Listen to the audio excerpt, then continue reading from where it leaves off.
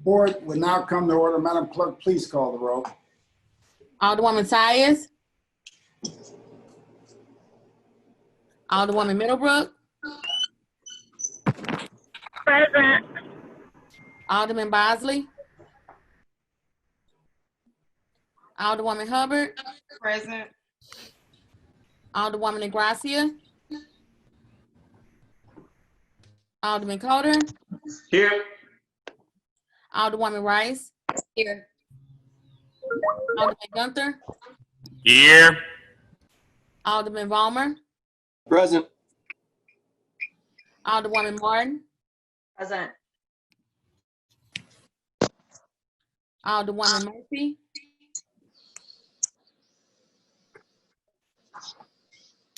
Present. Sorry. Alderwoman Howard. Here. Alderwoman Green.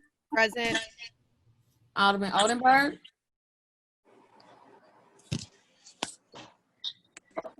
Alderman Roddy. Present. Alderman Todd. Present. Alderwoman Davis. Present. Alderwoman Spencer. Alderman Muhammad. Here. Alderman Boyd. Alderman Vaccaro. Present. Alderman Narayan. Present. Alderman Cone.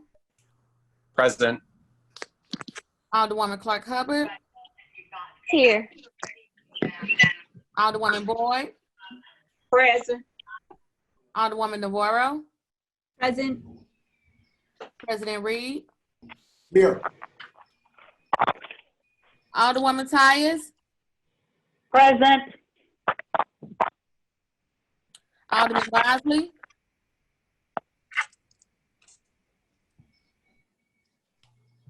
Alderwoman Negracia. Present.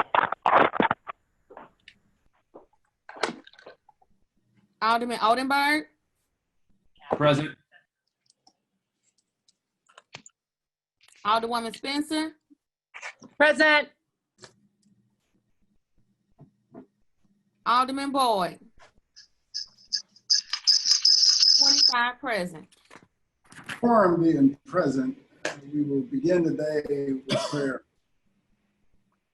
Giving all honor to God, Almighty God, source of all authority, we humbly ask guidance in our deliberations and wisdom in our conclusions. Amen. Dispense with line item 3, introduction of honored guests. Any introduction of honored guests? Alderman from the 23rd. Yes, as always, I'd like to have Greg Meyer as my special guest. All right, thank you, Alderman. And welcome, Greg. Alderman from the 1st. Mr. President and members of the board, I have a group of people who were going to be my guests, and they were supposed to have a Zoom link, and they didn't get one. So since we're having a little difficulty for them getting the Zoom link, if I could wait to see if they get on, is that permissible, Mr. President? Oh, absolutely. We'll come back to you. All right, just all right. Thank you. Raise your hand whenever they get on, and then we'll come back. I will. If we further down in the agenda. Thank you. Alderman from the 21st. Thank you, Mr. President. I just want to say to the Alderman from the 23rd, Greg Meyer is really my special guest. Yeah, competition for Greg Meyer now from the 23rd. Any further introductions?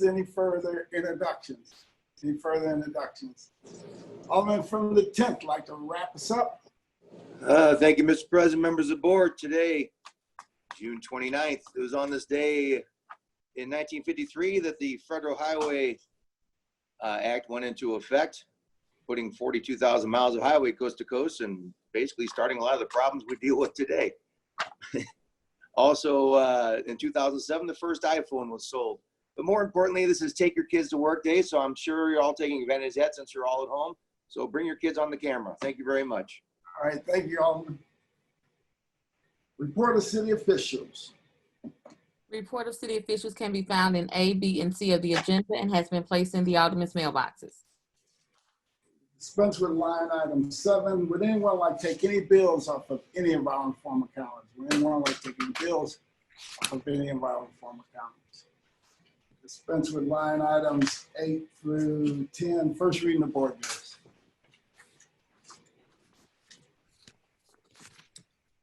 Board Bill 80, sponsored by Alderwoman Martin, an ordinance adopting the Uniform Plumbing Code 2015 edition in full except as it conflicts with the changes thereto contained herein as the plumbing code of the city of St. Louis, repealing ordinance 69255 and containing a penalty clause, severability clause, savings clause, and emergency clause and codification clause. Board Bill 81, sponsored by Alderman Roddy, an ordinance designating a portion of the city of St. Louis, Missouri as a redevelopment area known as the Iron Hill Redevelopment Area pursuant to the Real Property Tax Increment Allocation Redevelopment Act, adopting and approving a redevelopment plan, making findings with respect thereto, authorizing certain actions by city officials, and containing a severability clause. Board Bill 82, sponsored by Alderman Roddy, an ordinance adopting and approving a redevelopment project for the portion of the Iron Hill redevelopment area known as RPA 1, adopting tax increment finances within RPA 1, making findings with respect thereto, establishing the Iron Hill RPA 1 Special Allocations Fund, authorizing certain actions by city officials, and containing a severability clause. Board Bill 83, sponsored by Alderman Roddy, an ordinance adopting and approving a redevelopment project for the portion of the Iron Hill redevelopment area known as RPA 2, adopting tax increment financing within RPA 2, making findings with respect thereto, establishing the Iron Hill RPA 2 Special Allocations Fund, authorizing certain actions by city officials, and containing a severability clause. That is the extent of first reading of board bills. Reference to committee. To the Public Safety Committee, Board Bill 80. To the HUD Committee, Board Bills 81, 82, and 83. That is the extent of reference to committee. We will dispense with line items 13 and 14, perfection consent. Board Bill 32, sponsored by Alderwoman Davis, an ordinance approving a redevelopment plan dated February the 25th, 2020 for the 1800 through 1808 Washington Boulevard area. Board Bill 74, sponsored by Alderwoman Ingracia, an ordinance approving the First Amendment to Soccer Stadium Redevelopment Plan and the First Amendment to Master Redevelopment Agreement, and authorizing and directing the taking of other actions and approval of execution of other documents or as necessary or desirable to carry out and comply with the intent thereof. Board Bill 50, sponsored by Alderwoman Davis, an ordinance recommended and approved by the Airport Commission, the Comptroller, and the Board of Estimate and Apportionment, making certain findings with respect to the transfer up to $4.5 million of excess monies that the City of St. Louis, the owner and operator of the St. Louis Lambert International Airport, intends to transfer from the Debt Service Stabilization Fund to the Operation and Maintenance Fund in accordance with Section 516B of the Lambert St. Louis International Airport Indenture of Trust between the city as grantor and UMB Bank NA as trustee, and containing an emergency clause.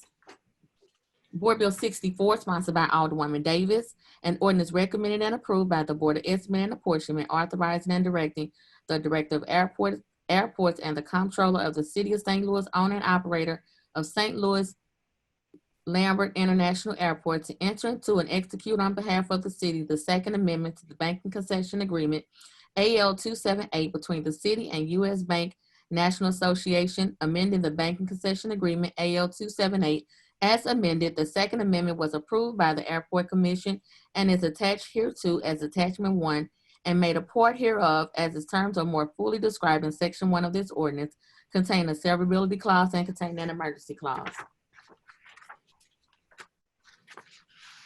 Board Bill 43, sponsored by Alderman Bosley, an ordinance recommended by the Board of Public Service to conditionally vacate above surface, surface, and subsurface rights for vehicle, equestrian, and pedestrian travel on Elliott from North Market northwardly to a point previously vacated by ordinance 67779, and Leffenwell from North Market northwardly 26502 feet to a point previously vacated by ordinance 65271 in the city of St. Louis, Missouri, as hereinafter described in accordance with Charter authority and in conformity with Section 1.4 of Article 21 of the Charter, and imposing certain conditions on such vacation.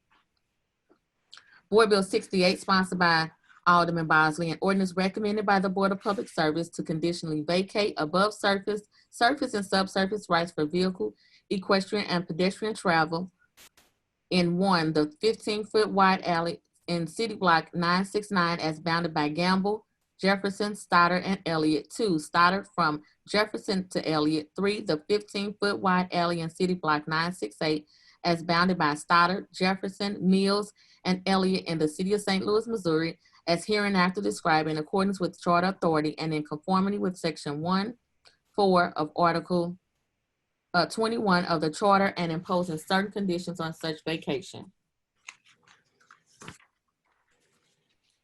Board Bill 69, sponsored by Alderwoman Davis, an ordinance recommended by the Board of Public Service to conditionally vacate above surface and subsurface rights for vehicle, equestrian, and pedestrian travel in 20-foot wide east-west alley in City Block 941 as bounded by Dr. Martin Luther King Drive, 19th Street, Delmar Boulevard, and 20th Street in the city of St. Louis, Missouri, as hereinafter described in accordance with Charter authority and in conformity with Section 1.4 of Article 21 of the Charter, and imposing certain conditions on such vacation. Board Bill 73, sponsored by Alderwoman Boyd, an ordinance to amend Section 2 and 3 of Ordinance 60561, approved October the 11th, 2000, and codified in Chapter 8108A of the revised Code of the City of St. Louis pertaining to vendors to prohibit persons from offering or permitting the offering or for free any goods, wares, merchandise, horticulture products, service, food, or beverage, regardless of value, or any coupon, certificate, ticket, voucher, or rebate offer regardless of value as an inducement to purchase other goods or services, or draw customers to a store, business, website, or other online platforms in order to stimulate sales of goods or services, except in those designated areas designated as vending district, and amending the definition of the term vend or vending, and defining the term coupon as such terms used herein. Point of order. That is the extent of perfection consent calendar. Point of order. Alderwoman from the 20th, the clerk was still reading the perfection consent calendar. Please state your point of order. Mr. President, this special meeting was called to hear the budget, and the budget was not pulled from the informal calendar. So I'm requesting, Mr. President, for a purpose of this special meeting. Clerk, please continue. We're in the middle. That is the extent of perfection consent calendar. Alderman from the 10th, you recognize the motion. Excuse me, point of order. I've had my hand up. Alderman from the 1st. We're in the middle of a vote. Alderman from the 10th, you recognize on the motion for the perfection consent. Mr. President, members of the board, I move that we adopt the perfection consent calendar. Moved by Alderman from the 10th. Entertain a second on that motion. Second. Second. Alderman from the 23rd. Any discussion? Yes. Alderman from the 1st. Please proceed. Mr. President, I have my hand up for the entire time because I was trying to ask to take the soccer stadium bill off of the consent calendar. Which one? So we're either going to vote at this time, and then I'm going to do a motion to reconsider voting on the prevailing side. No, you don't have to do that. Which one? It is Board Bill 74. Madam Clerk, please Board Bill 74 at the tail end of the regular perfection.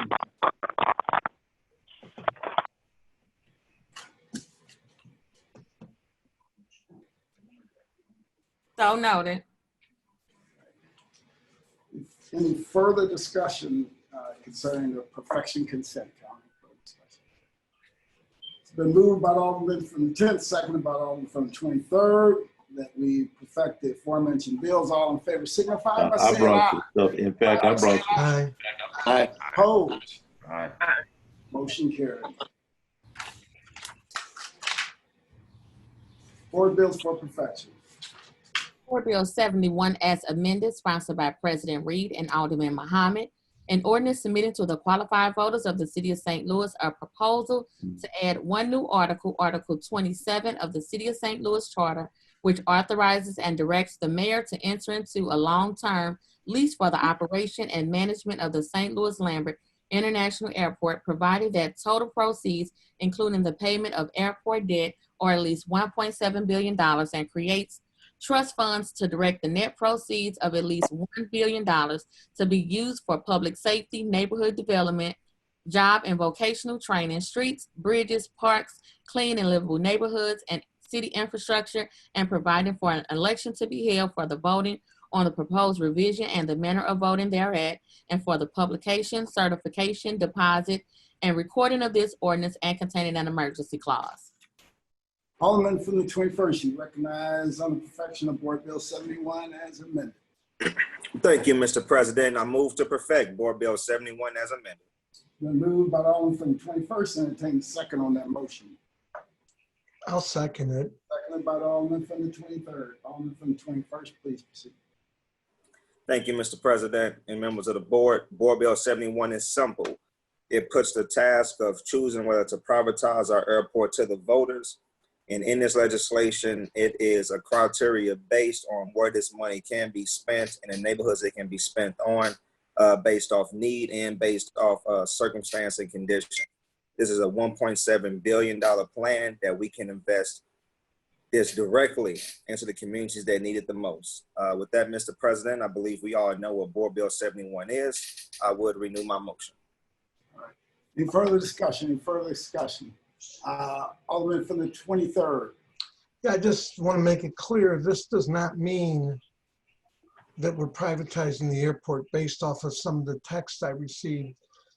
This will either, the public will either have the opportunity to vote it up or down and put this thing to rest finally. I know last year it needs to go to the voters. I know the Carpenters and the NAACP have brought it back up. I just want to make it clear, and somebody could tell me if I'm wrong, it does not privatize the airport. It only gives the voters a chance to make a decision. Ultimately, the Board of Aldermen would have to vote one way or the other, and this would help in that decision. But the vote, if my understanding is correctly, is basically it has to be non-binding, if I remember from last year, but it gives us a direction. And so this does not privatize the airport. It only puts it on the ballot to look at it. And if I'm wrong, someone could please let me know, but that's my understanding. Thank you. Thank you. Alderman from the 1st.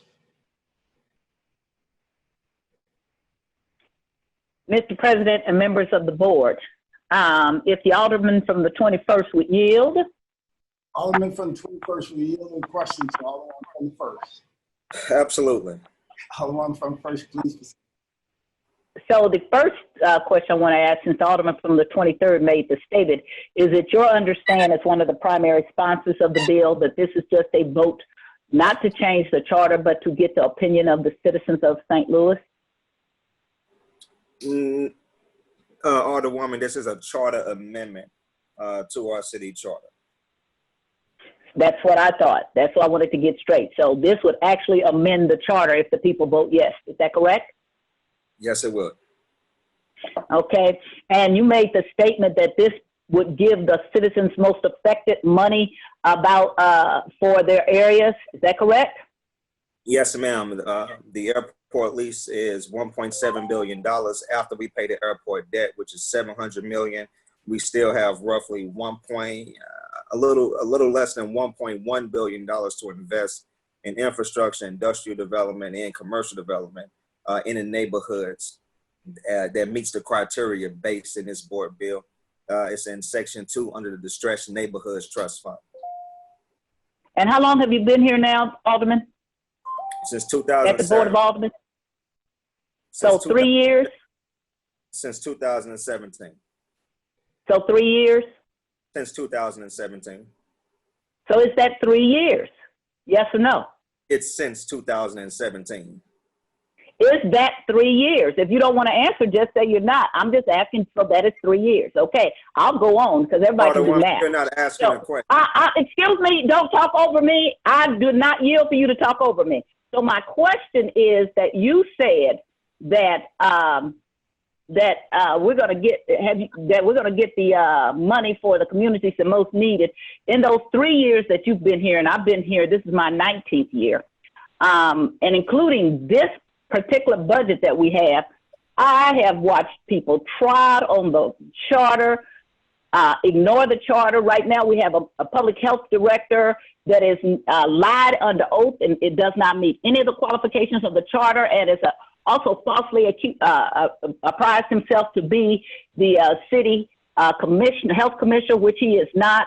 We have in our board bill right now at least 4 occasions where people have put things out to vote in the board bill number 1. And the people voted on them, and the mayor put through a budget that we're just getting ready to let walk on in that will steal the money from things that have been very specific.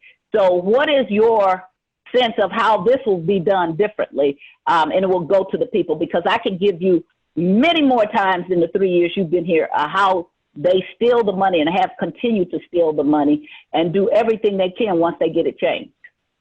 So what is your certainty that this money will be spent? And I also I left out the block grant money. What is your certainty that this money will be spent as promised? Well, the language is included in a ballot initiative. So this is a charter amendment different than any other board bill, right?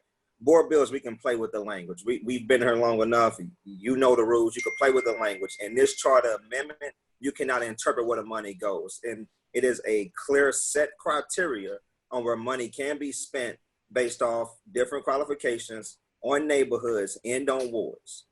So I do believe this money will be spent right. If I wasn't done, Alderwoman, I'm sorry.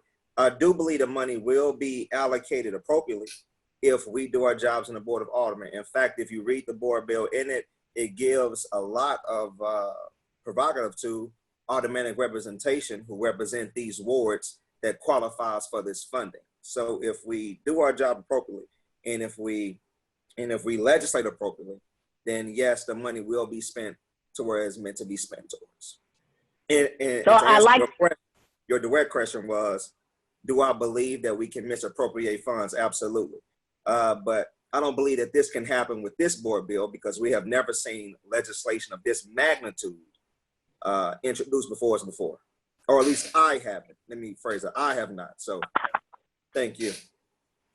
Thank you very much. So I have seen legislation of this, not this magnitude. I was here with the original Rams deal. So I've been here just a little longer than you. And you have already said if, and that's the thing, because very specifically in our charter is the qualities and the director of health has to have certain qualifications that he does not have, and he's still sitting there. And there are people who are taking up for him and saying, oh, well, we need to change him. We did change him. But that's like saying somebody is overqualified to drive a truck, but they don't have a driver's license. So I do know at this board that they go around whatever they say, especially the mayors, and then they get several aldermen to go along with it. My other concern is, so in this board bill, does it address the enterprise fund, of which we have like, what is it, $170 million or so in the enterprise fund? Is that addressed in this board bill? The airport has an enterprise fund. Where is that money addressed? Alderwoman, that will be left up to a particular oversight committee that will be established if this board bill is approved. This board bill does not. This board bill will change the day-to-day operations of the airport, set up under a special commission that will oversee the different funds, like the enterprise fund, and then that will also go through and that change. If it's anything big, I'm pretty sure it would go through the Transportation and Commerce Committee before it makes it to the Board of Aldermen floor. And it's already an amendment that establishes the enterprise fund too. I can get you the amendment number in a moment. I want to say there's already a charter amendment that will be in it that includes the enterprise fund. right? And this also Yes. requires, this board bill also requires annual report audits. So the oversight committee will deliver annual report audits to the Transportation and Commerce Committee. And in those report audits, it would include the enterprise fund and the various funds that we have, including the several funds that's established in this legislation. It's in this legislation, is that what you're saying? Or is Yes, it in something else? it's already a charter amendment, Alderwoman. I'm saying, so it's not in this legislation. No, Okay, and so you are aware that we have $173,814,085 in the enterprise fund account. Is that correct? Approximately that. approximately. And we get, do you know how much we approximately get every year from Roughly that account? $6 million. Right. Okay, that is correct. And so, so then what would happen to that $6 million? That would go away and we would just get one lump sum payment. Is that correct? It would be lump sum payment at the signing of the contract, 1.7 billion. But there's also And then, there's also allocation from the leaseholder that the city of St. Louis will get on an annual basis as well. That is in the legislation as well. and so we're setting our price at $1.6 billion is what the airport should sell for. 1.7. 1.7. What do we base that on? The numbers, it's at the minimum basis. It could actually be higher, all depending on the bids and the proposals that's submitted to the city. These are just base numbers at minimum, but these could increase. And even when you look at the different funds, the Clean Livable Neighborhoods Trust or the Job Creation Training Trust or the Distressed Neighborhood Trust, it's set, the numbers are set at least, right? So it's at least this number. It's at least at 10%, at least at 20%, but it could be more than that depending on the proposals at that time. And that would be left up to the evaluation committee, appointees by the mayor, the comptroller, and the automatic president, who would base off what proposal or what potential applicant they will go with based off those numbers. But that's at the least minimum. And so how long is this lease supposed to go? This is roughly a 50-year lease. A 50-year lease. And so I won't be here in 50 years. I've been here long enough to tell you guys about the mistakes that people have made and said. So you will be an elderly gentleman in 50 years, Alderman. Is that correct? Yes. So we don't know what will happen in 50 years. And the reason why we're doing a lease is because a sale, you would have to change the charter and will require the vote of 20 aldermen. Is that correct? To change the charter, it requires the vote of the public. No, if we were trying to sell the airport, because to me, a 50-year lease is a way to go around what you have to do to sell the airport. Well, legally, under federal guidelines by the Federal Aviation Authority, we cannot sell the airport, so I can't answer that question because it's grammatically not correct. It is not. There is ways to sell it. So have you read? There is about 300-page booklet. I'm pretty sure you haven't read it, but the president's assistant sent it to me, and I have read it. There are ways that you can sell it, so that is incorrect. But okay, so and we just are not going to do it. You'd have to apply for something. You'd have to go through a long process, but that can be done. And we're in fact one of the few cities that still have this asset. Do you have any assets in which you have a principal and you get paid a dividend from? Is your question in regards to my tenure as an alderman or me personally, Alderwoman? I'm just saying, I'm not saying to go into amounts. Do you have something where you get a dividend that's the principal that you let sit there and then you get paid from the dividend? You get paid from the principal and you keep that there and you make money as a dividend. That's what I'm asking you. Do you get any dividend payments? You're asking me to answer about my personal finances that I will not do. That's on public record, so I will. I didn't ask you for. So I will. Thank you, Alderman. Thank you very much. I will go on to the next question. Thank you. I will go on. I wasn't trying to get in your business. I just wanted to know if you understood dividends versus principal. That's what I'm really saying. So I don't need to know your business. I'll ask it that Yes, way. I do, Alderwoman. Okay, and so can you explain to me what your understanding of dividends versus principal is? Alderwoman, you asking me about basic mathematical questions, or do you want to discuss the intent of this particular board bill legislation? Because right now you're going off subject and off topic.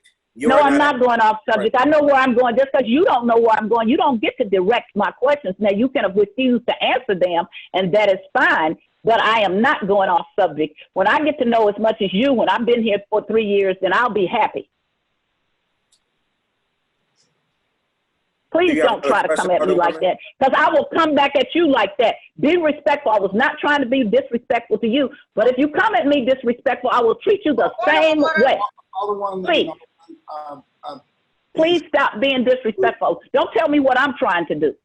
Alderwoman, just move to your next. I did move to the next question. I asked the next question. Can you repeat it for the next question? I said, can you give me a basic explanation of how you understand, and we can go specifically, how this will work for the airport, since we are still technically going to keep our principal, but we're going to get a dividend and a lump sum payment of $6.7 billion. And how will that work in the future when people come 50 years from now and will not, there will hardly be anybody at all. I'm guessing no one will be left at the Board of Aldermen who had anything to do with this bill. How will that work for you? Well, if you're asking me to guess what the future looks like, I cannot give you that answer. But I guess that would be up to the Board of E&A at that time, 50 years from now. I'm asking you, since you're sponsoring a bill that says it's going to be 50 years down the line. I was actually here when they sponsored the Rams bill, which was 30 years down the line. And the questions that I brought up that they said would not happen actually were all the things that now have the Rams in California. So the very things that I brought up. So when you're sponsoring a bill for 50 years, then you have to have some kind of imagination of what that will look like in 50 years, or how that will impact the city, or what will happen. Because otherwise, why 50 years? Why not 25 years? What was the 50-year mark? Except for that, I know already the 50-year mark is so nobody will be here to bring up what you have done differently than what you said you were going to do. But what is your imagination of what happens when you sponsor things for 50 years? I tend to not imagine when it comes to government operations or finance, Alderwoman. Now, I can tell you exactly what's in the board bill if that's what you want to hear, but I'm not going to give you imaginary numbers based off your perception, your interpretation. It is your testimony that exactly what is in the board bill will what will be going on 50 years from now. That is your thought process. I don't know, Alderwoman. 20 years ago, would you ever imagine that you would be outvoted in 20th Ward? Would you ever imagine that your ward would be taken away from you? So I cannot give you what the imagination is. I can tell you what's in this board bill based on. But I didn't sponsor that board bill. Mr. President. I didn't imagine that. So that is not a good analogy. I did not sponsor that board bill. Okay, thank you, Alderman from the 21st. Thank you very much. I appreciate it. Excuse me, Mr. President. Please move on. I'm sorry. The Alderman from the 21st is no longer yielding the question, so please proceed. If I was him, I wouldn't either, because if I sponsored a bill for 50 years, if I couldn't come and answer questions any better than that, I wouldn't yield either. Thank you, Mr. President. I don't have any further questions. All right. Alderman from the 24th. Thank you, Mr. President. I'm a bit frustrated here because I feel like we've called this meeting under false pretenses. This was a budget meeting, is what I had been told. But Alderman from the 24th, with all due respect, the things that we are covering today in the meeting has an agenda that was published in a timely fashion. All of the public, so please understand that that's what we're going through. Point of order. The Alderman from the 20th. Alderman from the 20th, please mute the Alderman from the 20th, because we have to be able to have some sense of order here. And Alderman from the 24th, Point of order. The things that are on the Point of agenda. order. The Alderman from the 20th. We're walking through those things that Point are of on the agenda. So Point of order. if you see things that are on the Point- agenda or things that may have gone on the agenda, those things were published in a timely fashion. I haven't seen anything on this agenda today that we did not say that we would cover. So please. I understand that, Mr. President. I'm talking about my personal feelings on this is that we had arranged these meetings to go over the budget. I'm moving forward. Do you have a question? I'm moving forward from that. The thing that's before us. Absolutely, Mr. Do President. you have a question specifically for Board Bill 71 as a Yes, Mr. Okay, President. Please move to that. I was moving to that before I was cut off, Mr. President. So as I was saying, I feel like we're here under some false pretenses, but I'll move forward from that. During my campaign, just over a year ago, so this is an ancient history, I knocked on over 2,500 doors, and hundreds of people voiced opposition to the privatization of the airport. Not one person told me at the doors, we need to privatize this airport. At the public hearing for this bill, 13 people spoke publicly. Not one of them supported it. Out of the dozens and dozens of calls and emails I've gotten regarding the privatization of the airport, not one has supported it, other than a few big donors. That's where the supporters for this bill are, is a few big donors. This is about a $44 million profit getting done quickly and handed back to one of the richest people in St. Louis. Why don't we wait a year and do this? Why don't we wait until after the 18-month contract expires? What is the hurry in moving this forward, rushing this through in consecutive meetings under the guise of budget meetings so that we can make sure to give $44 million back to one of the richest folks in St. Louis? This is legislative malpractice. This is a handout to the wealthiest people in the city of St. Louis. And, unfortunately, I will keep my decorum for the vote, but this isn't just a no from me. This is a hell no from me. This is legislative malpractice. It's unbelievable that we've had such a clear response from the citizenry of the city of St. Louis in regards to the privatization of the airport. And we continue to discuss this over and over and over once the public has been clear. This is not about the people of the city. This is not about representing the people of the city. And we need to quit pretending that it is. And I have nothing further. Thank you. Thank you. Alderwoman from the 20th. Thank you, Mr. President. I stand firmly with the Alderman from the 24th. I want to make it very clear here, this special meeting was not called, was called today under the premise of passing the budget. This is obviously not about passing the budget. We didn't talk about the budget for even one hot second. We didn't even bother to pretend to talk about the budget here today. This meeting is clearly about passing Board Bill 71 here before us. We are presented here today with a false choice.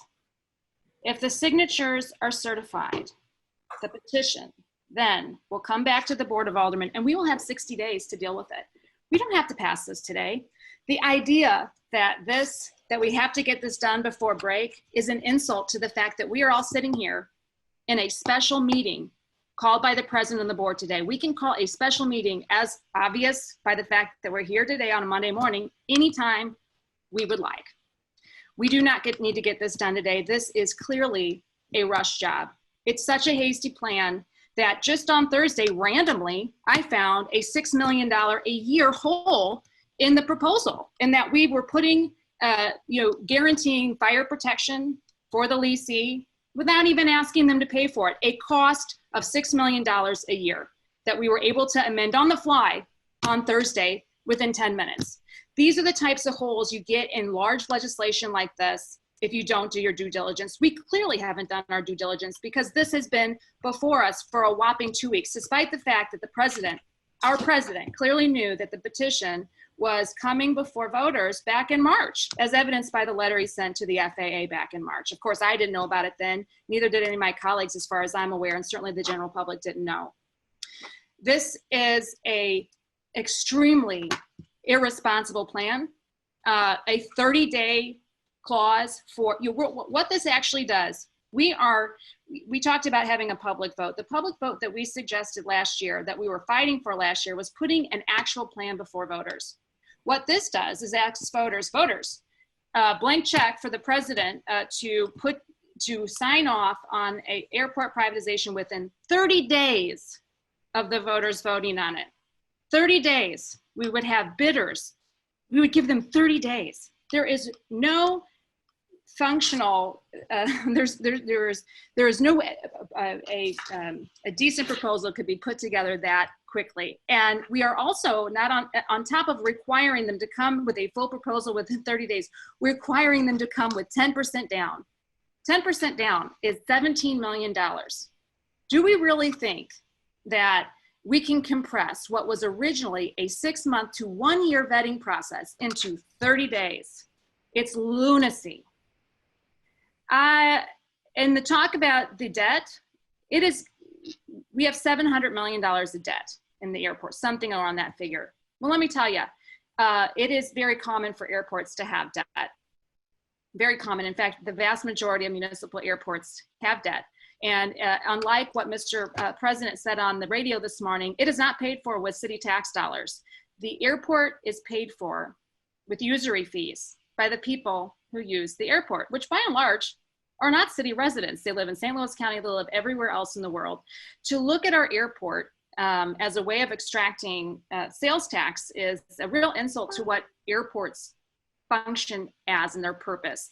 The airport is our region's doorway to the global economy. And I think it's extraordinarily short-sighted here to consider this in such short order. Again, we do not have to do this quickly. It's a false choice. And I'd like to ask the Alderman from the 21st to yield for a couple of technical questions here. Alderman from the 21st, will you yield the question to the Alderman from the 20th? Mr. President, I've heard the questions from the Alderman for the past week now. Her questions are consistently the same. They are baiting games. I will not yield to the Alderman from the 20th ward. All right, Unbelievable, unbelievable. We have the sponsoring Alderman who's unwilling to answer questions about it. Mr. President, would you yield for questions since this is your bill? Alderman from 20th, do you have any more statements? Mr. President, I'm asking you to yield for questions on your bill. I'm giving you one more chance. If you would like to move forward, you can. Otherwise, I'm moving to the next Alderman person. No, I have several other points to make. My question needs to be answered here by you, Mr. President, if you would yield for questions. If the answer is no, I'll keep going. Okay. One of the questions I would ask the president or the sponsor of the bill, I don't know anybody else who was in favor of this hot mess at this moment. So I failed to really understand who else I could ask these questions to.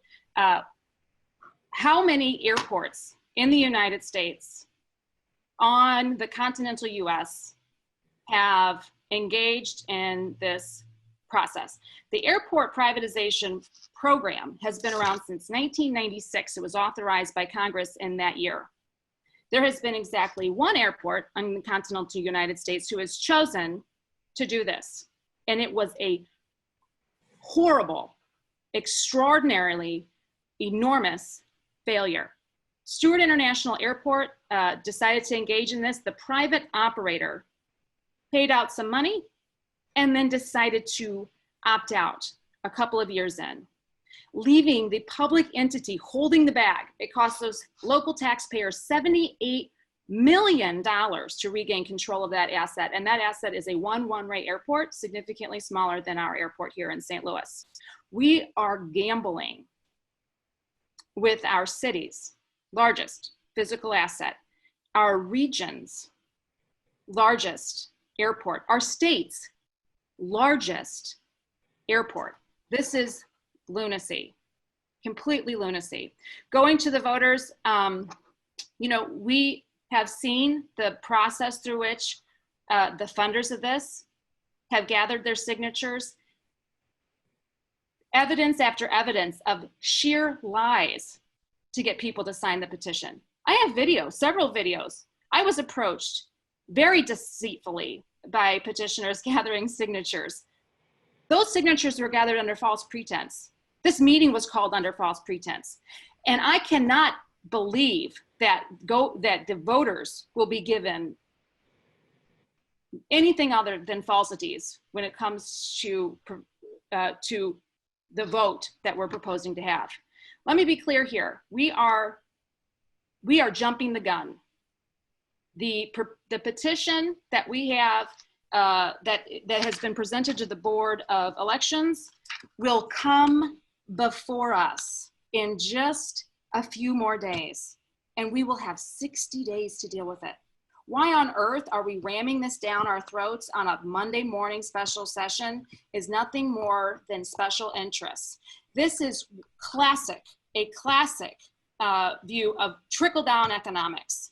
We are giving an opportunity to the billionaire class of our community to gain control of our single largest asset with the idea that there would be some trickle-down money to our communities. This is an insult. $1 billion sounds like a lot of money, doesn't it? It does, when you really look at it. $1 billion is less than our annual operating budget for a year. And we get that for handing over our largest asset for 49 years. 49. What an insult.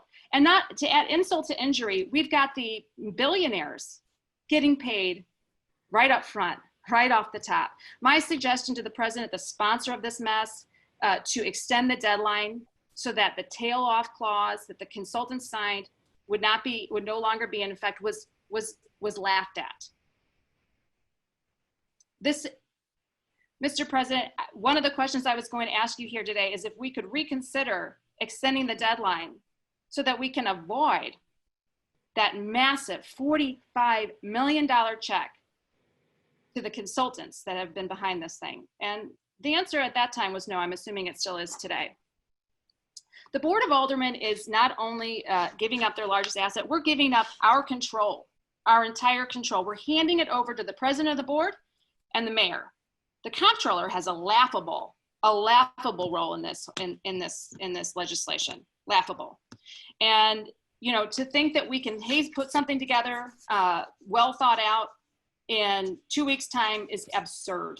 Absolutely absurd. As I mentioned, the $6 million hole, there's plenty more to be found, I'm sure.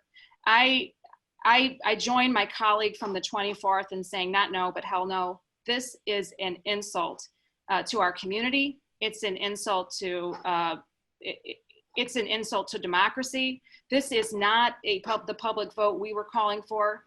This is a blank check for the president within 30 days of the vote to really hand this over to the only entity that could possibly put together a proposal in 30 days. And that's that entity that's been lingering around, hanging around, and put this thing together from the beginning.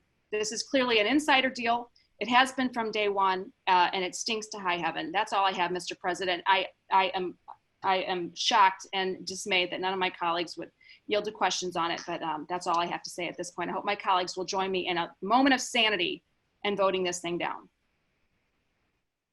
Alderman from the 18th.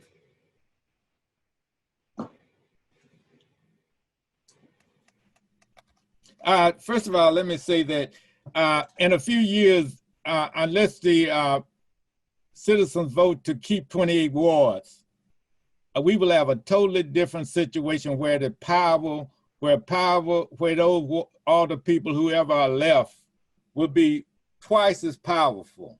It would cost twice as much to run for office. So therefore, the people with money, we are already turning over making our democracy, putting our democracy more beyond reach than at one time it will be if those wards are cut. But then, so therefore, the 50 years, right after these wards are cut, if they're cut, there will, all the people can do what they want to do. So if the charter is changed, what would happen is then the new alder peoples who, in many cases, in some cases, will depend more on funding from big donors, will be beholden to those big donors, so that we will have a totally different picture from once it's more difficult for the average citizen to participate in running for alderperson. So therefore, and then too, with all voting, the people with the money, whether it be the sales tax, whether it be the capital tax that they're taking now or any other tax, the people with the money are going to convince the voters, and those of us who do not have a lot of money and the average citizen to explain to the citizens, we don't have the money, so we won't have the fancy advertisements. So therefore, the billionaires and millionaires they already have the advantage. They have money. They're able to make donations. Whereas the people like myself who have to pay for their own elections, most of it are at a disadvantage when we don't want to be influenced by money people. And so my position is very clear. I'm against privatizing because the trickle-down theory has shown that it's a failure. The reason we have high crime rate is because of the trickle-down theory. Everything we're living with now, the trickle-down theory's priority is to make money. It put money and things before people. So, and it takes away the control of assets that people, throughout history, people have paid, only the working class produce things. Only the working class and the poor people pay taxes in most cases. But we don't have very much to say about how things are done. So I oppose it on the basis that privatization doesn't work because the private owners are not accountable. They are not accountable. Once they take that airport, they do what they want to do. And once they take the airport, they can again run elections, whereas and pay for elections and pay for advertising, whereas the average person can't. So therefore, I'm against privatization because private owners throughout history have shown that they do not look out for the interests of the average citizen, the poor and the working class. They look out for their own best interests. So so it's the whole system of privatization that has shown throughout history. It has no interest in but one thing: making money and taking care of its stockholders and other people, but not taking care of this planet Earth and the poor and the working class. So I'm opposed to it based on the fact that it doesn't work. It is a failed system, and I cannot support any failed system that right now put COVID-19, they'd rather make people go back to work than to solve this problem. So and the same thing with the workhouse that we talked about. So I'm opposed to it. Thank you very much. All right, thank you, Alderman. Alderman from the 9th.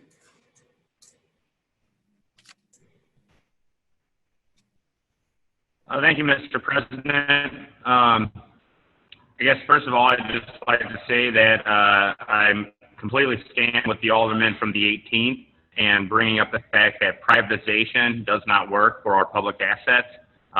You can go anywhere from about maybe 10 years ago, maybe a little bit more years ago, when the citizens of St. Louis fought over handing over our water department to a company called Viola.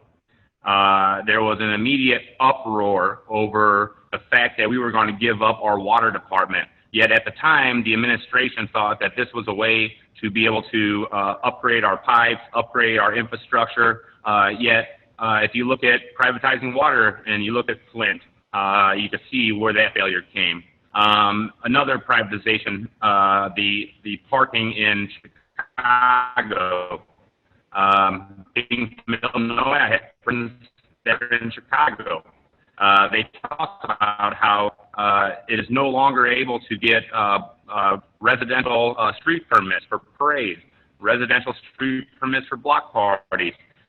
If you want to park in the streets of Chicago, you're going to be having payments that are quadruple what they were when the city owned it.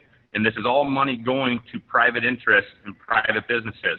Now, besides being a firm opponent of privatization of any of our assets, I just want to bring up a couple things about the bill.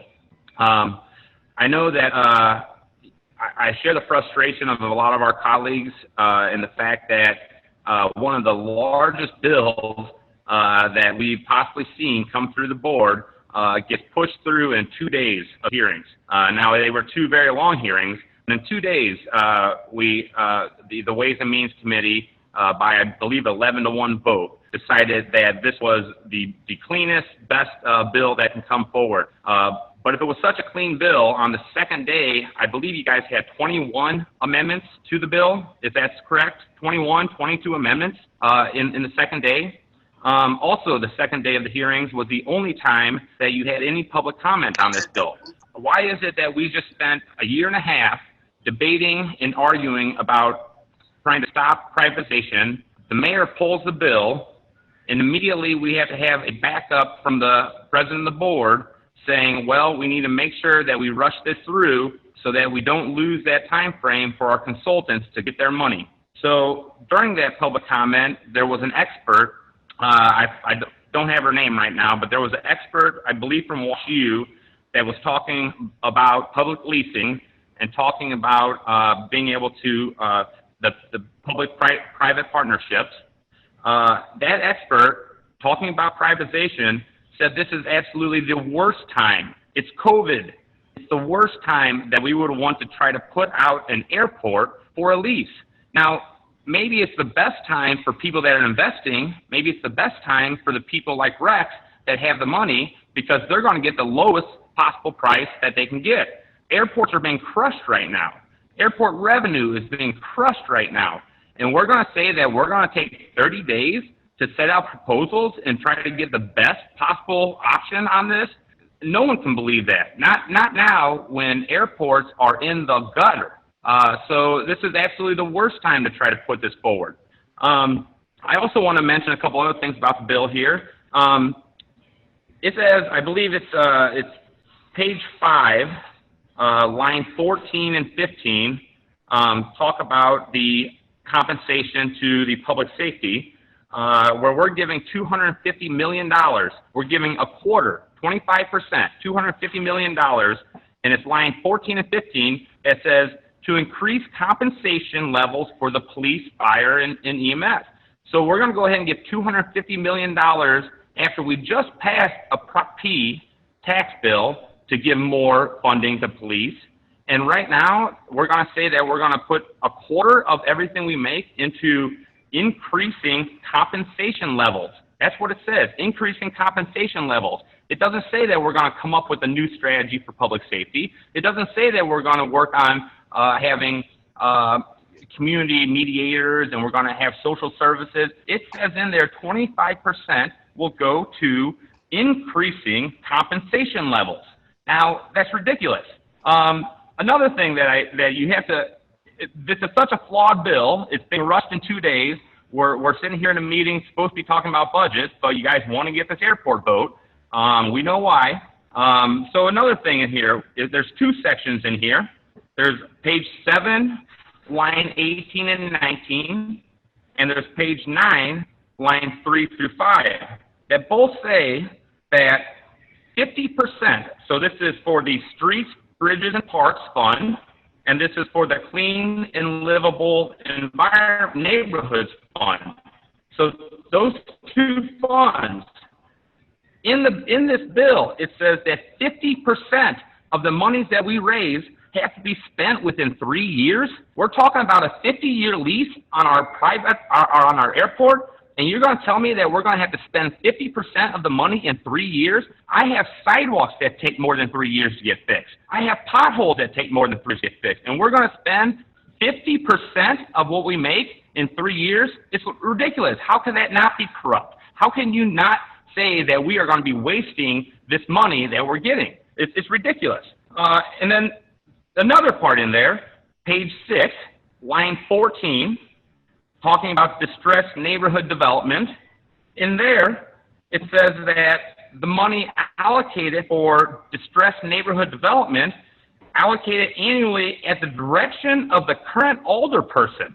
So you're going to say that you're going to give every alderperson a chunk of money to be able to just throw around and at their will?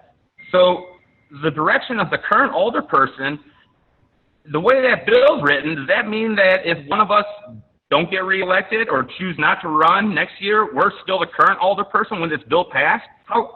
It doesn't make any sense to me. So we're going to go ahead and say we're going to give all our people money.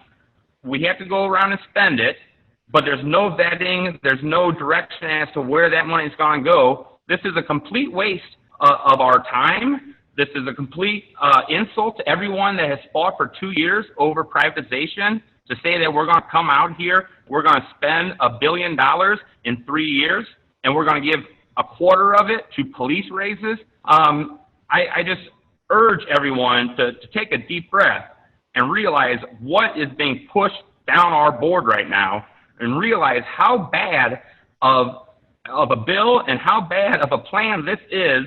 And it is all being directed because the petition signature is going to be held up in court. And so someone needs to have a backup plan to how to get Rex and his consultants money. And this is all this bill is about. And I urge everyone to vote no on this bill. It is bad. Thank you. Alderman from the 25th. Thank you, Mr. President. I think my colleague from the 9th Ward actually had quite a few excellent points that I was going to touch base on with regard to with respect to the language in this bill. I know many of us have worked with BPS and others on public works projects. That 3-year commitment to spend 50% of those funds is absolutely unrealistic. I think we would be looking at any projects as of the passing of this ordinance, if it does pass, whatever projects you all as alder people have in your queue with BPS are basically the ones that would get funded at this point. If you don't have a design phase period or engineering plan done for MLK or for Union or for Gustine or Virginia Avenue or Broadway, they're not going to get done in 3 years. I had a similar situation where we had a windfall with infrastructure money that came in the 2009-2010 Obama administration for economic recovery. I was fortunate enough that my neighbors had already started doing some legwork on a plan for Merrimack Street. Fortunate enough that we had that plan so that we could apply for shovel-ready projects. And even though that plan was in place, even though it was considered a shovel-ready project, it still took almost 3 years to get to the point where we spent that money. So I think the Alderman from the 9th Ward's point is excellently taken, and that we would still have a major issue even spending the money within that 3-year time period unless it's already a shovel-ready project as of today, which I can tell you, and wards on the south side and north side, that's very unlikely. You're going to be talking about projects in Cortex and within the soccer stadium area, Midtown, et cetera, that have those plans in place, that have already been spending the money to do that. And those will be the areas that get those funds first. I really struggle with it from an overall perspective, but when you get into the nitty gritty, this is just, it's so poorly written. I think the other excellent point from the Alderman from the 9th Ward is that, this asset right now is, as all airports has been struggling. We don't know what revenue is going to look like. We don't know what it looks like, in the next year. We don't know what it's going to look like 12 years from now or 50 years from now. So I have to take exception that this is being rushed so quickly through our legislative process. it really gives me pause when something of this magnitude is being rushed so quickly. The other thing that I haven't really heard talked about too much, but I would like to inquire of my colleague from the first ward if she would yield for questioning. Alderman from the first, will yield the question to the Alderman from the 25th. Yes, Mr. President. Alderman from the 25th, please proceed.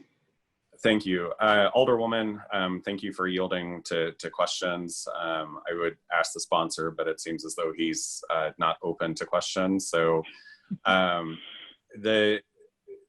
is it possible for an ordinance to be overridden by another ordinance?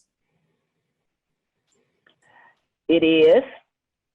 So when we have the budget process that comes through every year, would it be possible for that board bill, which in effect becomes an ordinance after it's passed, to have the ability to override the funding mechanisms that are in this particular board bill? You're talking about the one that's in before us now? Correct. The airport bill? Well, legally, we would have some problems because we're going to be putting out a contract with somebody. So, but legally, legal has not been a thing with this Board of Aldermen for a lot of years. Just like right now, we legally are overriding votes of the people in this budget that just didn't go through in 4 different occasions where the votes of the people specifically said, and I'll send you the chart and my amendments that I was going to do. So unless somebody takes you to court, you probably could put it in there to override it, but I'm sure that billionaire who's going to get that contract would run to court to challenge that. Unlike us who have to put our own money. I mean, that's his own money, but he has lots of money to sit around and play with that. And so I'm sure if we put something in another ordinance that he won't sit there quietly and say, oh, that's wrong. You're treating me badly. And I'm sure it's going to be a billionaire that gets this contract. So, thank you, Alderwoman. You know, I've been down here long enough to see enough shenanigans that happen with various funds and city government that it make me queasy from time to time, to be honest with you.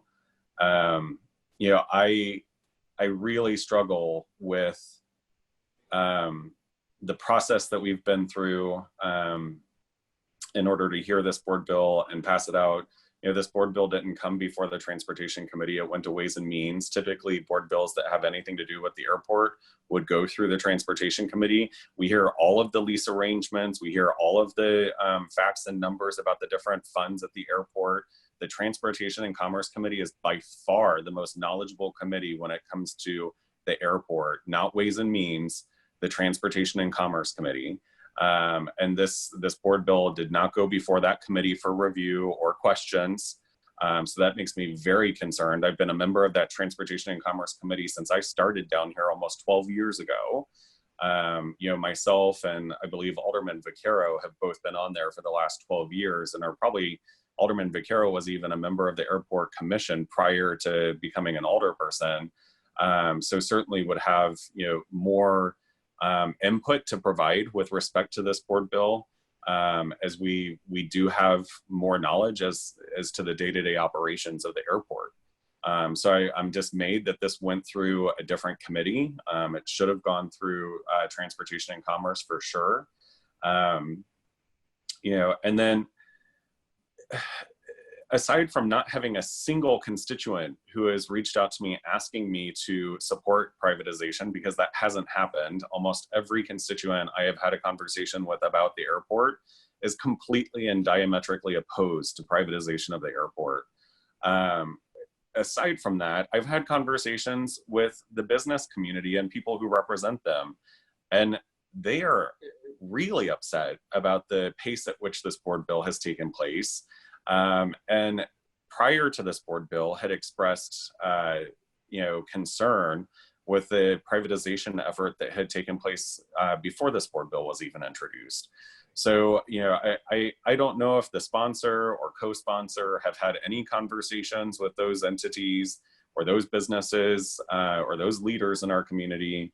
But they're not happy about this either.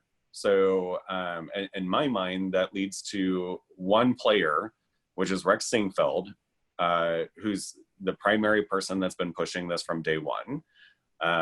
You know, I can't support something that hasn't had the community process, has not had thoughtfulness put into it in terms of how do we ensure that these funds go to the intended direction within this. I have so many levels of frustration and concern around this board bill. I will vehemently be voting no. Thank you. All right, thank you, Alderman. Alderman from the 21st. Thank you, Mr. President. I heard a lot of misinformation given as well. To the point of the Alderman from the 9th and the Alderman from the 25th. In the legislation, it does not say that the money must, particularly in the streets, parks, and bridges trust, it does not say the money must be spent in 3 years. It says the money must be committed in 3 years. This is no different than our ward capital money. When we don't spend it in a certain amount of time, the Board of Public Service reserves all rights to take it back. So it does not say it must be spent in 3 years. The exact language is dispersed and committed, which means there must be projects lined up where this money can be spent on. So that's the first mistake in it. And everyone keeps saying that this does not include public participation, but this is a public vote. We are not privatizing the airport here in the Board of Aldermen. We are asking voters if they want to do it. And Mr. President, if I remember, let's see it, January 17th, 2019, in a disappointing turn, the Board of Aldermen voted down a public vote to the privatization of our airport. I proudly sponsored this bill, championed giving the public a say-so in this process, and will continue to fight next session. That was our previous session. This is the next session. This board bill gives that vote to the public, the same thing that you were fighting on. Unbelievable. This was October 24th, 2019. Unbelievable. The board bill to get a public vote on privatization of the airport was unanimously tabled by the Transportation Committee. You shouldn't need a checkbox to have a say-so in the future of a public asset. All the Facebooking and the political jargon I see is talking about a public vote for the airport. Now you are against a public vote for the airport, and you have no reason. To use this argument, the airport is a connection to the world, that's cute, but it does not do anything for the struggling communities in North St. Louis. Now sure, some of my colleagues represent impoverished communities in South City, but those impoverished communities you represent, be it Marine Villa, Benton Park West, or Gravois, be it those communities that you represent in South St. Louis, it is absolutely nothing like the experiences that we represent in North St. Louis. So to continue to use this junk, it's a connection to the world. Well, my constituents here don't give a care, but it's a connection to the world. They don't use the airport. They don't have enough money to use the airport. They don't care who's flying back and forth. They care about bullets flying past their window. They care about their property value going down. They care about schools failing. They care about not having adequate resources for kids, but all you could say that this is about the connection to the world. Well, that's cute. And that is white privilege, honestly, Mr. President. It's a lot of disrumors in this board bill. And for someone to say that this is like, this is a valuable asset. Well, it's a valuable asset to who? Because I promise you, if you come walk in my community, if you go in the Ville neighborhood, O'Fallon, Penrose, College Hill, if you go to Carr Square, if you go to these neighborhoods in North St. Louis, their number one issue is not going to be whether we privatize the airport. And we're not privatizing here in the Board of Aldermen. The public will get to say so. You want the public to have a vote, so let's give them a vote. What are you scared of? You were so confident at first that the public would vote it down. Did you lose that confidence? Or because the board bill actually allocates money to North St. Louis, did that make you flip your vote? Mr. President, I hope you have your mob, because some of my colleagues right now are being very messy with this legislation. This allocates money to the neighborhoods that need it most. And for people to say that this isn't enough, or to even question, well, $1.1 billion is not a lot of money, well, tell that to the people that stay on Redbud Avenue. Tell that to the people who stay on Greer Avenue. Tell that to the people who stay in Fountain Park or Wardner Park, or who stay in Hamilton Heights. Because I promise you, $1.1 billion is a lot of money, and we can absolutely transform our communities overnight if we do it correctly with this money. I'm disappointed in my colleagues in South St. Louis, Mr. President. I have no further comments. Mr. President, I renew my motion. Thank you, Alderman. Thank you. Alderman from the 8th. Thank you, Mr. President. I would like to address some of the questions about why a private vote or a public vote last session versus a public vote on this particular bill. Last session, we were talking about offering a specific lease to the people of the city of St. Louis, a specific project with a specific lessee involved. We would know all of the players, we would know everything when we put that vote in front of the people. This bill does not do that. This bill, nor does the petition do that. So this is a continuance of the project from last year that would put in front of us a vague, here's what we would like to come from this lease in front of the people. And it is going to be some of the same bidders within the first 30 days, within the first 60 days that previously responded to the request for qualifications. Some of those were disqualified and were not allowed to continue forward in the process. Those folks are now welcome to bring back their proposals for a lease. And this is just fundamentally different from what we were asking to vote on last time. What we were asking to vote on last time would be the final lease, when we would know who it was that was going to be managing our asset for the next 49 years, and what would be entailed in that as far as the future of transportation.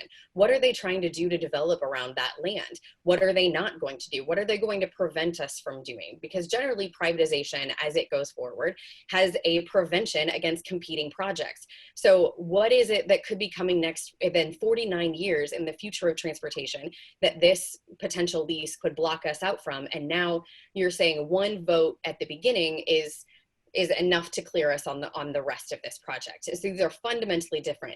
The Alderwoman from the 15th, Board Bill 67 that was voted down in committee would have been a vote on an actual lease that came through. That was voted down in committee. This is voting on a scheme, and the scheme itself is funded by Rex Singfeld. It is a continuance of that process.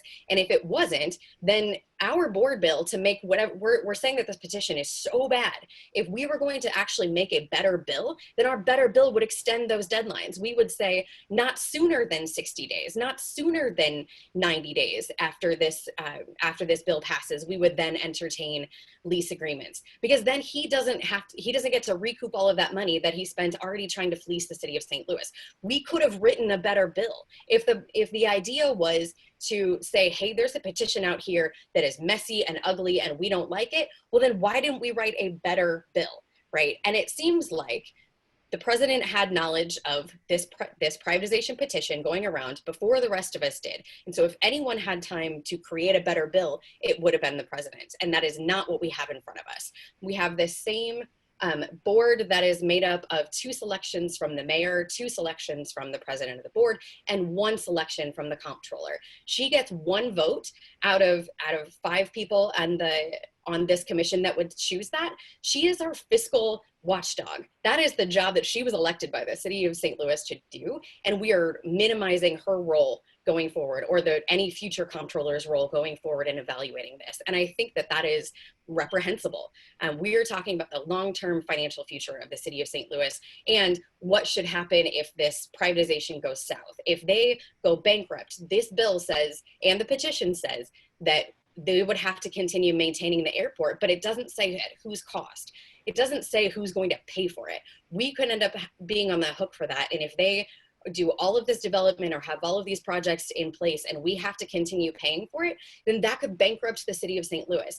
And the comptroller herself testified in front of Ways and Means to all of these points. And I think that we need to heed her advice as the fiscal watchdog for the city of St. Louis. A couple of other things. We're saying this is just a base of 1.7 million.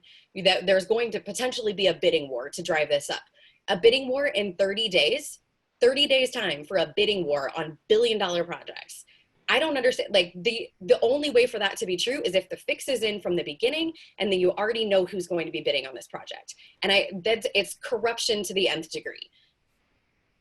Further, both of these, to say that this bill is different from the petition is it's just a lie.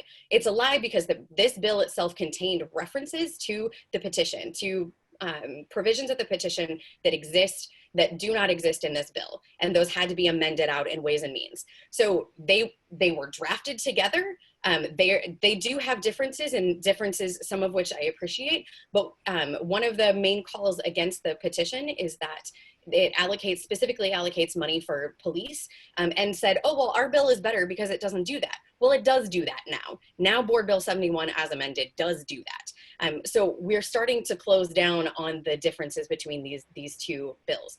And we have time. There is absolutely no reason for us to rush this through. I second the calls from my colleagues to say that this special meeting was called for the budget we are not hearing, the budget that is going to go through after all of the fear mongering of these last couple of meetings, that the budget is going to go through as was sent to us from ENA, and everything that everyone was scared about taking a vote on close the workhouse on Friday is going through because we have not pulled it off the informal calendar today. So this is what this meeting was called for, was for airport privatization, was to force this thing through.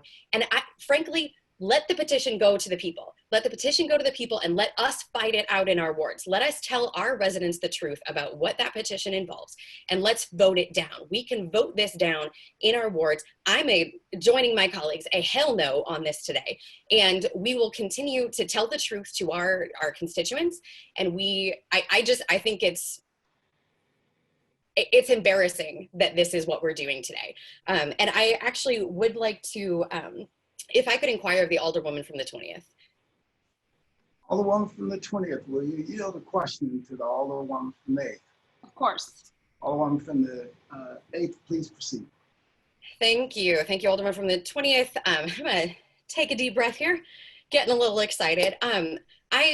Since you were so familiar with the process as the privatization process went through last year, can you talk a little bit about the types of qualifications or the proposals that were sent back to this committee?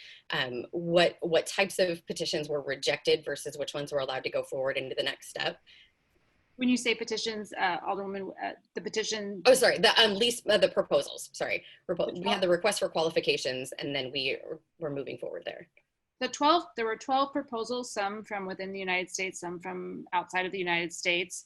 There was with the process that was outlined previously, there was a due diligence calendar that included 6 months of due diligence on both sides. So anybody that was really interested in responding would have several months to come do site visits, to do their due diligence to make sure that the proposal that they were putting forward really protected their interests. And then the city of St. Louis would have around 6 months at least period to do due diligence on our end, so that we could really truly evaluate those proposals and ensure the safeguards on our end. This proposal is so different, so vastly different. By shortening that to 30 days, I really feel, and talking to some of the folks that have a lot of expertise in this area, that 30 days is really just unbelievable. I mean, it's laughable. And no proposal, many of those folks, it's felt that most of those folks who responded would not be able to come forward with 10% down and a fully vetted proposal on their end to even apply.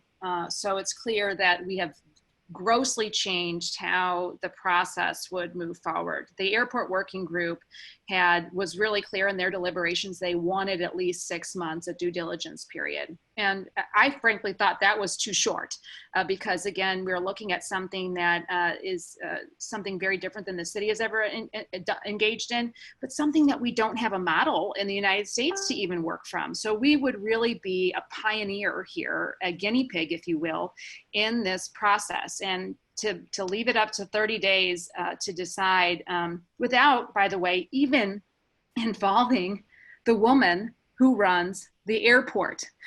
So we're really flying by the seat of our pants here, something I have no expertise in. The president of the board here, who would be in charge of this process, essentially has no expertise or even experience that I'm aware of in this area. And so it's really scary. Thank you. And can you also, I know that we've had a problem with staffing out at the airport as well. And a lot of that, from my knowledge, is due to the fact that we've engaged in this 2-year tug of war situation, and people are deeply concerned about whether or not they're going to continue to have jobs out there. Is that what you have heard as well? Exactly. I would only make one correction and say that it's been a 4-year tug of war at this point, given that this was put forward in 2015. And we have lost lots of employees. Typically, it's my understanding that we have a vacancy rate less than 5%. That has quadrupled through this period. And we've lost some very, very high talent. I don't want to name names of folks that I know that have left because of the uncertainty in keeping their jobs. And we're asking people to do a lot here. Working for a public entity, working for the city of St. Louis has, often pluses and minuses, but we've lost a lot of good talent out there. I am frankly most terrified that through this, we're going to lose the director of our airport, who has done a phenomenal job. Our airport is performing significantly better than our peer airports, and we have been improving our flights. Even during COVID, we have performed very well. And that's a scary, scary proposition for our community to be in. Yeah, and I would also say, I think that there were some arguments brought up in committee that, the real relationship out there is with the airlines, that the airport has to maintain a good relationship with the airlines in order for us to continue to be profitable. And it's my understanding that it is purely due to the director of the airport, who has been able to maintain excellent relationships with Southwest Airlines, with American Airlines, with Delta out there, to be able to keep them here, even as we're in turmoil about what the future of this airport is going to be. Is that your understanding as well? I would agree entirely with that.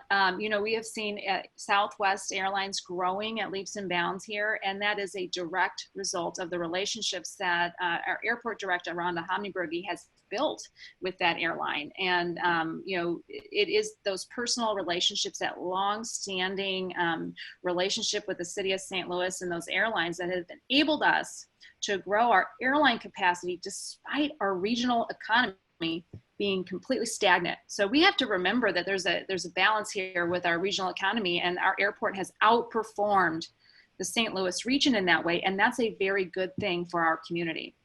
Yeah, absolutely. And then my last question is actually goes to, so this other committee, well, there's sort of 2 committees being created out of Board Bill 71. One would be the first, the 5-member appointed board that would choose they would have to be seated within 30 days. Then 30 days later, they would have to select the top person, the top proposal, I guess, the top lease.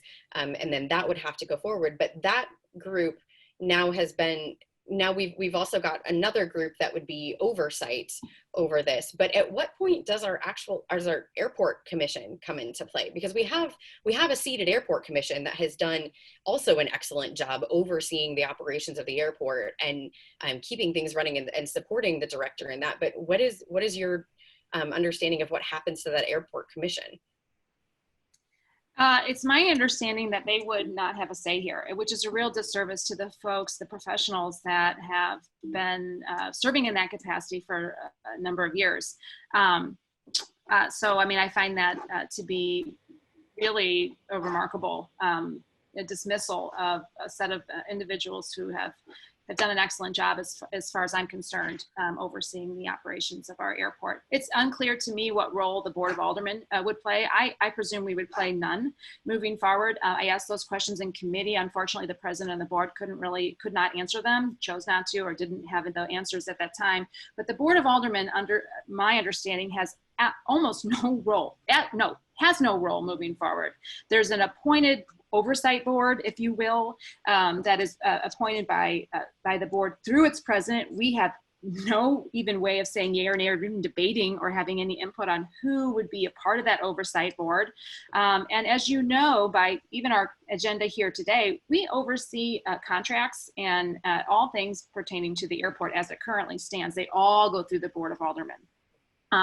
Under this proposal, we would have zero oversight whatsoever, and not only the operations and the day-to-day and the financial side of the airport, but also the oversight committee. It's our authority is exclusively through the president of the board, and I find that to be a real abdication of our responsibility to our residents to play an oversight role in this process and our physical assets in a general sense.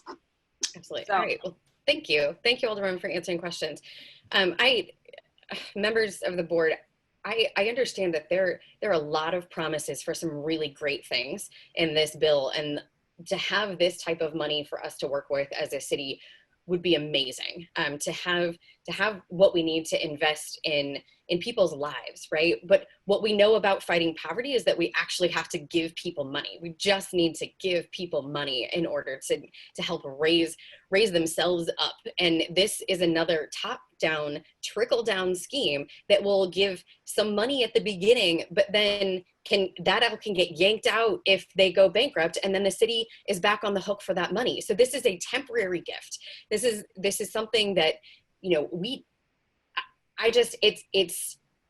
talk all the time about starting programs and then having them yanked out again, right? That we make our people promises and then we can't fulfill them. This is another one of those broken promises. This is something that we cannot back up. And there's nothing in the bill to back us up. And we're cutting out the fiscal agent of the city in order to do this. And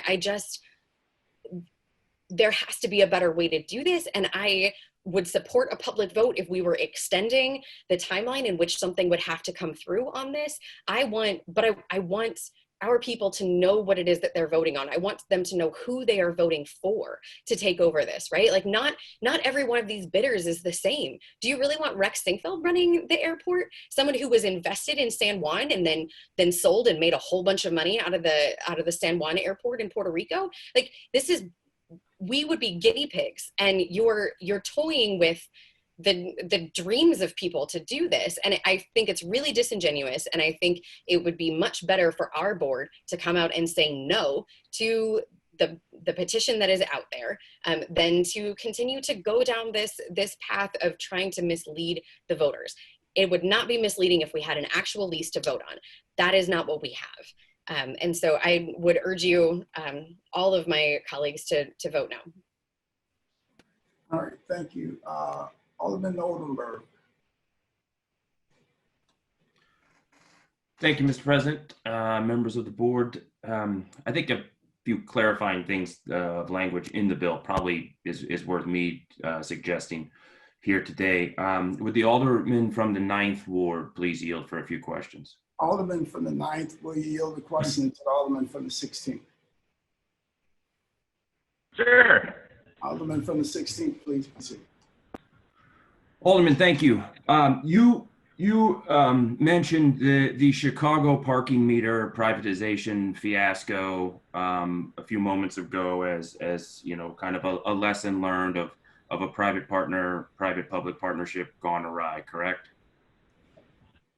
I did mention that, Alderman from the 16th, although I do know that you know a whole lot more about wins and failures for private-public partnerships. So I would probably, yes, I did mention it, but if you have a specific question about why that went wrong, I do. No, I may not be the best person to answer. Sure. So my question is, do you know if there was a public vote on that privatization effort? I do not. You would. Yeah. There was not. And in fact, the Illinois Public Interest Resource Group did an exhausting study of that privatization effort and concluded that it was a terrible deal. And one of the top reasons that they cited was that there was not a public vote and a discourse that involved the residents and the citizens associated with that. So look, I think we should be cautious when we're deliberating on public assets and private arrangements. But I think it's important to know that there are success efforts, and if deals can be structured appropriately, it is possible that resources can go to far-flung places of this city that we're not proud of and that we need to be. And it's possible that we could get a better airport out of a potential arrangement. And I think involving the public, as what Chicago didn't do in their privatization effort, is a step that allows everyone to weigh in on this process. My next question, Alderman from the 9th, if you'll still yield and indulge me, was, and I think the Alderman from the 21st brought this up, but there is a distinction between spent and dispersed or committed, correct? This was going to the safe neighborhood section where you said that money has to be spent in 3 years, and the Alderman from the 25th weighed in and said, well, it takes 5 years to get a sidewalk done and we can't get money out the door. I do think it's worth you acknowledging, if you will, that there's a difference in definition between spent money and dispersed or committed, correct? Committed money. Alderman from the first, I was trying to be as specific as I could, which is why I mentioned that the first one, page 7, line 18 and 19, the section 4, the streets, bridges, and parks, it says in section A, 50% of initiated deposits shall be dispersed or committed within 3 years. Now, I'm arguing that dispersed or committed within 3 years is completely unrealistic. And what it does is it goes ahead and puts, we're going to be spending, and you would know this, I believe is it $100 million in each one of those two? I don't have the number in front of me. $100 million for section 4 and section 5, is that correct? And I can pull it up. It's going to take me faster or longer than you. So we're going to say that we're going to spend between those two, that we're going to write contracts. Go ahead. No, it's not the word. The word spent's nowhere in that language, Alderman. And my point here is that there's a difference between committed and spent dollars. You can have proceeds committed to a project that is 10 years down the road, right? Let's build a new bridge in North St. Louis. And oh, by the way, let's leverage these dollars too. We want to get federal money or additional state highway money. We can commit proceeds. Within 3 years, we have to say, well, here's our plan on this potential infrastructure project, and the funds are so committed. That doesn't necessarily mean spent. They're committed with the caveats of let's leverage the other sources associated with a certain project. So I think the point... Alderman from the 16th, just to clarify that here, I read the words, shall be dispersed or committed. Would you not say that dispersed means spent? Yeah, and I think the word or is the operative word there. Yes, it means spent or committed. So we're going to write contracts for $100 million worth of infrastructure improvements in 3 years. You can commit funds within 3 years is the process. And guess what? Committed funds can be uncommitted in this process, is the way I understand this. They're committed to a project and the balance of the sources don't come forward. Those committed funds come back and can be appropriated where they need to be. That's how I read this in terms of pointing out the clarification of something being rushed or not, and that we're scrambling within 3 years. I think the intent here is to say we don't want to be sitting on a mountain of cash in perpetuity. We already have all had struggles over the years. You all who have been here longer than me, my colleagues, with the community development block grant arrangements, and making sure those funds sort of get spent. So I think that was sort of the intent, at least in my read of this. So I think there's definitely a large, not I think, there is a large distinction between spent funds and committed funds. And it includes both of them. It says dispersed or committed. So it includes both. I agree with you on that. Yes, the word or there is the operative word. I'll move on to my next question. The conversation that we were having last night about you're the finance guy. You're the guy that deals with banking. Is it a wise idea to spend 50 years worth of potential costs? Is it a good idea to spend 50% of that in the first 3 years? I think it's appropriate within the first 3 years to have funds committed, but not necessarily spent.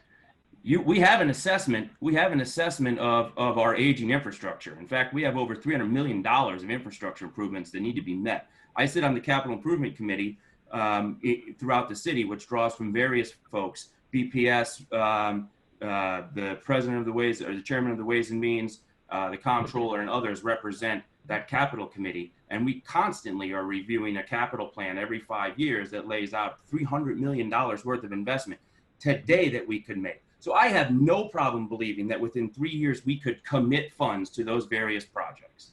Out of that. Smartly and intentionally. So I'm going to move on to my next question. Others brought it up, but since I got you still and I like you, I'm going to ask you this question. You mentioned something about in the safe neighborhood section, the distressed neighborhood section, about increasing police pay and no plan around addressing crime. But reading here, it says, and $250 million, which shall be used solely for the purpose of addressing the root causes of crime and improving public safety in neighborhoods, including the increase in compensation levels for community police officers, firefighters, and public safety personnel. Now, you left off firefighters, public safety personnel, and you forgot the sentence before that around solely addressing the root causes of crime. So I think it's important just to lay out that this isn't just some, money grab to give the police and solely the police a raise, which I think is what you were kind of insinuating.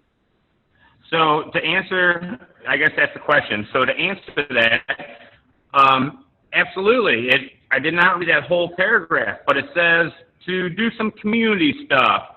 And, but then it has written in there that to increase compensation levels for police, firefighters, and EMS.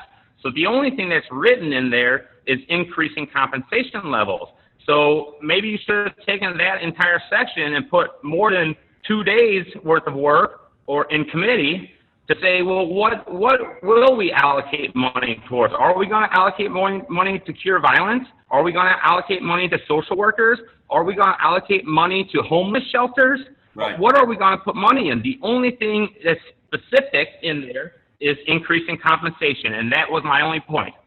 Sure. Alderman, are there any programs currently existing in the city that do address and are beginning to address the root causes of crime and improving public safety in neighborhoods? I am happy to say that you voted in favor of cure violence. So yes, we are putting things in place. I appreciate that vote. We are putting things in place, but if we're going to put $250 million to one section, maybe we should have what we're going to do in there instead of the only thing just saying we're going to increase compensation. That was my only point about that. Okay. Thank you, Alderman. I have no further questions. I would add I would add by saying the words, addressing the word including in there does not necessarily make any sort of a mandate, and it does not.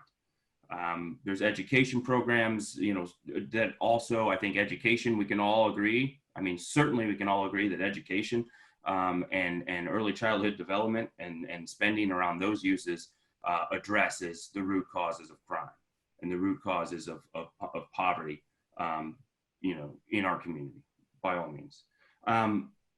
Would, Mr. President, and again, I'm just trying to clear up, I think, what was sort of some scrambling counters to this.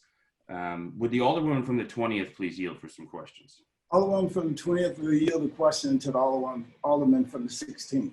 Absolutely. Alderman from the 16th, please proceed. Good afternoon, Alderwoman. How are you? Good afternoon, Alderman. I'm great. How are you? I'm swell. I have a question. You brought up the Stewart International Airport privatization effort, correct? Correct. Do you know if that contained a public vote, that private arrangement? I don't. Okay. Also, Alderwoman, why I have you, I understand the hesitation associated with this conversation, but I ask you of the uses and the concept that's laid out here. Is there any virtue in a public-private arrangement that can bring precious resources, both things, bring precious resources to disinvested neighborhoods for over a half a century or longer, and potentially improve a city's assets of operation? Is there any virtue that can be associated with a private arrangement of any city asset that could achieve those two things? It could be, yes. Improving efficiency, making a better asset for users, and again, bringing precious resources to areas that have been forgotten in our city for well over half a century.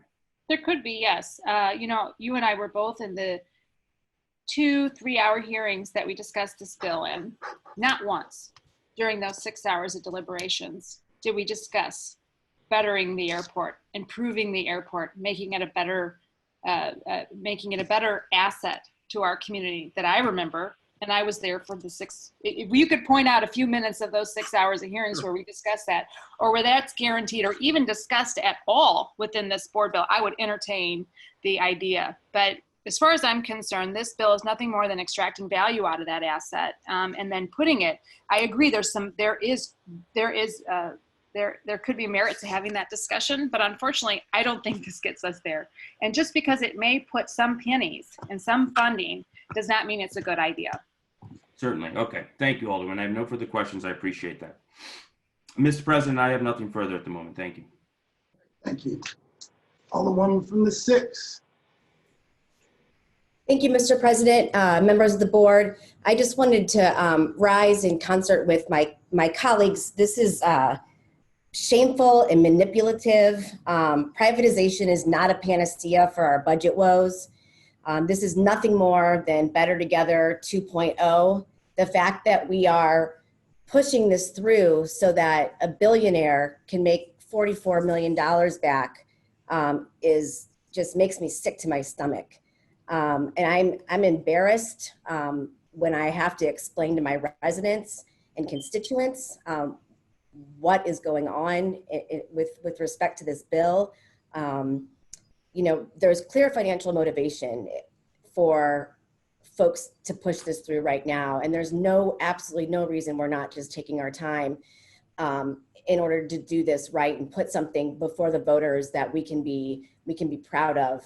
And yeah, I just, to the point that some of my colleagues have made with respect to the way money gets allocated, I'm pretty surprised and upset that, you know, Board Bill 227, which established the economic development sales tax that our voters approved and went into effect in 2017, is now $24 million of that is being taken from that fund and being put into the budget to plug holes, when it clearly was not the intention of city voters for that to happen. We were very specific. Similar to some of the language that's in this bill, we were very specific about exactly where that money would go. And you know what? 3 years later, it's absolutely not going there this year. And so there's no way anybody can guarantee to me that this will not happen in this case. Mr. President, I'm curious if the Alderman from the 21st would yield for questions. Alderman from the 21st will yield a question to the Alderman from the 6th. Yes. Alderman from the 6th, please proceed. Thank you, Mr. President. And thanks for letting me ask a couple of questions, Alderman Mohammed. Who drafted this bill? The President of the Board of Aldermen. Yes. The President himself drafted this bill? Yes, our staff. Yeah. Our staff. drafted the bill. Okay. And this was just something you cooked up in your office, and not something that you worked on with any of the players that have been part of this airport privatization scheme in the past? Yeah, and Alderman, I'm not going to get into a bunch of questions with you, but on this one, I'll just say it's not something I cooked up in my office. It took a lot of time, a lot of staff time, because as you know, we only have 3 staff members. But once it was clear that that they were actually going to get the number of signatures they needed to get their proposal on the ballot, I knew we needed to get moving at the Board of Aldermen. So we fit it in between everything else that we had going.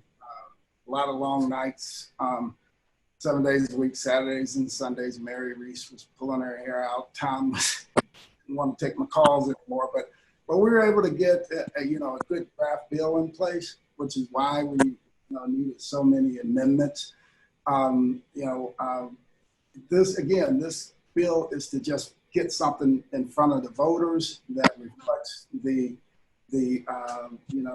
things that I believe a lot of voters hold dear, that gives them another choice other than ballot initiative that's being put on the ballot right now. Okay, when everyone started pulling their hair out, when was that? What to say now? When everyone started pulling their hair out. I think the whole time. I mean, you got to think. I'm just curious when you started working on the board bill. I couldn't tell you the exact date, but we've been again. It was when it was pretty clear that they were actually going to get their signatures. Yeah, and we wanted to have an alternative to that bill. Okay, I'm curious, I guess on the timeline a little bit, because you mentioned in the committee hearing the other day that you were not in communication with anybody who was working on the petition process, but then there was a letter that was, I guess. The letter in March. The letter in March, yeah. Yeah, it was in the circles that I'm in, right, where you communicate with, members of the NAACP, members of organized labor, and folks like that. In those circles, it was clear back then that there was going to be some type of initiative petition, just like all of us have heard about the initiative petition that was put in place, to just what happens in our open elections, right? So just, again, understanding that, I think it was safe to anticipate that they would actually file through with an initiative petition, and we found that they did. So I'm glad that, that I took the steps I took, and also that, we were able to put a board bill together so that we'd have an additional option for people to choose. And again, we're not voting today on whether the airport would be outsourced or not, right? This is a public vote, so we're telling the public, all right, guess what? You have 2 options that are beyond the ballot. That's what we're doing today. So. Okay, and is there a reason why you couldn't just wait and have this be something that was decided upon after the window of Rex Singfeld making his $44 million back?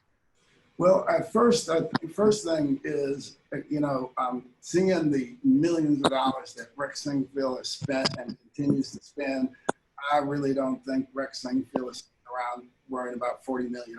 He just doesn't seem to be that big of when he writes $6 million campaign, checks. Yeah, he's not a guy that's that really has a clear motivation to reduce or eliminate funding that is critical for our city to operate. So, yeah. Oh yeah, I agree with you on that.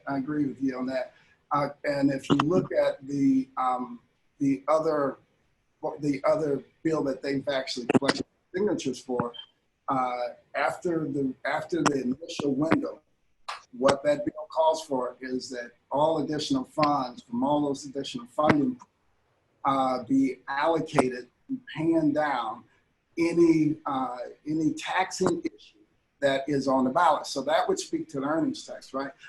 So, this slide don't support that, that and a host of other reasons of things that are in that measure that I think would be problematic and does not, direct the funds to the biggest area of need in the city, right?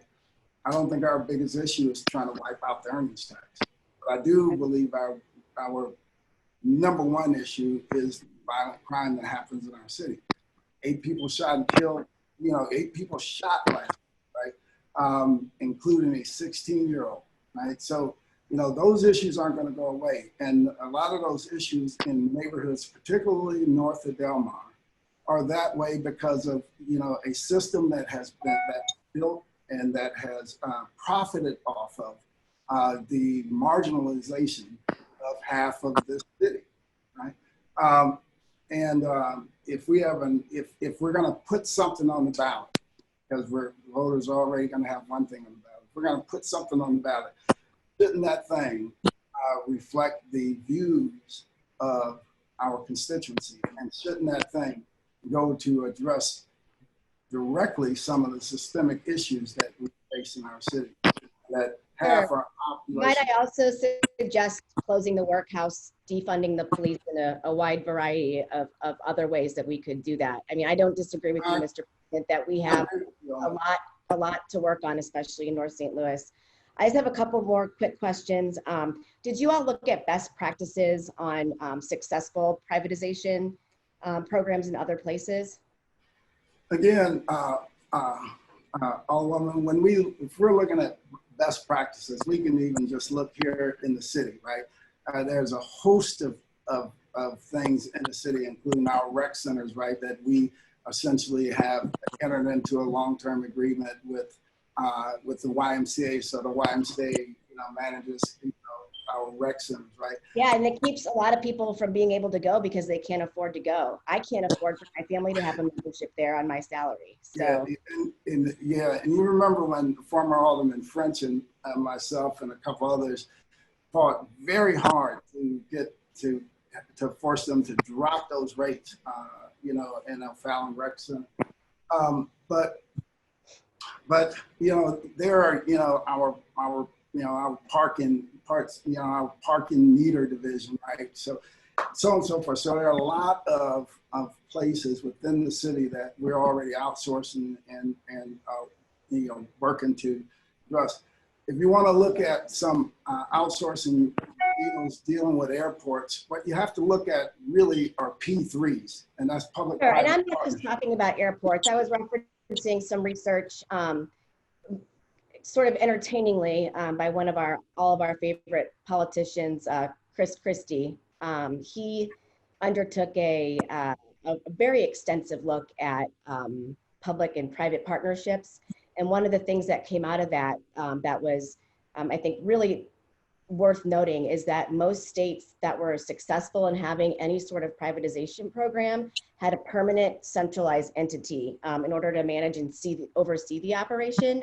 I'm curious what, implementation of this looks like in terms of who's going to be in charge of it in the city, how much of their time is going to be spent on it, when it's typically spent on other things, and just ensuring that all the pieces that are supposed to be in place end up falling into place. All right, we in this bill we created a oversight commission, and that oversight commission, their entire job is to provide oversight over if in case we actually enter into a contract, the things within the contract and the deliverables that were supposed to be delivered from the private contractor, right? So there's an entity that's set up to do just that. We also have in the bill a requirement for an annual audit for each individual fund, right?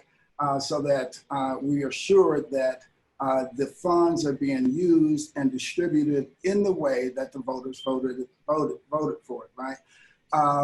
So the oversight of the contract, there's an oversight commission, special department that's being created just for the oversight of this agreement, right?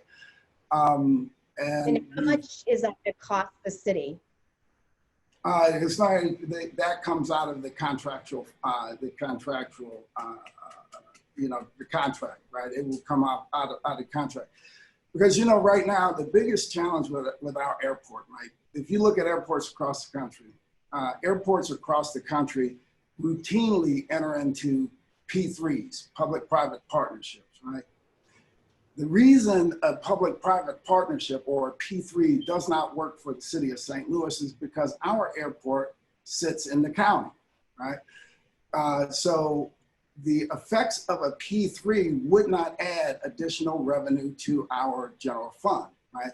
So since our airport sits in the county, St. Louis County reached the lion's share by a measure of tenfold of the benefit of the airport to its constituency, right? So while we're here and we own all the debt, we have $700 million in debt that we own. All of the money that would truly need to be paid to pay the debt, that's in St. Louis County. And there's nothing that's going to change that unless St. Louis County allows us to adjust our borders and include the airport. Which is why during the Better Together, I said to St. Louis County, why don't you do us a favor? And if you want to be better together, allow us to adjust our borders to include our airport, because that would mean tens of millions of dollars annually directly to the city to address some of these issues throughout our community, right? Airport funds are restricted funds, which means that we get $6.5 million a year. We're not going to get any more, right? While we're sitting on a mountain of debt, and nearly $700 million in debt. So that's $6.5 million. If we apply it directly to debt, we would be paying nearly the next 100 years just to wipe out our debt, right? Meanwhile, we have one large one-time payment that we will have to live with for 49 years. I think I've asked everything that I wanted to. I appreciate you taking some time with me again. I think this is disingenuous that it's something that we are doing for the will of the people in order to allow them to take a vote on this. There's just so many other things behind the scenes that give me great pause.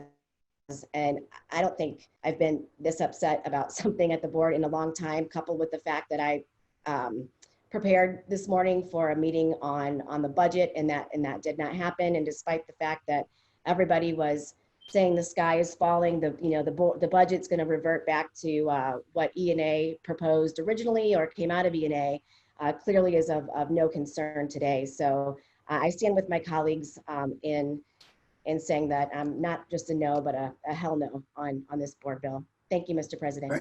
All right, thank you, Alderwoman. Alderwoman from the 14th. Yes, Mr. President. I would like to amend Board Bill 71 further by adding, hold on a minute, a third amendment,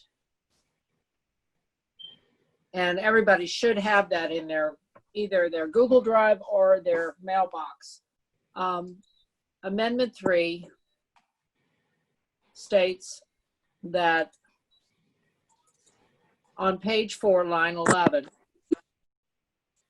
after the word $6,500,000 to be paid over the life of the lease, and insert in lieu thereof in year 1 to be paid over the life of the lease with an annual 2% minimum increase.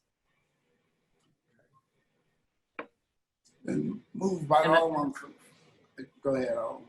I just would like the okay. It's been moved board's by favorable consideration. All right, it's been moved by Alderman from the 14th. Entertain second.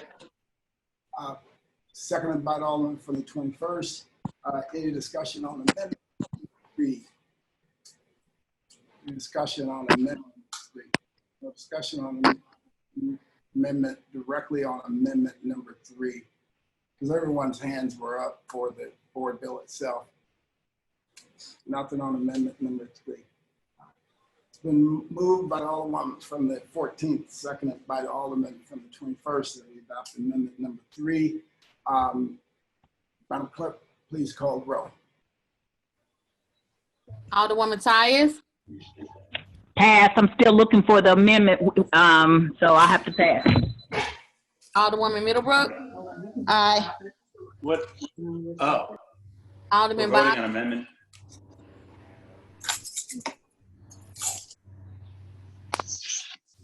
Alderwoman Hubbard, Aye. Whoa. Alderwoman Negracia, Yes. Alderman Coder, Pass.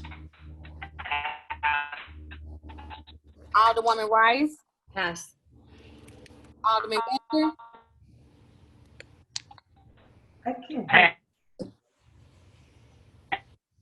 Alderman Vollmer, Aye. Alderwoman Gordon, Pass.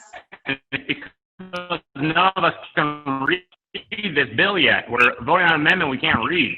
So pass. Alderwoman Murphy, I have it. I vote yes. I have the amendment. Can I, Mr. President? Hold on a second. We're in the middle of a vote, so debate and all that stuff is over right now. We have to continue the vote. Madam Clerk, please. We can't vote on something that. Alderwoman Howard, Aye. Alderwoman Green, Pass. Alderman Oldenburg, Aye. Alderman Roddy, Aye. Alderman Todd, Pass. Alderwoman Davis, Aye. Alderwoman Spencer,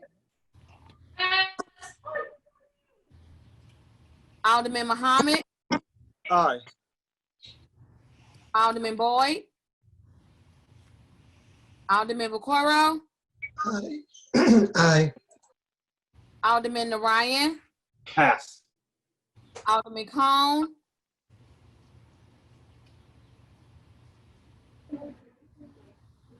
Alderwoman Clark Hubbard, Aye. Alderwoman Boyd, Aye. Alderwoman Navarro. Yes. I'm sorry, was that pass? Yes, pass. President Reed, Aye. Alderwoman Tyus. Point of order, I do not have the bill. You cannot vote on a bill that is not before the body. I do not have it, and that's why I am passing, and I'm going to continue to make that point of order. It is not in my Google Drive, and many others don't have it, and I would suggest that you not continue this vote. Alderman Bosley, No. Alderwoman, No. Alderwoman Negracia, Nope. Alderman Coder, Aye. Alderwoman Rice, Present. Alderman Gunther,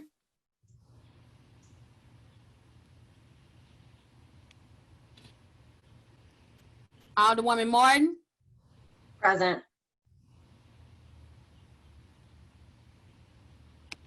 Alderwoman Green, Present.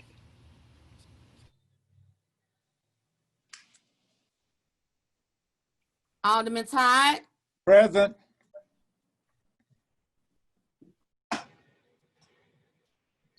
Alderwoman Spencer, Present.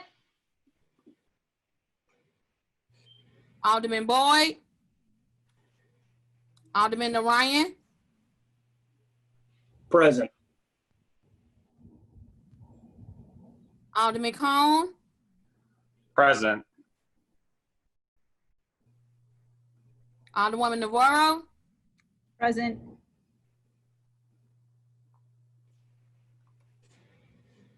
Alderwoman Tyus.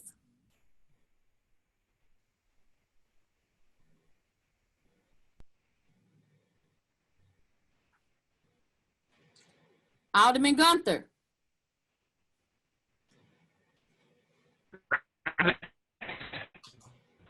I'm sorry, Alderman, was that present?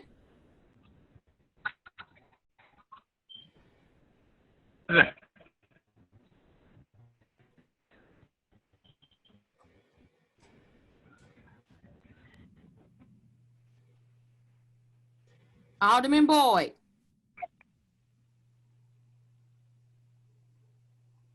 Alderwoman Tyus. Can you hear me? Yes. Hello? I still don't have the board bill. I'm not voting on anything that is not before me, and I will still make the point of order. I do not have it. It is not in my box. I can't, and I've been trying to make this point. So this is a illegal vote. It has to be before me, and nobody can send it to me at the last minute. This is an illegal vote. It's in the, go ahead.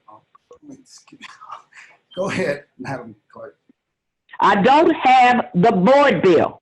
No, it's on the Google Drive. I'm in the Google Drive. I'm looking at it. I can read. I still don't have it. All right, Madam Clerk, please finish the vote and then we'll. Mr. President, technology allows you to go back and see who had it and who didn't. So move on. All right, Madam Clerk. I just give the final vote at this time, President Reed. Yes. That's 14 aye votes, 2 no votes, and 9 present. By your vote, you have adopted amendment number 3 to Board Bill 71 as amended.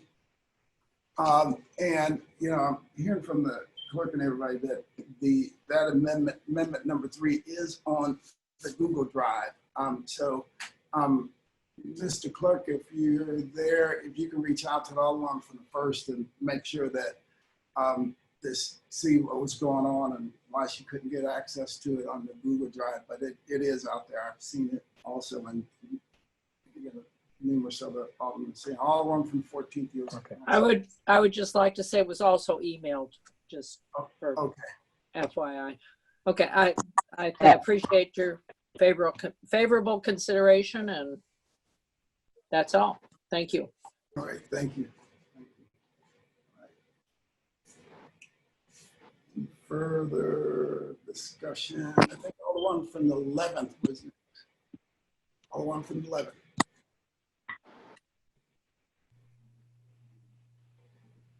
Oh, we cannot hear you, all the one. I think you're muted. Oh, there you go. Thank you. Thank you, Mr. President. I'd like to inquire of the Alderman from the 21st, please. Alderman from the 21st will yield the question to the Alderman from the 11th. Yes. Thank you. Thanks. Is there a fiscal note on this bill? No, it's not a board bill. It's a charter amendment. So there is no fiscal note attached to it. Okay, so we've not seen any fiscal note from any from the city at all, right? No. Okay. Also, there was some mention of organized labor bringing us both forward and supporting it. Do you know who that organized labor is? I mean, like all of organized labor, or specifically who? Yeah, it's specific groups, Alderwoman. I'm not sure if it's the entire coalition or the entire organized labor club. It's specific groups. They've been in direct communication with the president's office, not myself. Okay, I haven't had any organized labor reach out to me, so that's what I was wondering. So my next question is... I can tell you this, Alderwoman, UFCW strongly supports this board bill. Okay, and any other ones that you know of? Not that I know off the top of my head. I know it's more than UFCW. Okay. So the next question is just kind of going from there is, I understand that, or at least I think I understand that just looking out for my constituents who work at the airport, I understand that that the current contracts will be recognized and the employees will still be able to retain their employment. I guess my question is what, can you walk me through, and it's, I think about page 24, what happens after these current contracts run out and how those contracts will work? Actually, you broke up just a little bit. Can you ask it one more time, please? Can you walk me through on what happens to the employees after the current contracts are up, and what types of agreements or what kind of LPAs will they still exist after this, after the current contracts run out? Well, so most of that will be determined by the oversight department that will basically have the responsibility to oversee the lease agreement, but they also have the option to go under new management, or they can stay at the same compensation levels, or it could be greater, but it would go through the oversight department, and then eventually it will go to the board of E&A. So if I'm an employee, I'm sorry, go ahead. so if I'm an employee who's making, let's say, $15 an hour right now under a contract that's up in, say, 3 years. In 3 years, I'm guaranteed that $12 or above At the same level or greater, yes. for the next 50 years. That's guaranteed. It all depends on that. All depends on that contract. Okay, so if the contract's up, and then everyone renegotiates, that is not guaranteed then to make that $12. No, guaranteed at the same compensation level or greater. So a person could actually make greater the compensation as opposed to what they're making now under this particular contract. So I'm there now, my contract's up in 3 years, or my employer's contract is up in 3 years. It is a guarantee that the next contract that they enter into pays at the same or greater? Yes. So the particular employee or employee guaranteed employment for the duration of the lease agreement. So we're keeping the same contracts for the same lease agreement for 50 years? No, Alderman, you're asking me about the compensation level of workers and employees, and I'm telling you that under the lease agreement, under the board bill, this charter amendment, their contracts are guaranteed for 50 years for the duration of the lease agreement, and their compensation levels will stay at the same or would increase. Okay, can you point to where you see that in the bill?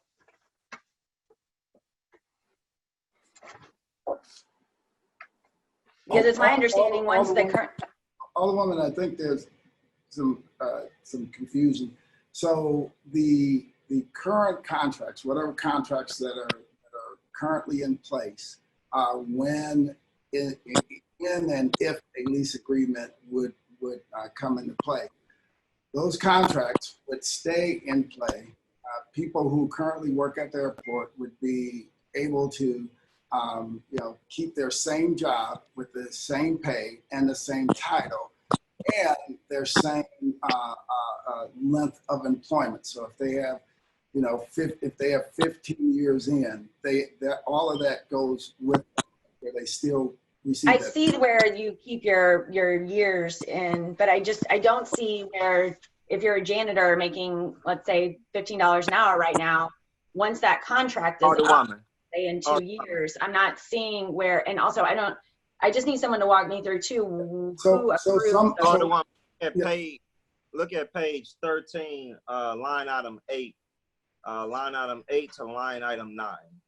Well, I'm sorry, to line item 11, and it would give you directly that same language I just told you in regards to the existing employees under the contract and lease agreement. I'm sorry, you say page 13? Yes, page 13. Okay, line 8? Yes. I guess our numbering's off because mine is any lease shall require that all existing. The amended board bill or the original board bill? I have the amended board bill. Okay. This page, so just skip, okay, so I'm or sorry, you know what? It's actually page 13, but because we got the cover pages, it extends. So actually on the computer, page 14. But on paper, it's page 13. Well, I got paper, I still don't, but so would it punt to 14, I guess is what I'm. Yeah, if you're looking on a device, it would be page 14, but on paper, it's 13 without the cover page. I guess I'm not seeing it 13 or 14. So who will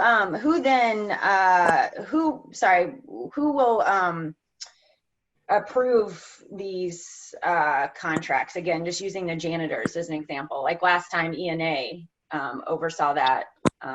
Who will see that now under this Well, bill? if you look at the board bills and it's down just a little bit further, it will be that evaluation committee, and that evaluation committee will still report back to the board of E&A. Okay, and they will have the yes or no on all contracts. I'm sorry, say it again. They'll have a yes or no on all contracts, like Well, all subcontracts, basically. It'll be direct negotiations, but it will be a collaboration between the board of E&A, this evaluation committee, the leaseholder, and in negotiation between unions as well. Okay. All right. I think that's all. Those are all my questions. May I inquire of President Reed? Well,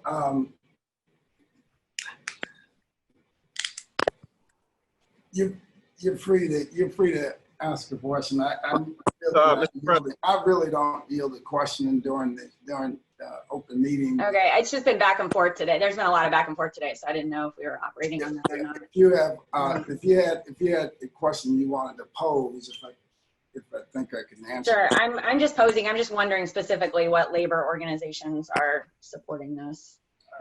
Well, UFCW, you heard. I know that there are a host of other labor organizations that are expressed, the will to support it. You also have the carpenters that have their own bill that they're working on. So I would imagine that they would still support an effort that comes through this Board of Aldermen. The laborers are wading through the board bill also to see. But who's actually at the table supporting UFCW and obviously the carpenters? They supported the initiative petition. Yeah, those are two. So those two, UFCW and the carpenters. Yeah, I have not spent the lion's share of my time reaching out to organized labor and that sort of thing. The way I look at that, that's something that comes later. Once we have a board bill in place and a ballot initiative. Okay, it's just when we say organized labor, I'm thinking that they took a position at the Labor Council. So no, not the Labor Council, because organized labor could mean UFCW or any labor entity, right? Sure, we just weren't very specific, so I was just wondering. All right, with that, I'm sorry. Not to interrupt, but also Sure. I think it's noteworthy to point out too, in the evaluation committee that's appointed by the members of the board of E&A, one of those appointees have to be a leader in a labor trade organization. So we want to make sure that relationship was existent with this particular lease agreement as well. All right. I just thought that was noteworthy to point out. I did see that. Thank you. With that, I just one other comment I have on this is that there's all of this, or in the bill, the 65% investment north of Delmar, and the budget that we all thought we were debating today certainly doesn't reflect that value system. So there just seems to be kind of a disconnect in what we talked about on Friday, and then what's reflected in this. So with that, I'll close. Thank you. Thank you. Alderman Carroll. Alderman from the 23rd.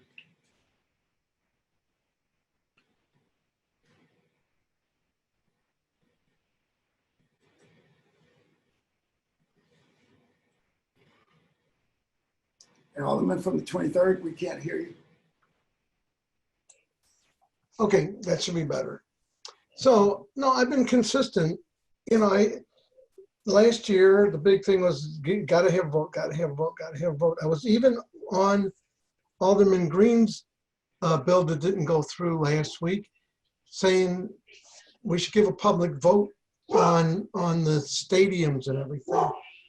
I'm gonna stay consistent. I don't know where I think the people in my neighborhood probably won't vote for this, and I don't know that I would support it in my neighborhood. But the one thing I can tell you is, I'm consistent. If it's going to go to a vote of the people, I still feel like that's what everybody was asking for last year. It was all about, well, the people should have a vote. I'm just going to stay consistent. This does not mean that, it's going to pass. It's got to, if it's a charter amendment, it's got to get 61% of the vote, which is a tough number to hit to start with. But I do think that putting it on a ballot does not mean, and I get frustrated with all the Facebook stuff that people put out, especially some of the aldermen that say, oh, well, the president of the board wants to privatize the airport. No, it doesn't mean that. It means the president of the board wants to put it up to the people for a vote. The same thing that we've asked in the past to do. I mean, that's all I'm voting for. I want to be clear that I don't think the people of the 23rd Ward will vote it in, but I also think that, my good friend Alderman Muhammad, I get his point that I've been to his house. And the house next to it that looks like a bomb landed on it, but I think he's told me since it's been taken down, I get it. If you lived in neighborhoods that when you drive up north, that you got a good block and then you got blocks that look like they've been hit by a bomb and people aren't moving in, you have all these people out there with the different protests and that go back, excuse me, to their neighborhoods. Buy houses. John's got plenty of property up in his ward and a lot of the north side wards. Buy property. But this I understand when, Alderwoman Hubbard, Tamika Hubbard, and Alderman John Muhammad, who I have a lot of respect for these guys, are saying, we're trying to get things, I don't care what we sell or do. We actually borrowed against the 1520 market in buildings that we own 2 years ago to buy some stuff. I get it. I get that that they feel like whatever it takes to fix our neighborhood, they're supporting and working hard for the people in their neighborhood. My neighborhood's different, even when it comes to the ward capital that, I can get by with, I have a very small ward. And those that say, well, the alderwoman of the first is hoarding all this money. I can tell you that the first ward is maybe 3 or 4 times the size of the 23rd ward. And you better have to hoard money if you're going to pave a street up there, because I can hardly pave the ones I got in a little ward. So I'm just stating, I understand and I appreciate, Alderman Muhammad and Alderwoman Tamika Hubbard. Go hang out in their neighborhoods. I'll be honest with you, I'm somewhat afraid, and I've been to John's house late at night, and I'll tell you what, I'm a little nervous up there. It's not like I feel like, gee, I'm going to go up there and feel absolutely safe. I'm a little hesitant to go up there. So I'm very consistent in how I vote.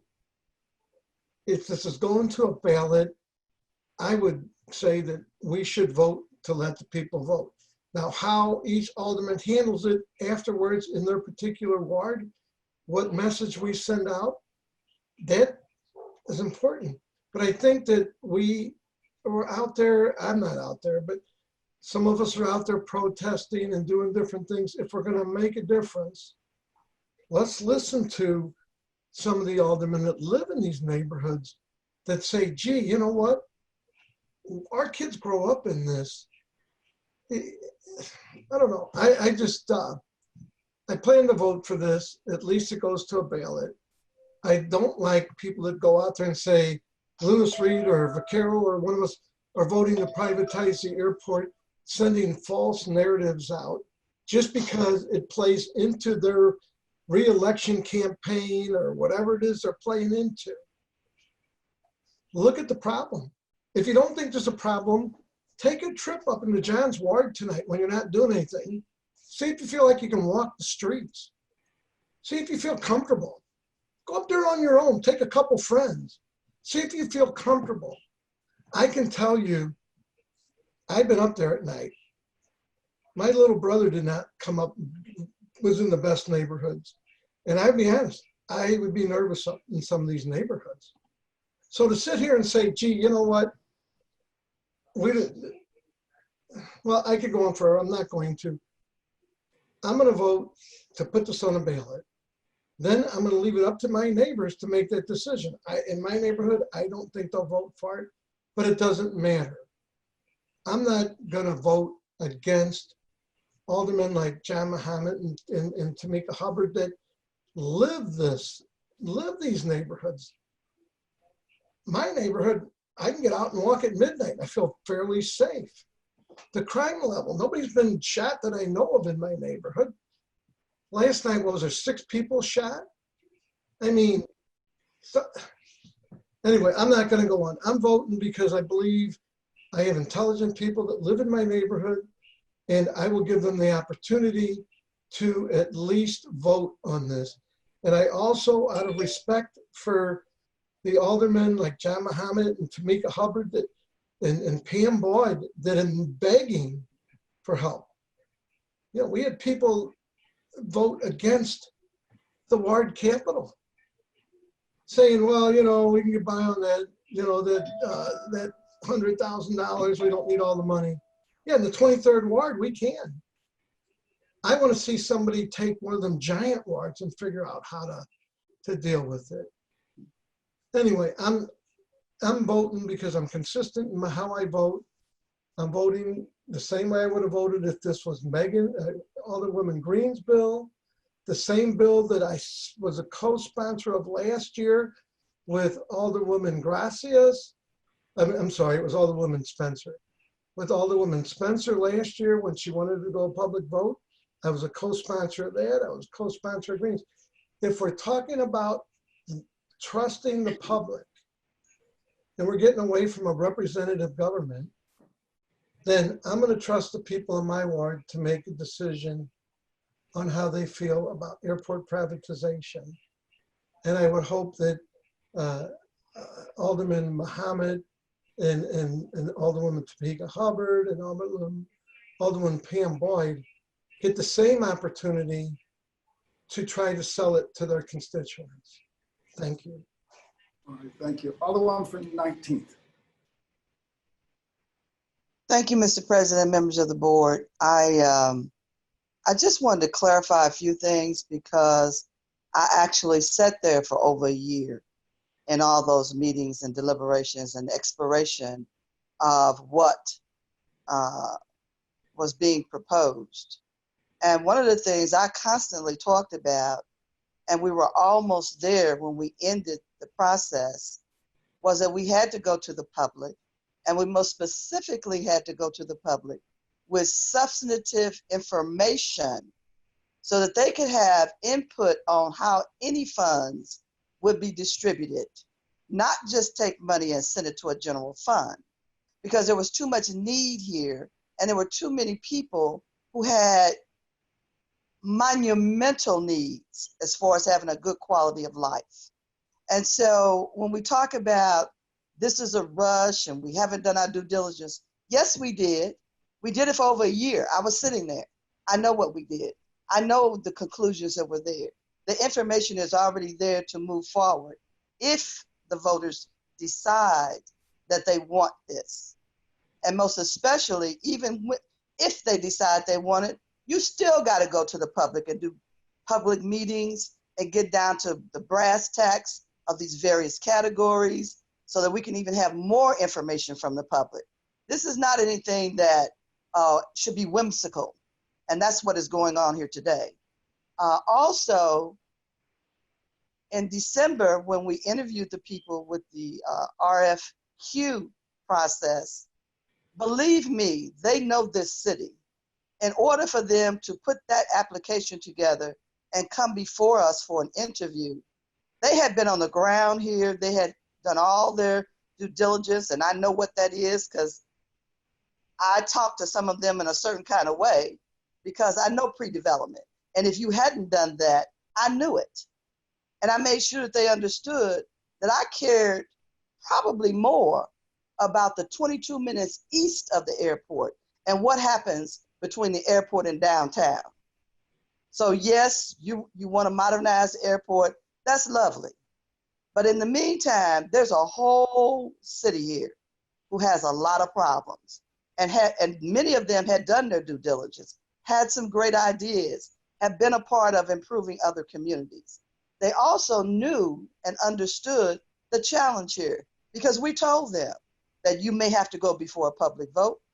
You also, it is definite, the process says, the charter says you will come through the Transportation Committee, the full Board of Aldermen, and E&A. It says that, it's very clear. There's no ifs and buts about that. Maybe if I want to do something different, because you can't. You can't. All of them understood that. And even when I kind of got into it with one entity, because you have to know this community before you come here and talk about you want to work here, and most especially you want to invest here, because investing is a two-sided proposition. Yes, you can make money, but you have to also make sure that where you are making your money is healthy as well. And I didn't get that clear answer from one group, and so I challenged them. But as a whole, the people who came before us, they had done their work, and even towards the end of that process, we knew because they had done their work so well, if we issued an RFP, they only needed 3 weeks to a month to respond because they had already done their own due diligence. They had everything. So at the end of the day, you don't know all that went on. You don't ask the appropriate questions. I had one of the reporters try to interview me, and you all know I don't do that well. So, but he did say, I was sitting in the room many times, and you gave those people your understanding of what was going to happen. And sometimes you just had to give them a real piece of your mind, because you can't let other people, I don't care who it is that's sitting there as a consultant, you don't make decisions for my city unless my whole city is involved. And so that was why we did so much canvassing and so many neighborhood meetings, but yet people were told not to come to the meetings because they didn't want them to learn anything or interact with anybody. And that was a darn shame. All those meetings, it was just a shame that enough people didn't show up, because they would have known and understood more. As far as the employees are concerned, what most people don't know and understand about investment groups, they are not interested in all that micro stuff. They are interested in making money. They want that staff to stay there because they're talented, they're experienced, they want to see them grow, and as they grow their investment and have to hire new people, they want those people who are experienced to be the supervisors or whatever and move up in management. They don't want to be bothered with little bills, and they consider little bills like the fire department bill and the police bill. They were like, we don't manage things like that. Send us an invoice. You all handle that like you've been doing it all the time. All those things were discussed. It was very clear. And they do that at all the other airports. They are interested in investing their dollars, improving the product to make more money. And nobody has ever said that the airport is not managed well. We said it's a great opportunity if we could get some additional dollars to improve it and expand it. And for all those who had never mentioned it, all of the airlines were involved in this process. And they were a part of all negotiations. They sat at the table to interview the RFQs, and they would have been at the table for the RFPs. And when and the process was going to be, if you had just allowed something to work, was we would narrow it down to maybe 2 or 3 and bring them out to the public so the public could get to know them and have a feeling about who they would want to be there or not. But you would never let a process work unless it's your way. Not the right way, but your way. And we have got to do better. We have got to do better. But I just needed to clear up those few things because I know a lot of people have never heard it and didn't understand it. And from day one, we always promised our employees that there would be nobody come here and remove them or take their money away from them. And we all know that negotiating contracts, we do it with all the union bodies that work with the city of St. Louis. That is how it works. It will continue to work that way. That is America. Thank you, Mr. President. Thank you. Alderwoman from the 15th. Thank you, President Reed and members of the board. I mean, I have to say that I've been taking a lot of deep breaths sitting here this afternoon.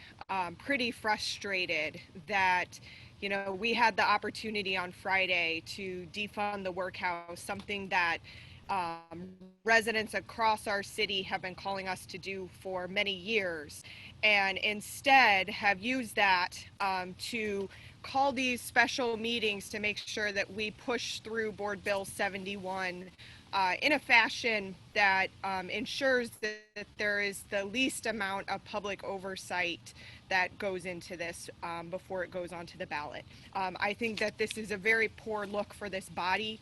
It makes us look as though this body is not a legitimate body acting at behest of our residents, but rather is one that is acting on the behest of billionaires who have had way too much influence over our politics for way too long. First thing I want to bring up is this misnomer about this public vote. Whether it is Board Bill 67 that the alderman from the 23rd graciously signed on to, or whether it is the bill from last session from Alderwoman Kara Spencer, both of those bills required a vote on the final negotiated lease that was created that would be signed off on by ENA and by the Board of Aldermen. This does not allow for that. This, under Board Bill 71, this negotiated lease has to happen in 30 days. 30 days. And then the people do not get a say in what that final negotiated lease says. And I think we all have seen enough leases down at this board to know that the devil is always in the details. That we cannot commit that union contracts stay in place or vendor contracts stay in place. We can't commit to any of these things until that final lease is negotiated.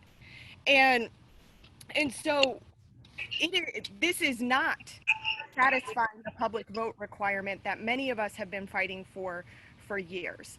What this is trying to give lip service, and quite frankly, it's trying to gaslight us, and it's trying to gaslight the public under what is happening at this Board of Aldermen, to make it think as though, those of us who have been fighting for some oversight and some accountability over this process for years, that somehow, we are not consistent in our views and our values, when actually we are completely consistent in our views and our values, because we are asking for the same thing that we've always been asking for, and that is a vote on the final negotiated lease, which if Board Bill 67 had gone through, it would have triggered that. It would have required that after this whole process went through, and after that 30 days happened where that lease is negotiated, that final lease would have had to be voted on by the people. And so the people would have actually known what was in that lease, and they would have been able to consent to agree to or not to agree to what was in that lease. But this is not giving the people of our city an actual say in what is happening with our airport. Second thing that I want to speak to is employees. I have heard from countless airport employees over the last couple of years that this has been in the public dialogue in our city.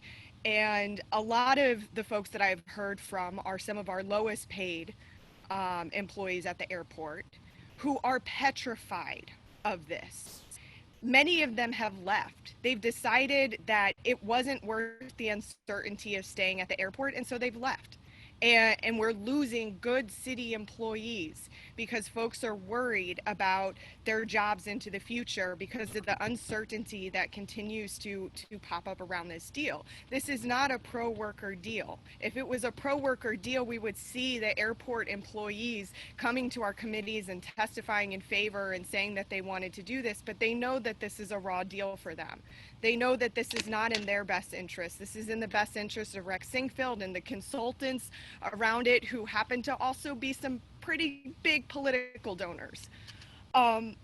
Next thing I want to talk about is this whole root causes of crime piece that's in there.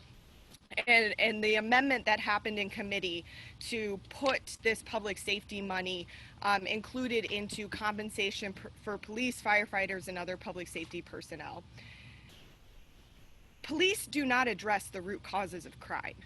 We have said that many times at this Board of Aldermen. If we want to actually address the root causes of crime, then we address poverty. We get money into people's pockets. We hire social workers and substance abuse managers and mental health workers. We get access to quality childcare. We pay people living wages. That's how we actually address the root causes of crime. And I've been around this body long enough to know that we pretty much give the police department everything that they ask for. And so I think it is very safe to say that the bulk of this money will end up going into police compensation. At the same time that we have a national movement, something that we can very much say started here in 2014, of people saying that our budget priorities have been wrong for too long. We continue to give an inordinate amount of our city budget to an arrest and incarcerate model of public safety. We give it to policing, and we don't, and we do that at the expense of health and human services. And year after year after year, there's very few of us who actually vote against the city budget for those reasons. Alderwoman Tyus and I tend to be the only people who vote against the bill. Vote against the budget and raise these issues year after year after year about our wrong budget priorities. And to be frank, president of our board has overseen this body for more than 12 years now at the time that we have seen this disinvestment in the north side. And there has not been an effort to change our budget priorities. There has not been an effort to move money away from policing and put it into social services, except to throw pennies at these programs. And so the arguments that I'm hearing today are completely disingenuous, coming from our leadership of this body, when it is increasingly clear that the leadership here wants to forward the agenda of billionaires more than the agenda of people in our city. And this brings me to my next point. What is happening here? There is a term for it. That term is called disaster capitalism, and it's called the shock doctrine. We heard a WashU professor testify last week in committee, and has also, written letters and had a letter to the other editor talking about how right now our airport is devalued because of COVID. And that is what these, I like to call them vulture capitalists, do. They wait until a profitable asset. They wait until something like an airport or a water department or a public or a parking meters. They wait until a city is in trouble financially. They wait until there's some kind of crisis, whether it be a natural disaster or COVID, which is our precipitating factor right now, which then puts us into a recession, creates chaos, and then they look to capitalize on that and buy at the lowest possible price. And that's what we're looking at right now. This is a very classic example of the shock doctrine and a very classic example of disaster capitalism. And it's not done for the benefit of working people. It is done for the benefit of this billionaire class. And when we look at the Chicago parking meter debacle and the Chicago situation, no, they didn't have a chance to vote on it. And one of the things that the reason that went so badly was because that bill was incredibly rushed. The city of Chicago was on the verge of bankruptcy, and they were looking for anything that they could do to get money fast to help save their city, and avoid going to bankruptcy. So they decided to enter into this lease, and in this lease there ended up being all sorts of clauses that people did not catch because it went through so quickly. There were clauses in it that made it so if somebody were, closing down a street for a festival or a fair, that they had to then pay for the amount that those parking meters would have generated during the time that that festival and fair was taking place. If there were clauses in it where if you wanted to create a more bikeable community, that took out parking meters, that in order to take out those parking meters you would have to pay for the lifetime amount of money that those meters would have generated. Like, these are the types of really bad clauses that were put in that deal, and they were put in it because it was rushed and there wasn't the due diligence and the oversight. So what you're saying now is we're going to rush this thing to the ballot, and then we're not going to give the people a say on what this actual lease looks like once we get that lease negotiated in 30 days. And also knowing that there's only a 30 days to negotiate this lease, we have to admit there's got to be somebody waiting in the wings that has been that knows exactly what proposal that they are putting in on that date. This legislation is being forwarded for some very particular interests, to set it up so that they can get their proposal in. They can be the only people who get their proposal in that 30-day period. 30 days is not enough for a bidding war. It's not enough to do the due diligence in comparing different contracts. It's not enough for this body to be able to go through all of the complexities of this contract and really understand the long-term implications on anything. And the steering committee cuts out our comptroller out of this process, or it diminishes her voice. Doesn't cut her out, it diminishes her voice. The fiscal agent, the person who is our watchdog for our city in terms of finances, only gets one vote instead of 3 on this. I don't understand why anybody on this body is okay with diminishing the voice of our fiscal watchdog in this process. And then the last thing I will say is, I think all of us want development in the north side, and all of us want to have a city where there is where we have the resources that we need to operate. And so I hope going forward out of this commitment that there is not so much of a willingness to vote for every tax handout, tax deal, tax abatement, TIF, whatever that comes through this board into a stable neighborhood. I hope that there's actually an appetite to vote no on those, because when we are giving out these large tax incentives in our central corridor, it actually provides a disincentive to do development in other areas of the city. It provides a disincentive to go somewhere else if you know that you can get that tax break going into a very stable area of our city. And so there are ways that we can generate funds as a city. There is ways that we can address our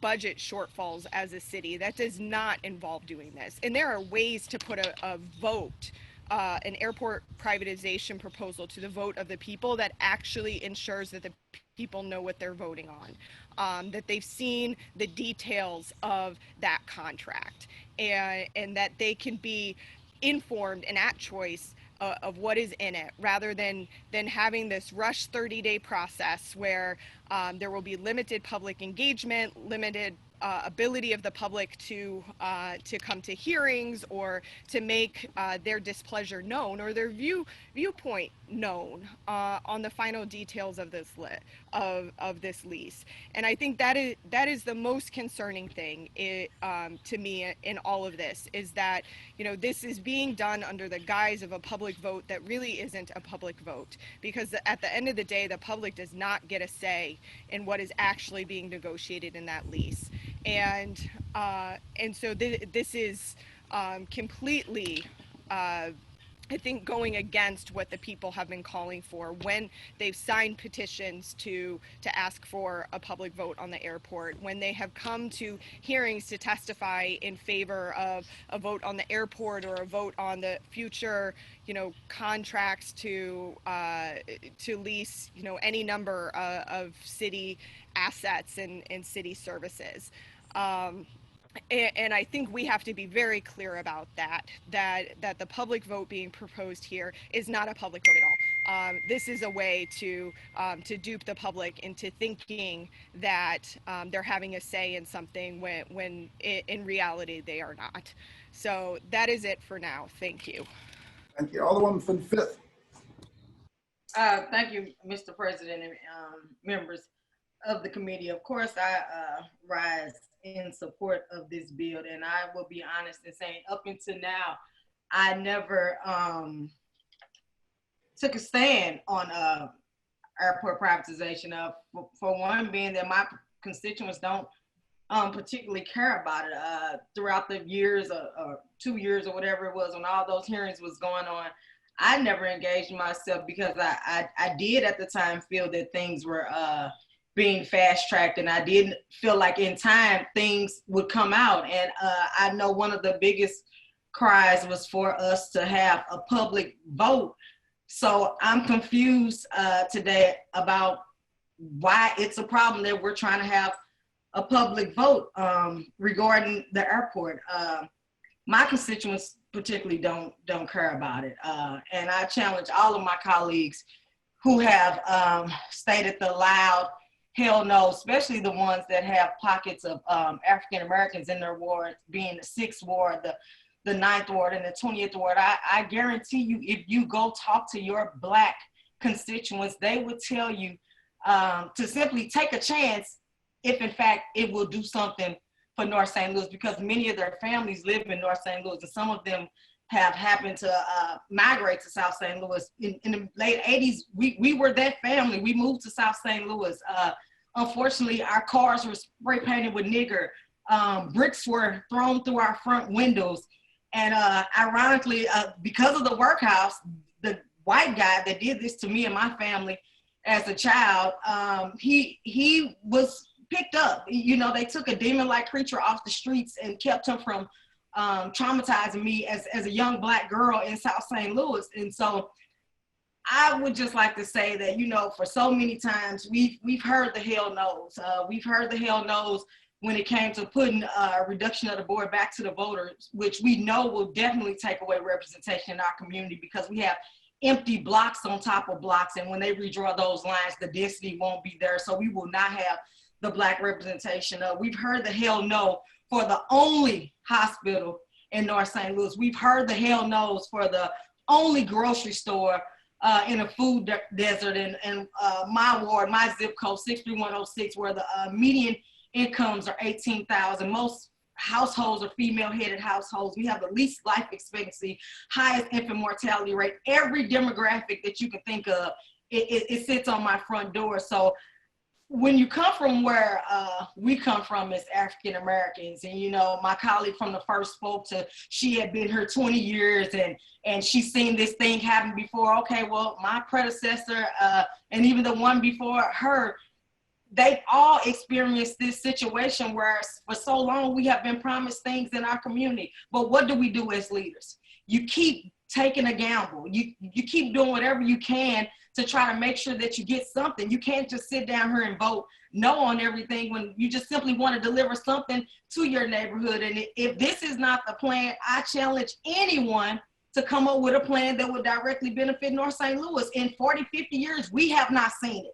And so as representing my ward, my constituents would love for me to take a chance. And I guarantee you, if you talk to anybody Black in South St. Louis, they have little care about the airport. If you go to Clinton Peabody housing projects, some of those kids probably have never seen the airport because they don't have the luxury of taking flight and experiencing some of these things that we can in our leisure. So I would just encourage everyone to, for once, give us a hell yes on something. just something for North St. Louis. You know, if we get tricked out of it or whatever, I'm willing to take that gamble, because for so long we have not had anything. Poverty breeds crime in my community. Bodies are dropping left and right. And, you know, every time we try to come up with anything for North St. Louis, there's this boogeyman, be it Rex or be it Paul McKee. I stand up in battle with boogeymans. I don't care. If you're going to do something for my community, something that nobody else is trying to come up with anything to deliver for them, then let's dance with the boogeyman. You know, so I'm tired of hearing all these comments, you know, and especially from the people who go above and beyond to champion Black Lives Matter. How can Black Lives matter to you when you vote consistently no against any and everything to benefit them? I wouldn't care if it was a drop in the bucket, you vote no for. So quit bamboozling the public, because every chance I get, I'm going to expose you. Actually, I need people to start defending Black Lives Matter and what Black people mean to them, because if they check your voting record, Black people don't mean shit to you in this town. And I'm tired of hearing it, and I'm tired of you playing games with it. And that's all I have, Mr. President. Thank you. Alderwoman from the 28th.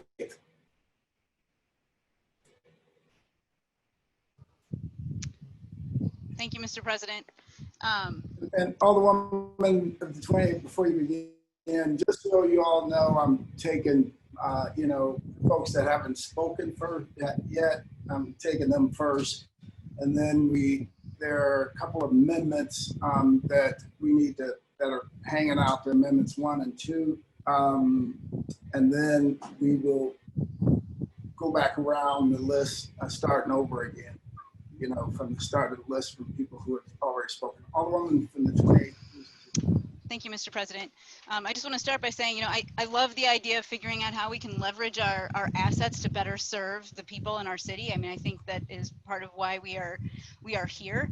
And I love the idea of thinking comprehensively about that. I look at this bill, which is incredibly specific, and you know, there's a lot in here, and I agree with what my colleagues have said before, that, you know, we've had 2 Ways and Means Committee meetings to talk about this. I think the process here is really important. I guess there's 2 things I've heard today. One, you know, is how important that we look at the disparity in our city and how do we address that, and again, how do we leverage our assets to do that. I'm unaware, and I haven't seen anybody put forth any discussion of, you know, public discussion about the details in this bill. I mean, I just am imagining we're asking people to amend our charter by setting up all of these different funds that have not been discussed in any sort of meaningful public debate. There's a lot of things in here that are based on, you know, geography. It's not based on per capita, and, you know, what are the needs of our city going to be in the future years, and have we looked at any data on that? Have we, you know, we have a lot of data out there, but I haven't seen how any of those studies that we've done, any of the experts we've relied on in the past, I haven't seen how they have weighed in on this. I haven't heard any testimony from them on this. And so I just feel like the process for doing something this comprehensive is fundamentally flawed if we are truly going to go about it in the right way, which again, I think just points to the fact that this is being rushed through. It's not being done with any sort of the meaningful debate and data that would be expected to put into some sort of bill like this. I think the other thing about going to the people, absolutely, I think for something like this, you know, we want to be able to go to the people, and as it's been said before, we've had bills to say, if we get a contract, we're going to go to the voters on this. I agree with, you know, my colleague from the 15th, who I think, you know, disingenuous is the way that I see this. I think to say that if we don't support privatization of the airport, if we don't support this bill, then we're not serious about clean and livable neighborhoods or minority business assistance or public transit. I mean, that's just false. I know that I have put myself out there to work in collaboration, and I know many others on this board have too, to look at how we can address those problems in a meaningful way. But to suggest that they can all be summed up in a bill wrapped up around privatization of the airport that is being pushed by, you know, a specific person, a specific campaign with money to gain is truly disingenuous. And I mean, I'm here to work with my colleagues in any way to address these issues. And I support putting you know, privatization on the ballot in a way that makes sense. And for all the reasons I stated before about this bill, how it's come to be, it just doesn't pass muster for what we are here to do.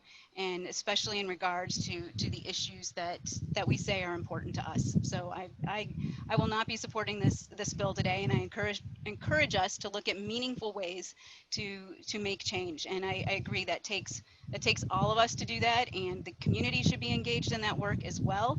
And I think we should just flat out do the work and not hide behind a privatization bill to have these important conversations. Thank you. Thank you. Alderwoman from the 13th. We can't hear you, Alderwoman. Still muted. I'm sorry. Yeah, President, members of the board. I said I've been listening to all this, and I'm torn, I must admit. But I always said that when this was going on before, that I wanted the public to have an input. I wanted the public to vote.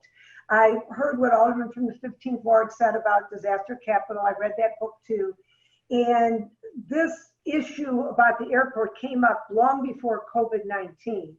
And so I don't think that's a proper analogy, just on that one point. And so what I intend to do is survey my ward. I said, as far as the public vote, when the information is out there, when we have something, I said, I intend to survey my ward. I haven't heard anything specifically on the leasing of the airport from constituents. But I think what I would feel most comfortable in doing is surveying them on what they thought of the bill.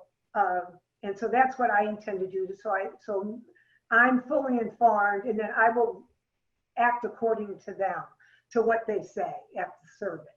So that's all. Thank you. Thank you. Thank you. Anybody else for the first time? Anybody else for the first time? Alderman from the 21st, you have a couple amendments that you were working on. Yes, thank you, Mr. President. I would like to introduce amendment number 1.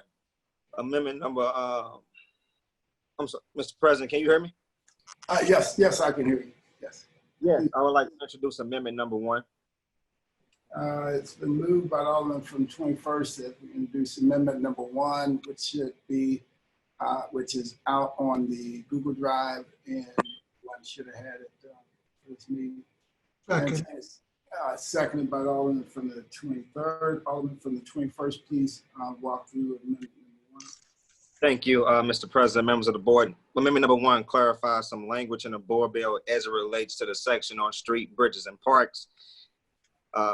Of course, it gives funding to parks in our city, but this amendment will exclude City Garden, Tower Grove, and Forest Park from receiving this special funding because they already have the finances necessary. And we want to make sure that we send the money to the neighborhood parks that need it mostly. So amendment number 1 just clarifies that language and excludes those 3 parks from this legislation.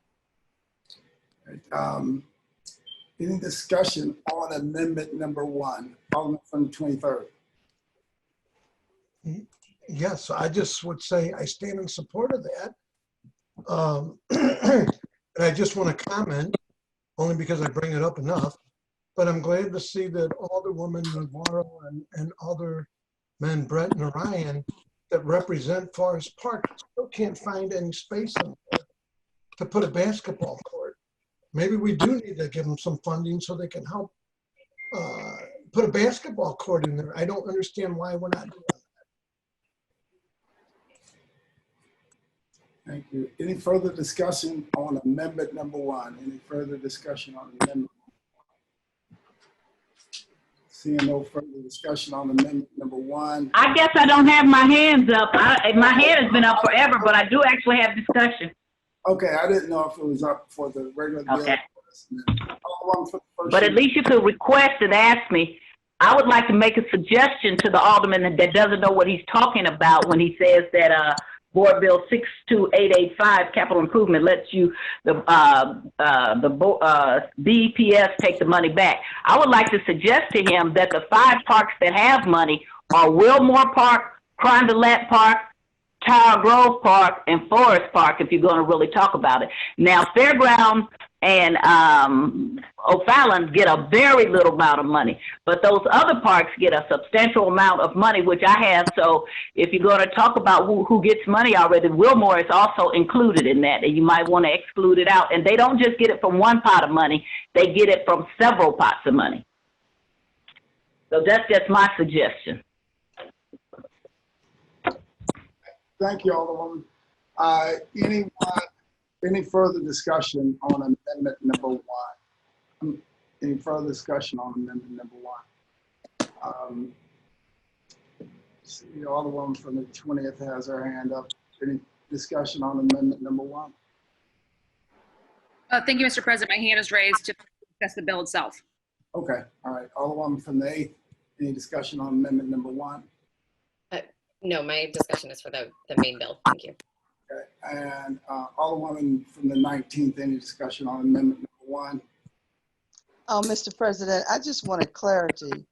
When Alderwoman Howard did her amendment, was that not amendment number 1? No, we call it amendment number 3. 3, okay, Yeah, thank you. I didn't hear that. Amendment 3. Thank you. Any further discussion on amendment number 1? Any further discussion on amendment number 1? The Alderman from the 21st, you recognize close on amendment number 1. Mr. President, I move that we accept amendment number 1 to Board Bill 71 as amended. Moved by the Alderman from 21st, seconded by the Alderman from 23rd, that we adopt amendment number 1 to Board Bill 71 as amended. Please call roll. Alderwoman Tyus.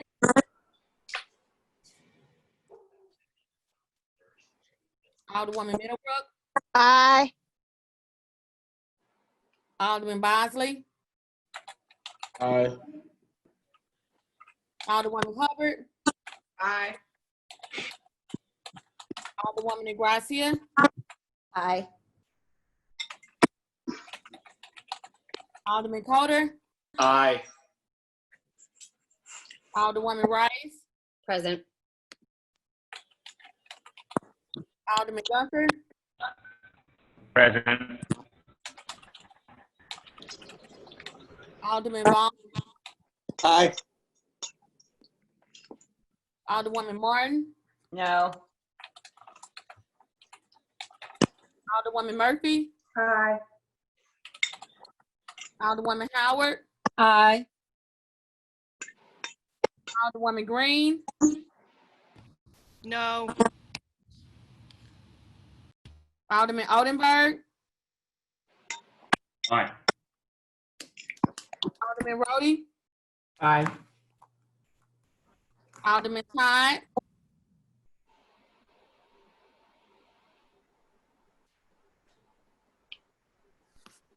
Alderwoman Davis. Aye. Alderwoman Spencer.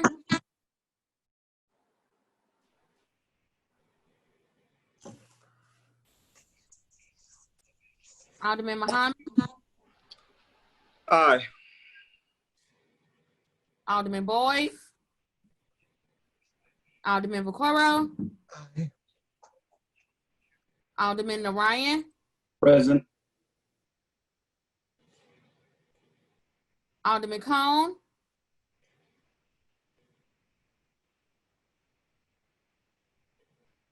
Alderwoman Clark Hubbard. Aye. Alderwoman Boyd. Aye.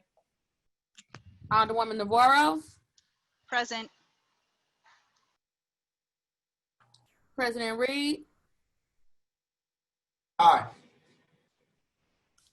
Alderwoman Tyus.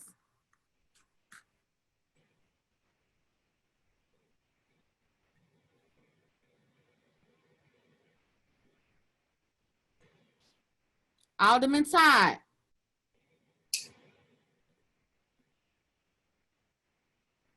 Alderwoman Spencer.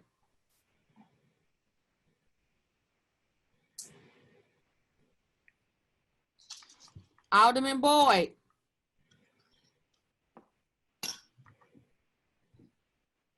Alderman Cone.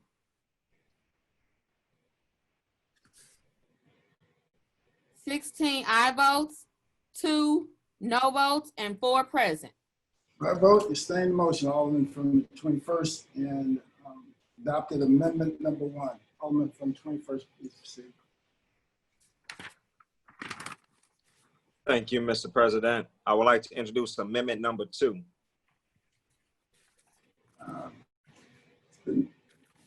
Please proceed, Alderman. Thank you.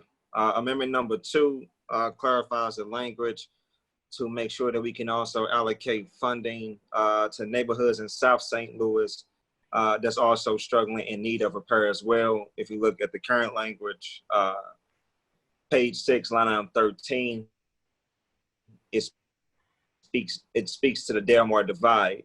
So we wanted to make sure that that money can also be allocated in South St. Louis and neighborhoods that need it as well. Neighborhoods like in the 20th and the 25th and other neighborhoods adjacent to it. With that, Mr. President, I move that. Second that. By the Alderman from 21st, seconded by the Alderman from 23rd. Any further discussion on amendment number 2? Any further discussion on amendment number 2? The one from the first, any discussion on amendment number 2? All the one from the 20th, any discussion on amendment number 2? All the one from the 8th, any discussion on amendment number 2? Alderman from the 24th, any discussion on amendment? Alderman from the 14th, any discussion on amendment? Yes, Mr. President and Alderman from the 21st. I do support this. I think this is a respectful and wise move. I think that if we're thinking about a 49-year lease, that, you know, our city has changed dramatically in the past few years. We don't know. I mean, we've got a big development going in with the NGA on the north side. Anything can happen in 49 years. So I think by limiting the funds to a specific section of the city only puts us in a bad state as far as moving this forward. I appreciate the consideration of this and the sensitivity to being a whole city rather than, you know, perpetuating the Delmar divide for 49 years. So I appreciate this. I support this 100%, and I think this will go a long way to keep this bill in the forefront and serve the citizens of St. Louis as we move forward. Thank you. Thank you, Alderwoman. Alderwoman for the first, for amendment number 1. Thank you, Mr. President. I have no comments about amendment number 1. Thank you. Okay, for Alderwoman from first, I see where you slid down the list, but just so you know, when we get back to the original board bill, you were already on top. All right, thank you. Alderman from the 17th. I'd like to speak under the bill itself, Mr. President. Anyone further on the amendment? It's been moved by the Alderman from 21st, seconded by the Alderman from 23rd, that we adopt amendment number 2. Madam Clerk, please call the roll. Alderwoman Tyus. Alderwoman Middlebrook. Aye. Alderman Bosley.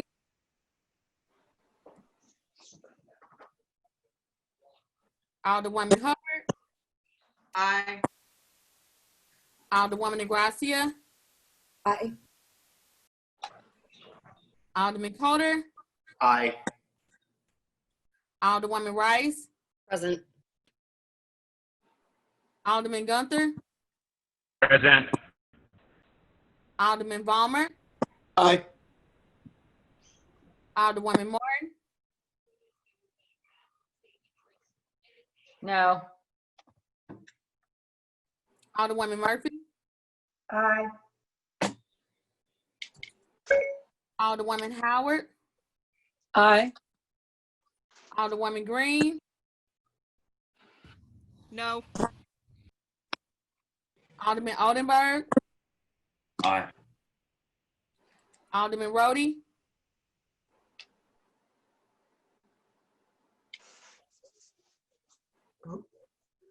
Alderman Todd.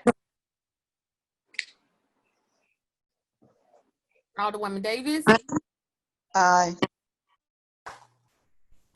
Alderwoman Spencer. Alderman Muhammad. Aye. Alderman Boyd. Anybody else cold?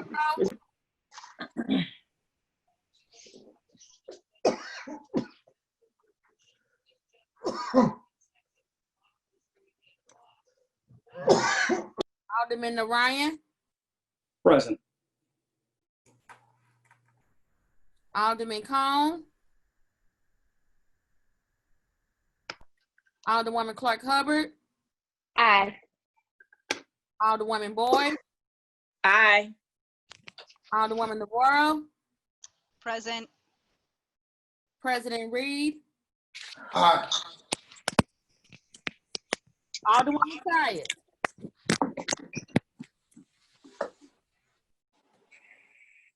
Alderman Bosley. Aye. Aye.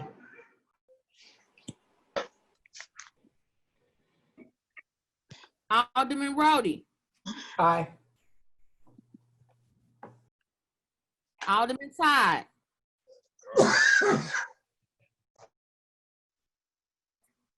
Alderwoman Spencer. Aye.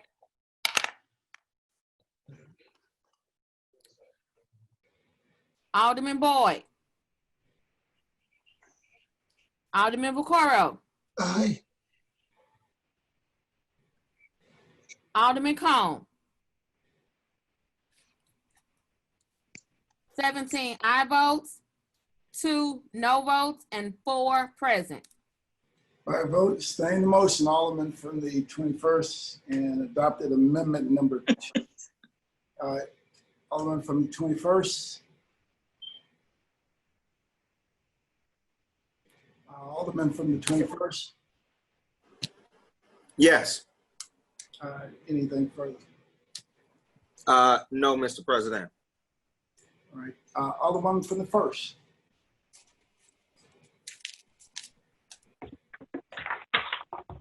Sat here for a long time and listened to a lot of misinformation, so I'm going to start from the back end. The Alderwoman from the 5th said that I sat here and said that I've gone through this a lot. I have. That's what happens when you have historical knowledge. In fact, I was here when Carl Icahn came and bought TWA, and then the city of St. Louis gave him $5 million, and we begged the mayor not to do that. And what did Carl Icahn do with the $5 million? What Carl Icahn does. He took the $5 million from us, and he went on his way, and we got absolutely nothing from it. And he made all kind of promises. That is the thing that happens when you've been someplace long enough. And I would have been here even longer, except for I got cheated. When I hear people talking about how wards look in North St. Louis, my teeth grind because my board didn't look like that. I want to thank the president of the Board of Aldermen and the aldermen from the 17th and the mayor and her chief of staff. Those are the people that tore up a perfectly successful ward that had under 40 vacant houses and told my community what they should have and who should represent them, okay? Those are the people. And then after I was apologized to by the president, voted against my seniority. So, and then told me when he was the 6th Ward Alderman, so let's get into this. Well, you don't understand. The people want you to represent in South St. Louis.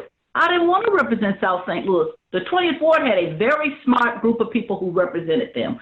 We built new stores, new new Walgreens, new schools, $50 million worth of stuff. Every year we built something. So anybody who had any respect about North St. Louis and what should have been there would have been that person saying, I would never do something to tear this up. The alderman from the 23rd Ward talks about how long the 1st Ward is. The reason it's long like that is because it's gerrymandered and because it is 2 wards. I represent 2 wards. It is big and huge. I didn't used to do that. My ward was compact and contiguous. When Sam Moore, the former alderman, talks about, oh, wow, look at my ward, how it looks. But part of it, it comes up to my back door now. So you all don't maybe know the president of public safety, the director of public safety lives in my community. He whines all the time, as does all the people in my community, most of them who don't like the president of the Board of Aldermen, because he voted to tear up our ward. And because of that, the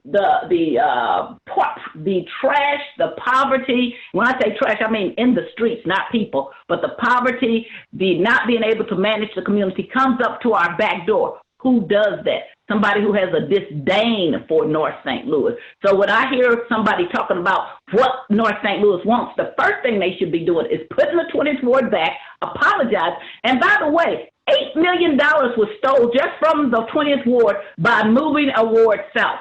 So when I hear that stuff, and I want to say to you, Alderman from the 23rd Ward, it really pains me to hear you talk about North St. Louis like that, because you are racist, whether you know it or not. The statements that you made are racist, and people have been popping and sending things to my email and to my voicemail and to my text saying, what is he saying? When, I'm scared to be up there. That would be like me saying, I'm scared to be in the 23rd Ward. Those people live there. Oh, my God. I can't believe you said that. And I don't believe you know that you sound like that. But that's what you sound like. And as far as the alderman from the 21st Ward talking about the capital improvements, recreation, and other capital improvement accounts, 62885 is the ordinance. I would suggest you read it, because you have just misstated what it said. It does not allow BPS, the streets, or anybody else to recapture any such fund. In fact, it strictly says you cannot do that. Now, BPS and streets have been stealing your funds to the amount of $1.3 million a year. We never okayed that. I was here when we passed it. I will ask you, Alderman from the 21st Ward, take a minute to go talk to the clerk, because he was here. He can tell you what you said was not true. Stop saying things that you don't know what you're talking about, because it does not say that, okay? So if you're getting fooled, that's because you're new and you don't know any better. But stop speaking for everybody in North St. Louis. We are not monolithic. There are black people who are wealthy in North St. Louis, middle class, upper middle class.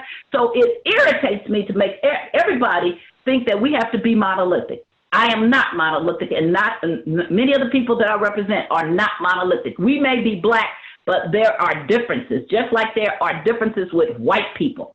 There are differences. But when a community over in South St. Louis of white aldermen have a white meeting and then invite a few Negroes in, and then you tear up something, do not bring it to me ever about you looking out for my community, because you are not looking out for it. I'm looking out for my community. And as far as the alderman from the 21st saying, all the people in Penrose, that they don't care about the airport, well, that's not true. I've represented Penrose much longer, and I have emails from people in Penrose who are black saying, I'm concerned about this airport.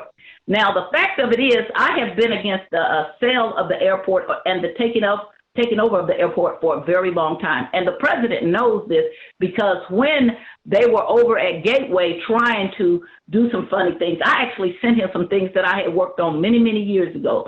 I haven't got into the whole gist of airport privatization or not, because I already knew I've been opposed to it for a long time. When the guy who is now at the head of St. Charles was a state senator, he used to try to take our airport by, he would keep putting more people on it. So he was trying to do a regulatory taking, and we had to fight that off. Now I will say, we did say to him, so I hear some of the things about the sale of the airport, because we did say to him, make us an offer. Make us a fair offer. Don't try to take it. So I'm not surprised at the president coming with a board bill to put it before the community. That doesn't surprise me at all. That is the proper thing that should be done. What I don't like is, one, I had told the president that even though I wasn't for the budget, and I would still have the hearing, but I was not for it, but I was still going to have the hearing. And so I set up engrossment for 2 days in a row to be working with the president. So I don't appreciate then that's not happening, because that's why we had it set up twice. And so I don't appreciate that, Mr. President, because I was trying to work with you, and I told you that. I told Tom Shepard that I was not for it, but that in an effort for me not to block it, I would have hearings. So then when we don't do this, that pains me. Okay, I don't have a problem about you having putting it to the vote of the people, because I'm going to work real hard. I'm going to work real hard for people not to vote for it, because I do have things. I have dividends. There's a saying about don't kill the golden goose that laid the eggs, so you can keep getting those golden eggs, okay? So I know that you can have dividends from something that you own. You can have it from property, you can get rent, you can have it from stock options. There are things that you can do. When you then sell that, and I do believe this is a bad time to sell it, just as it was a bad time to give Carl Icahn $5 million, but it's not wrong for the president or anybody else to bring it forward to the community. The only problem I have with it is that there has been, the people who had the petitions out there put out a lot of misinformation. And so it looks like we're going hand in hand with those people. That is my concern, okay? Not that we put it out to a vote, but it looks like, and I mean, I learned about the misinformation because no one has approached me about it, but I heard about it. I saw it on Facebook and people were saying they tricked me, and I actually produced a petition. I produced a withdrawal form for people so they could withdraw their names. And I put it out and I sent it to people. And that is the proper way you get the things off of the petition. So I don't want people to think that we, the Board of Aldermen, are hand in hand with the things that were going on out in the community, because that confuses people. People have a right to advocate for what they want and the way they want it. I will say now, on the other side, I sit and hear people who don't want to have another vote for the Board of Aldermen and for 28 wards, and who do not hear, these are my people that I work with, do not hear how horrible this is going to be for my community. I don't have to be here, but when I wasn't here, I still defeated it in the first ward, not because I was going to be back here, because I know how hard that is going to be. It's like a teacher who had 28 children picking up twice and having 56 children now. I know it because now I have the first ward. And so I stretch from Martin Luther King all the way to West Florissant. It makes it so hard to represent a community because my community was Kingsway East, Kingsway West, the majority of Penrose. And that was my community, and it was compact and contiguous, and I could work with the places that didn't have some things, and the people that had a lot of things, I didn't have to put so much energy into it. So the difference in the wards now, so when the alderman from the 23rd talks about how long it is, because it's 2 different wards, and the people still find themselves like they don't feel like they're a whole ward. They still know I'm the real 20th ward is what they still call themselves, and then the first ward. And I have to represent all of them, and I try to do that as fairly as I can. As to my money that's sitting up there, let me tell you why my money is sitting up there, because and I never was going to bring this to, but I'm going to tell now. So over in BPS, they keep playing games. So I have lots of curbs that need to be replaced. So years ago, under the 20th, I replaced all my handicapped sidewalks. And so we only had 7 streets when I left that didn't get paved. We had under 40 vacant houses. We were rolling. We didn't lose population, by the way. What happened? The 22nd ward lost population. The 21st ward lost population. The 4th ward lost a lot. The 18th ward, the 1st ward, but the 20th ward didn't. They had good representation. So little by little, we gave over people who did not want to go to these wards, and they left. So that was not a smart thing. That was a dumb, systemic, racist thing that the Board of Aldermen did, because you would not put your kids in the classes that are failing and the class that is passing, tear it up. That is not what you would do. So when I came back, I started to try to do curbs. Well, then they came with all this stuff about you got to spend all this money because, and I'm telling you, you guys need to look at your funds. They are stealing the money. It is not being done the way it's supposed to be done. They are holding up things. They're trying to get paid for things that they have no business getting paid for. So I have this big pot of money that people are looking at, not because I don't have things that need to be done, but because they're trying to figure out a way to make me pay something that I should not be paying for. I do know this current administration will be gone soon. One of the things that I got to see this weekend was that there was a trap set for the treasurer, and the mayor fell right into it. I always heard this thing politically that When you dig a grave, you better dig two, because one of them is surely for you. So I have not out. So when I turned back on, because we're working out in our ward, still doing things with people, and I turned on social media, I was like, oh my God, and then saw people with guns and things. That was set up.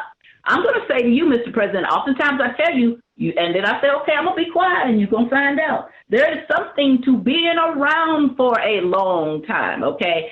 I don't have the airport, okay.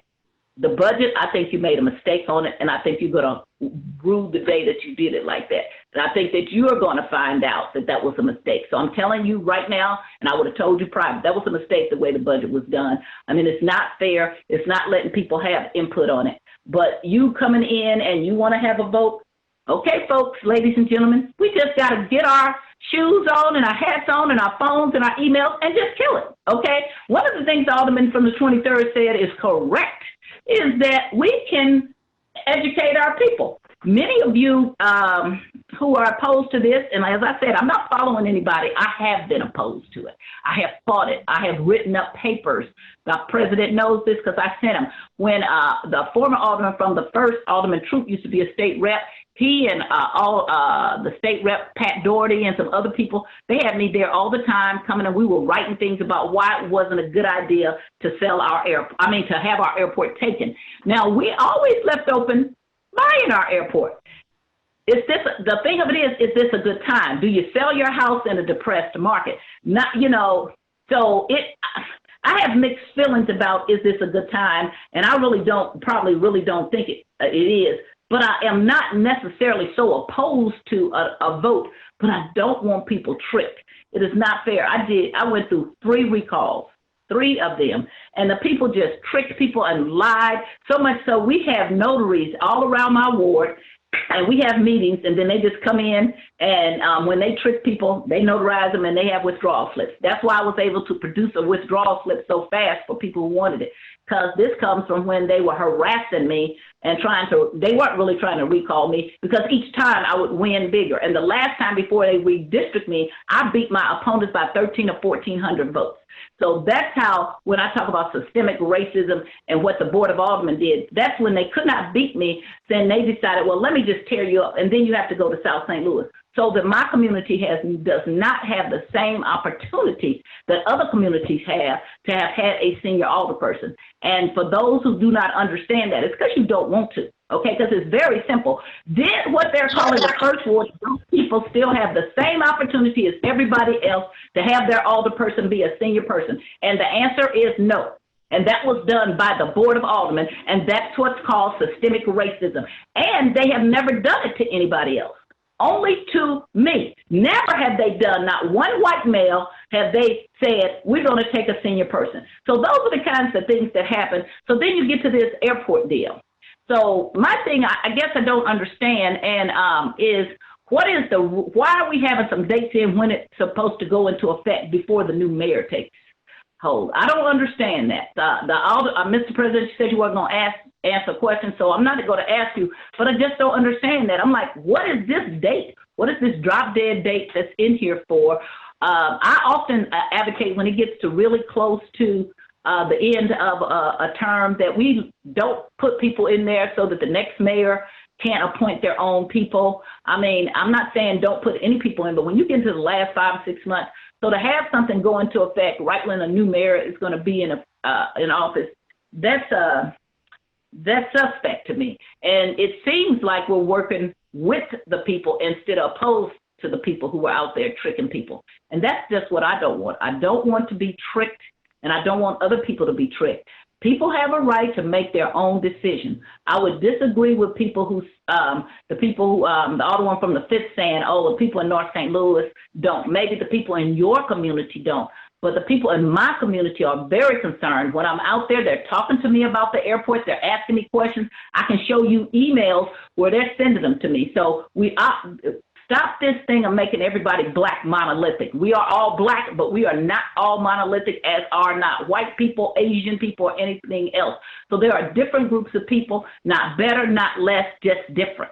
And that has been always my thing since I came to the Board of Aldermen, not so much with the whites, but the black people who would say to me, why are you complaining? Your ward looks like South St. Louis. Well, I wanted to stay that way. I wanted it to. And so it doesn't make, or black people over on Marketplace think they better than people. No, because if we did, we don't have to stay here. We can live where we want to live. I like living in North St. Louis. I like the improvements. I love the things that I've been able to do in my community. I think if you ask the alderman from the 3rd, I own property there, he will tell you I'm one of his best property owners. I keep my property the way I live in it, okay? I work with the community there. I'll do things. I just called him about cutting grass. So I want to improve North St. Louis. And I got that love from my husband who was born and raised here. I didn't grow up here. I grew up in Central Illinois. But some of the problems in North St. Louis, a lot of it is racism, and a lot of it is we elected people that don't know how to do things. And so they think we have to do it this way. We have to give everything away. We do not. We do not. The things that I built in my community did not get tax breaks. And they did not get tax abatement. Almost everything I built, $50-something million before I left here, it was not at tax breaks. So there's a way to do it. You might just not know how to do it. And I will admit that there are different parts of the city it's harder. And I do support the alderwoman from the 5th getting things. You know, I've argued with people who say, well, how can she take Homer G. Phillips and take that name? My argument is that, do you ever go down there? Do you know what's there? So yeah, she needs not only the hospital, she needs the grocery store, she needs Walgreens or a drugstore. She needs those kind of things. And so I don't like what Rex Singfield does, but I like that he brings her some hope that she can have things in her community. And that's the same hope that I had when I first came and we didn't have any of those things. People thought I was out of my mind when I said I was going to build a grocery store or a Walgreens or a new school or a bank or a strip mall. And all those things got done because I believed and I worked hard and I had people around me who supported me, from Congressman Bill Clay to state representatives to state senators to my husband is a city planner, used to work for CDA. So all those things, I'm a lawyer. I've taken classes about how to develop in the Black community. We went to Chicago, Canada, every place, learning about how to develop for the Black community. And one of the things that you learn, how you develop for the Black community, you treat them the same. The first would be to look at this block grant money. If you're really serious, stop letting the block grant money go someplace else. Stop, as the alderwoman from the 15th said, stop with all this tax abatement, TIF. Have some things in place that says you cannot have another TIF in certain areas of the city, or you can only have a limited. So this is the amount, and the rest needs to go someplace else. Be fair with the money. I've been in office now 19 years, would have been 29. We have never had a Black director of the street departments or even a commissioners. Okay, in forestry, only Evelyn Rice people under Clarence Harmon. The only way we got Black people mostly in charge was when we had Black mayors. Under Clarence Harmon and Freeman Bosley, we had Black city councilors, Ronnie White, Mr. Banks, Tyrone. It was one more. We had, I think, 4. We had a Black board of public service person, but there's still lots of places we've never had a Black anything in 30 years. That is disgusting. And for you all really want to be fair, and I keep putting this to you, there is no fairness to have 11 Black aldermen. That is ridiculous. That is systemic racism.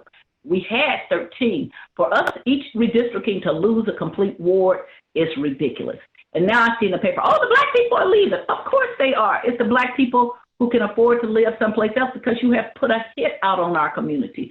When we talk about Team 4 plan, and everybody says, oh, we have never adopted that. You just implemented it. And it wasn't all white people. It was collaborators of Black people that helped do it. If you tear up something positive in North St. Louis, you should understand why the people don't like you. And I don't care how you say, I didn't understand, you haven't done anything to put it back. Well, the first thing you do when you are sorry and you have done something wrong is you say, how can I do this, make this right? And this is going to be hard, but I'm serious about it. Don't come with these things about selling your assets at all costs. And that's what you do. You make people so nervous and so, oh my God, I can't do anything else, that they think you just have to do anything. when I started building stuff in North St. Louis, and I would say, I'm going to bring Snooks here, they would say, oh, well, you can't get Snooks here because there are no Snooks in North St. Louis. Well, I had lived in the Central Quarter and South St. Louis, and I would say, there are 5 Snooks in South St. Louis at the time. And they were like, what?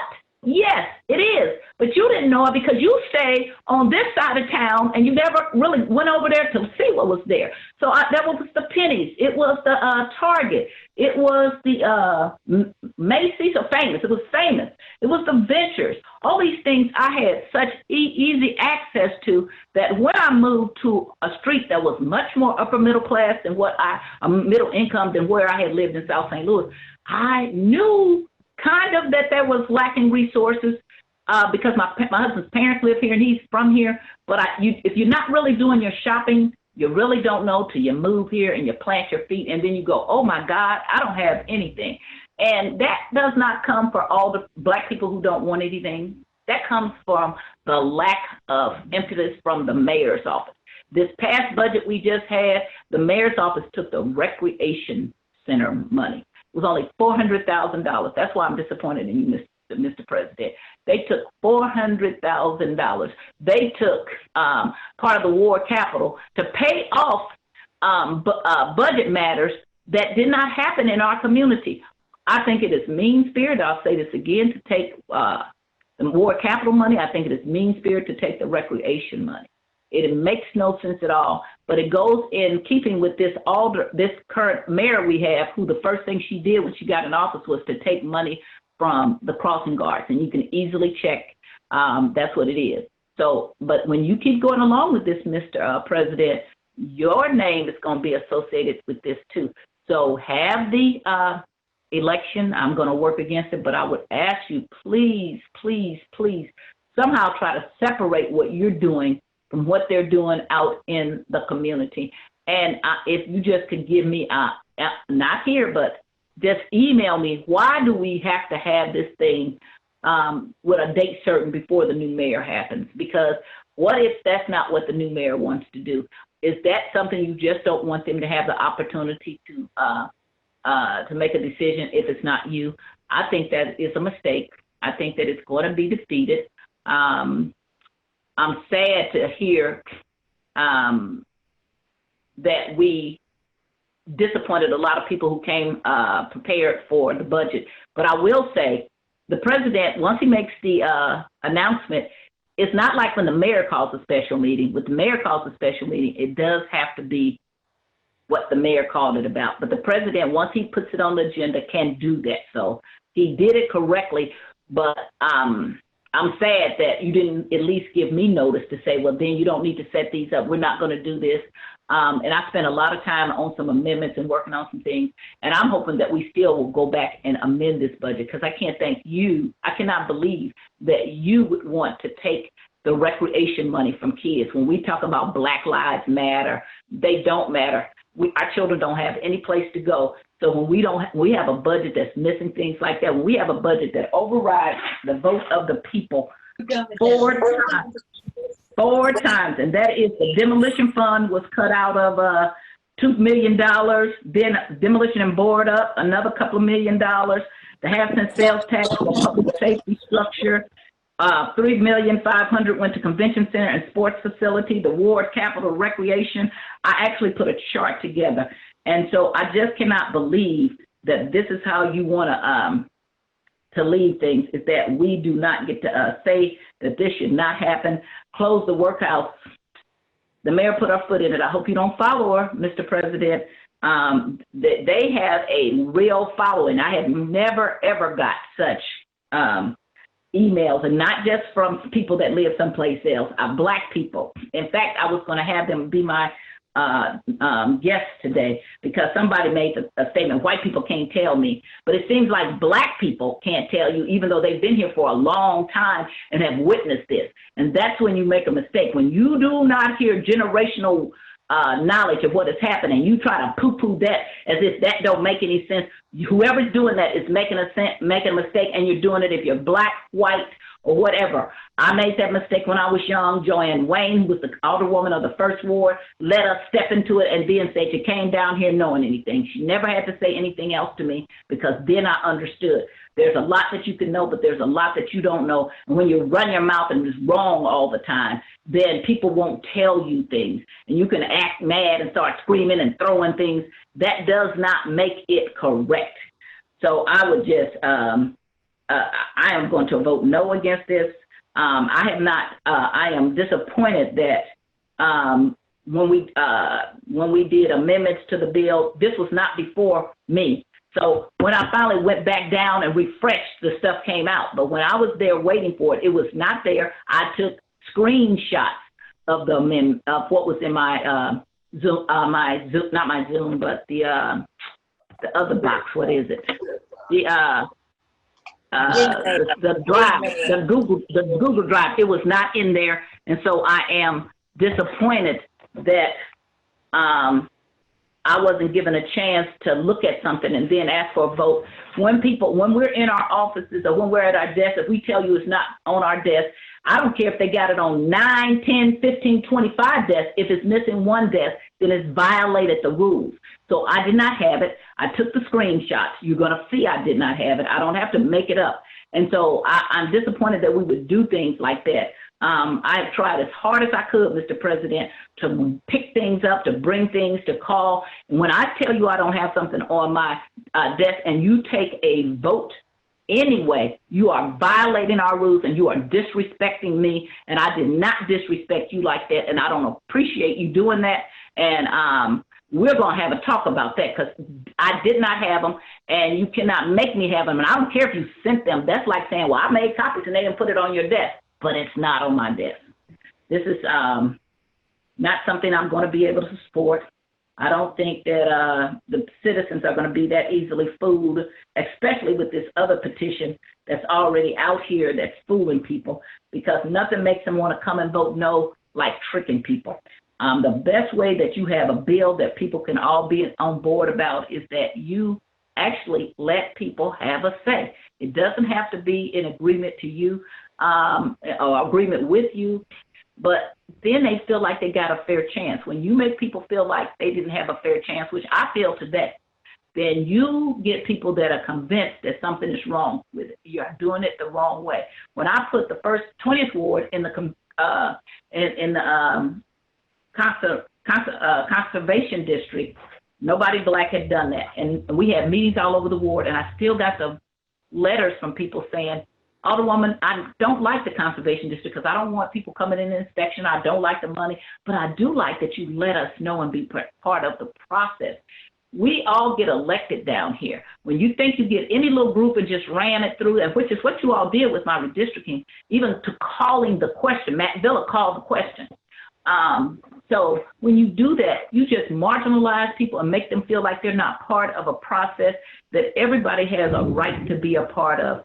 So it's really sad that we had this thing go through. Not that you putting it out to a vote, but that people feel like they're not part of the process. And then if you're going to have the alderman from the 21st ward handle your bills, then have him be mature enough to answer questions and not get mad about things. He needs to grow up. I'm saying it online. Yes, I said it because he's disrespectful, and I've helped him in so many ways, and I'm truly disappointed with the way he acts. And I'm disappointed with you, Mr. President, for not at least saying, well, look, we're just going to go ahead and do this. What was the point of me calling these meetings if you were not going to do this? I didn't disrespect you like that. You did disrespect me like that. And I urge everybody to vote no against it. I have no further. Anything else? Thank you, Alderwoman, and apologize about the Google Drive and you not seeing that amendment. But as you know, once the vote is put, we cannot suspend that vote once it's put. So, I paused at the beginning for a while. I probably should have, paused a little bit longer, but I paused to give, see if there was any further discussion that everybody had for Alderman. Alderman from the 17th had his hand up for the first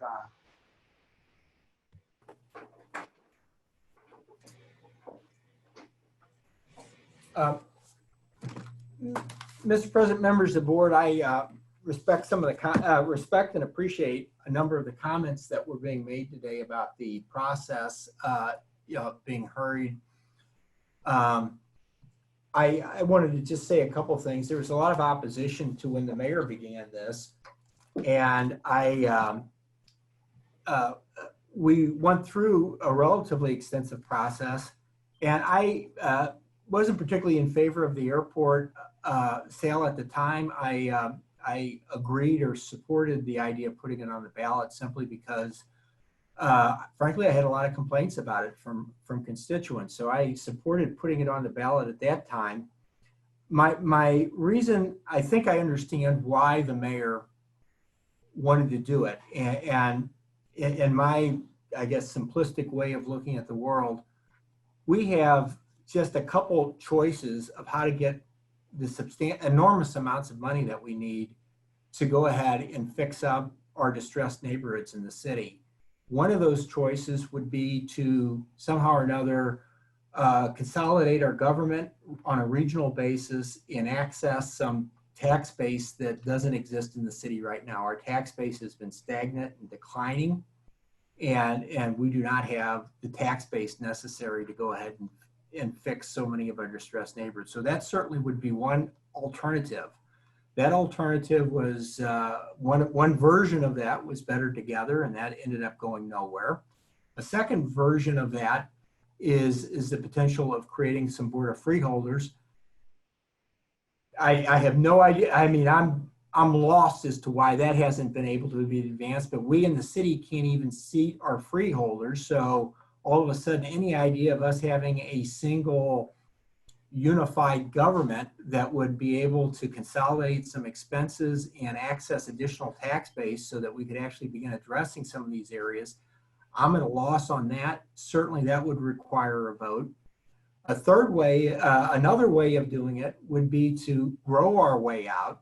And, the way we grow revenue in the city to provide services is largely through the growth of businesses. I mean, businesses provide most of the taxes in the city, and then we redistribute those taxes in the form of services.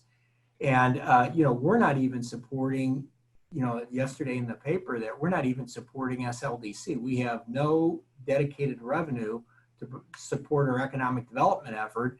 And that at least is in part the reason why we have to use so much money in incentives. I mean, it is, so I view that as the second way of doing it. The third way is to tap into the airport. And there's an enormous amount of potential capital in the airport that can be accessed. I think in an ideal world, we wouldn't access that. The airport, while a city asset, certainly has a big impact on our region. It really probably should be a regional asset, but it's our city asset. Others in the region would like us to go ahead and manage it as a regional asset. And when you start thinking about assets and what they're used for, you can manage the asset, the airport, in a way that helps the region grow, which I think would be really good for the region. Or you go ahead and manage the asset, the airport, in a way that's really good for the city. And those are two different things. If we go ahead and enter into a transaction like this, in essence, what we're doing is we're saying we're going to go ahead and use the asset, the airport, for something that's good for us in the city and not necessarily for the region. Maybe that's selfish. I certainly don't know if that's the right thing to do, but I understand wanting to access that. I mean, there's an old saying in the investment business about guys who used to trade sardines.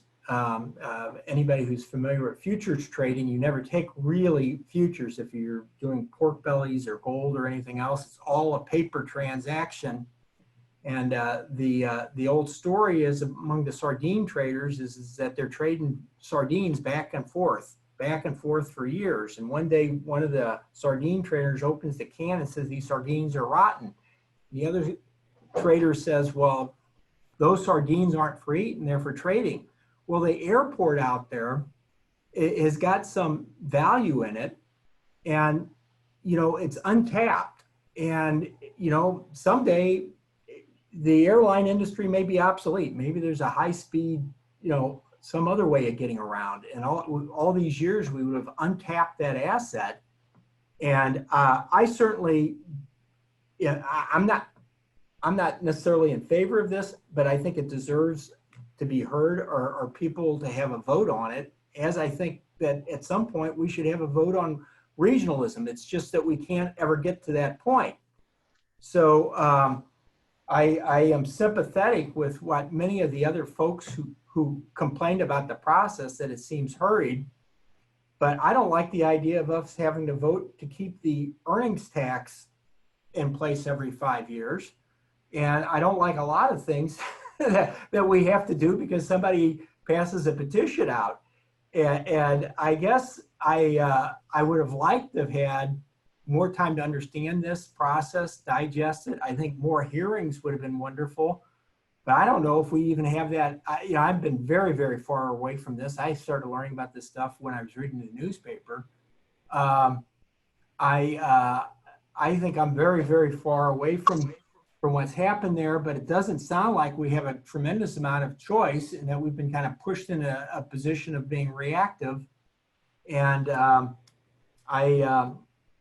know, I'm gonna somewhat reluctantly, I guess, vote for this, not because I'm wild about it. I'm not. I would have liked to have had more time to digest it. I think some of the comments that other people were making are valid, but I consider the hurdle for this to happen higher than what the previous proposals. You know, the previous proposals only required 50%. This requires 60%. So it even requires more of a buy-in. So, you know, I just wanted to explain my vote today, and I'm certainly sympathetic to some of the others, but some of the comments that others made today. But I think what we're doing is we're trying to make lemonade out of lemons, I guess is the old saying. But in any event, I just wanted to clarify my vote. Thank you. All right, thank you. Anyone else for the first time? Anyone else for the first time? Alderman from the 20th.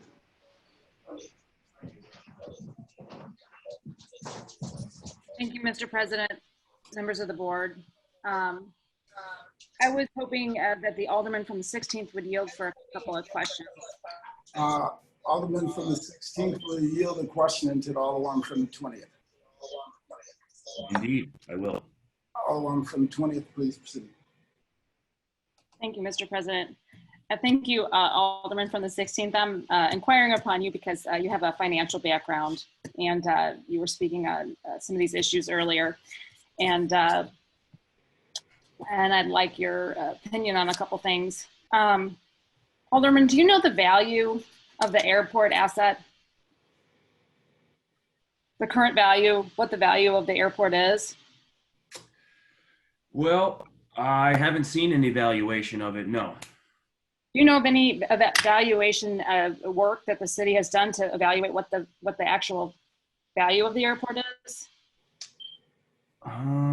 No, but I suppose you could run a couple of analysis. I would argue that the market sets the value, so it's probably worth whatever folks are willing to bid on it. So if you throw $1.7 billion against the wall and nobody bids on it, then you know you're not valued at 1.7. But if somebody comes in over that, then I don't want to give an economics lecture here, but the value would be determined by the buyer or lessee and the seller or lessor.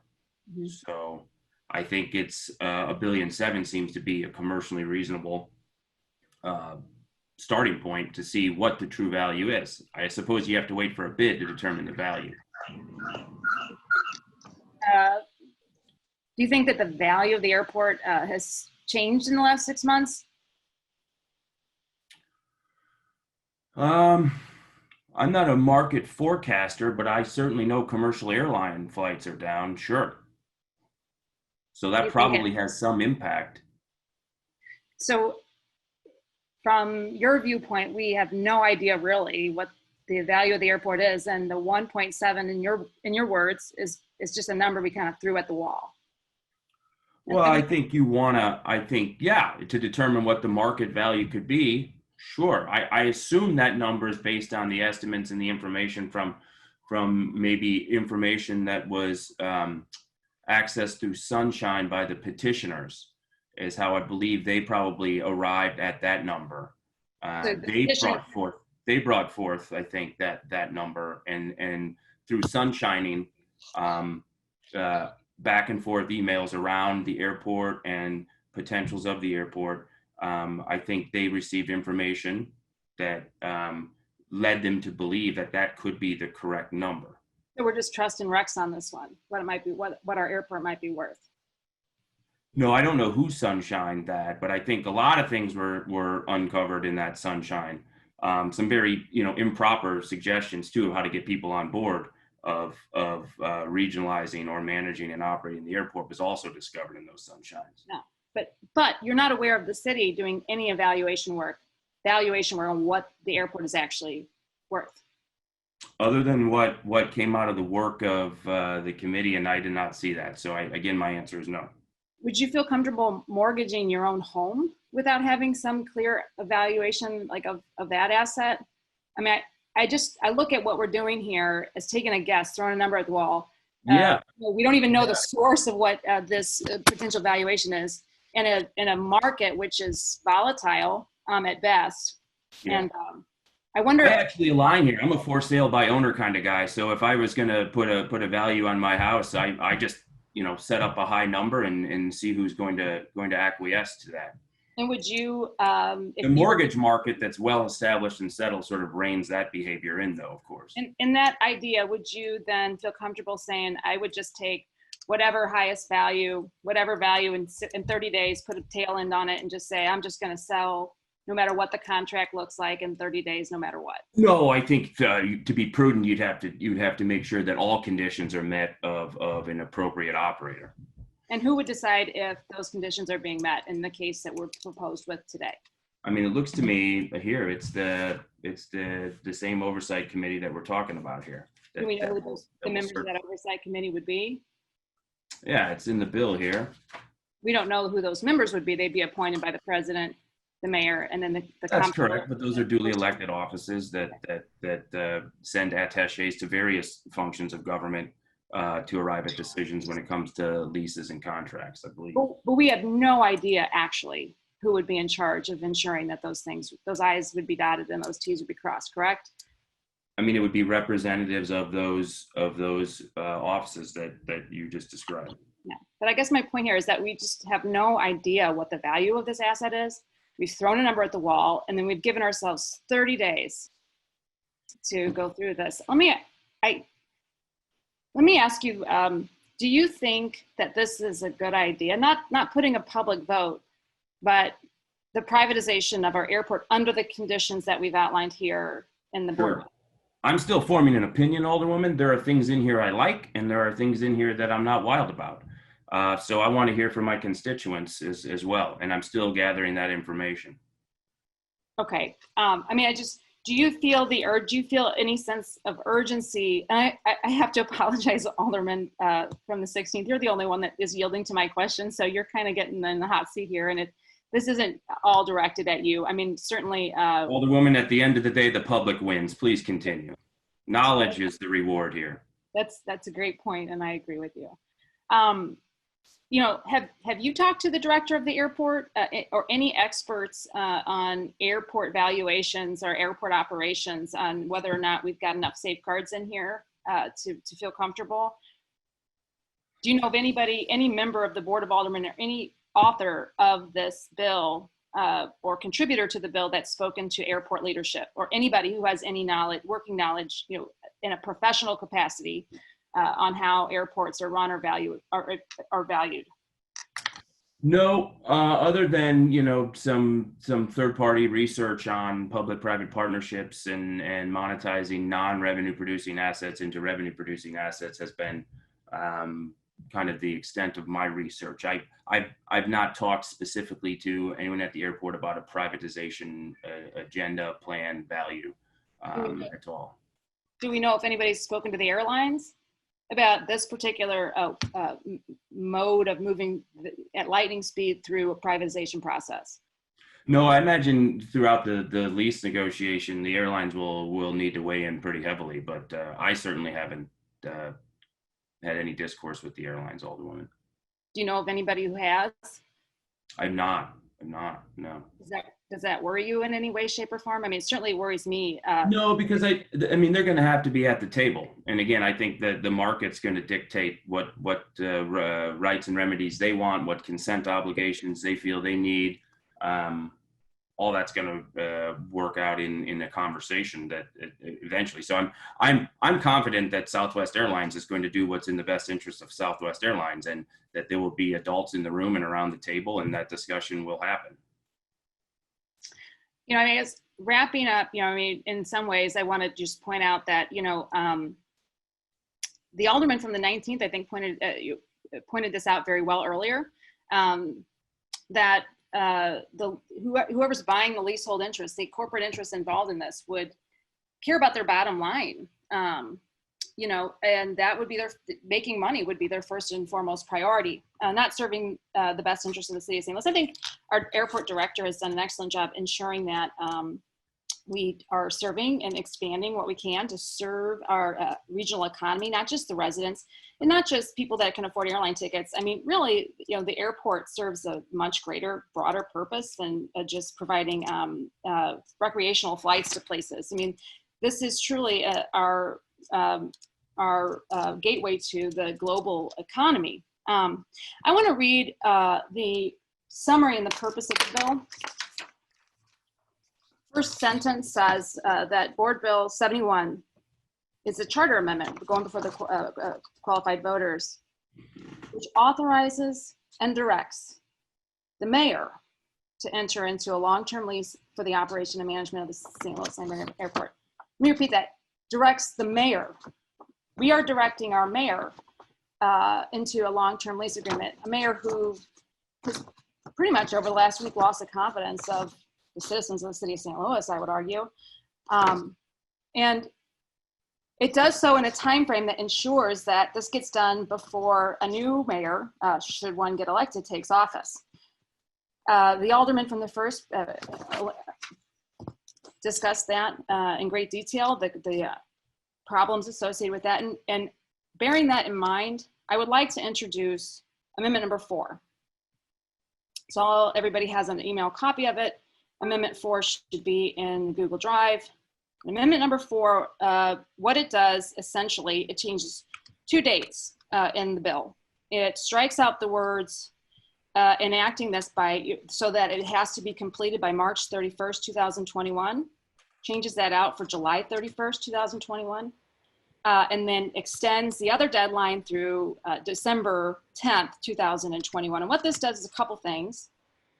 It ensures that whoever's mayor when this takes place will have some say, you know, moving forward through this. It extends the deadline to a more reasonable approach, one that mirrors what the airport working group had put together, a 6-month due diligence period. It also ensures that, you know, that we are through the tail period, which was described earlier. That tail period with the consultant agreement that was signed with Grow Missouri that was disintegrated earlier this year provides for the consultants to get paid directly off the top of the proceeds of the leasehold interest of our airport. $45 million is at stake here. The fact that we are rushing this through is really an insult to the citizens of St. Louis who helped pay for this airport. So with that, I'd like to introduce this amendment, which clearly gives us significant additional time to do our due diligence, to allow for bidders to participate in a much more reasonable timeline, and you know, puts us in a better negotiating position, and one that again simply mirrors the plan outlined by the airport working group that we had before us just 6 months ago. It's been moved by the Alderman from the 20th that we adopt amendment number 4. Entertain a second on that motion. Second. Alderman from the 15th. Any further discussion on amendment number 4? First, this one for Alderman from the 8th. I'm sorry, my comments are reserved for the full bill. All right. Alderman from the 24th. Like the Alderwoman from the 8th, my comments are reserved for the full bill. All right. Alderman from the 25th. Likewise, my comments are for the full bill. Okay. Alderwoman from the 14th. I had a comment on the full bill. I'm not commenting on the amendment. I'm still looking for it. Okay. All right. Should be in everyone's Google Drive. Has everybody had access to? Has everybody had an opportunity to pull down amendment number 4 off of the Google Drive?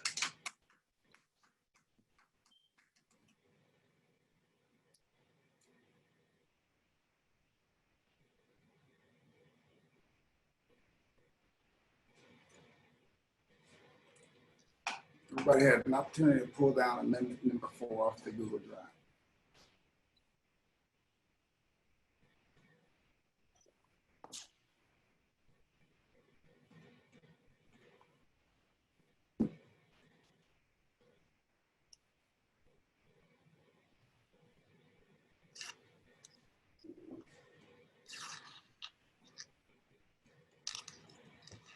I want to make sure everybody wants to see show of hands. Everybody received the amendment? Could we please have a minute or so? It's pretty, yeah. Okay, thank you.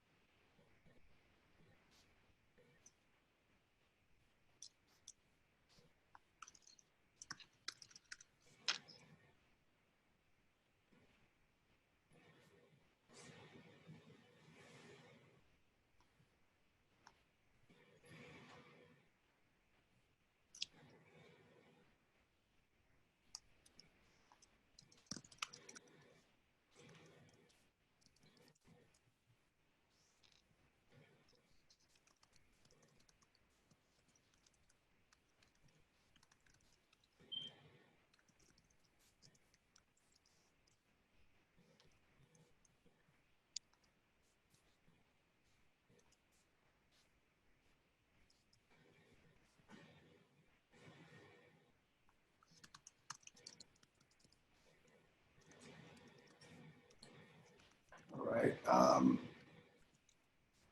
Has everybody had a chance to download it and take a look at it?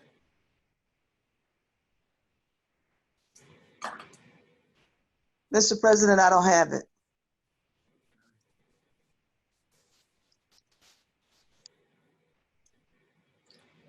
Mr. Clerk, you could make sure that it's out there for everyone.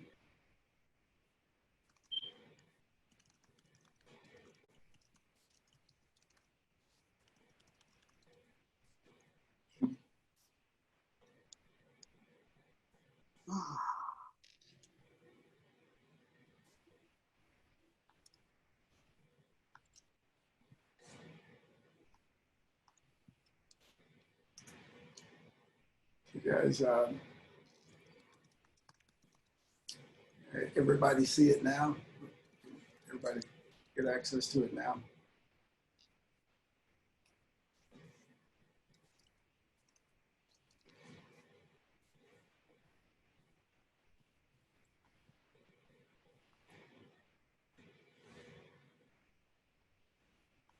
All right, I'm assuming that everybody has access to it now. So any further discussion on amendment number 4? Any further discussion on amendment number 4?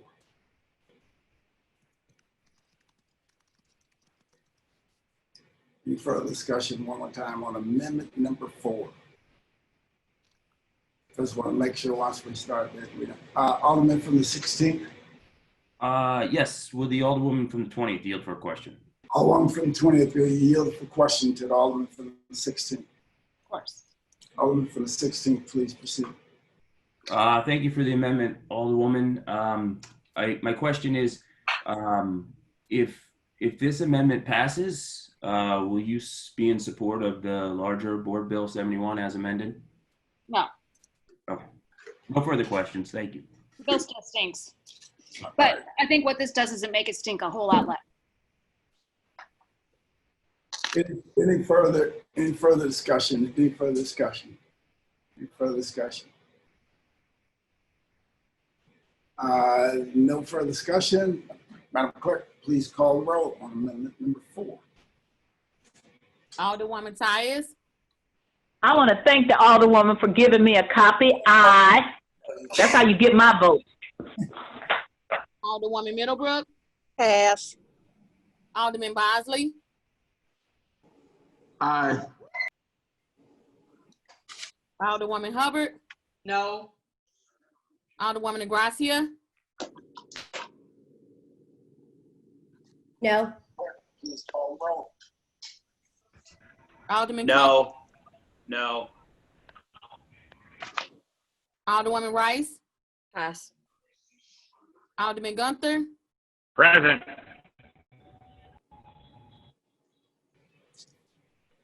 Alderman Ballmer. No. Alderwoman Martin.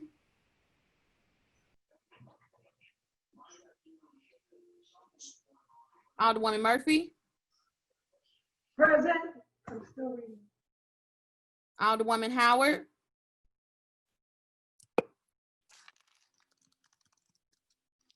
Alderwoman Green. No. I'm sorry. Alderwoman Green.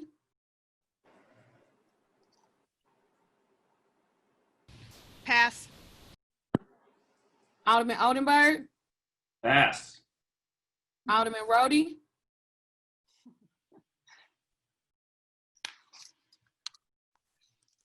Alderman Todd. Alderwoman Davis. No. Alderwoman Spencer. Aye. Alderman Muhammad. No. Alderman Boyd. Alderman Vaccaro. No. Alderman Narayan. Pass. Alderman Cone. Pass. Alderwoman Clark Hubbard. No. Alderwoman Boyd. No. Alderwoman Navarro. Present. President Reed. No. Alderwoman Middlebrook. No.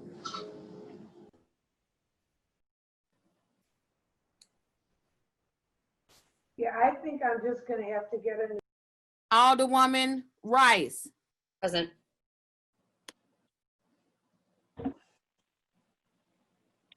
Please change Alderwoman Tyus to a present also, please.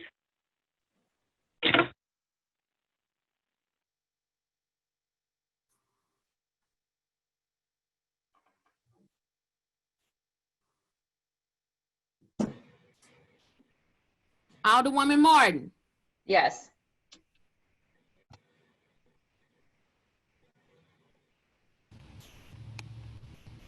Alderwoman Green. Yes. Alderman Oldenburg. No.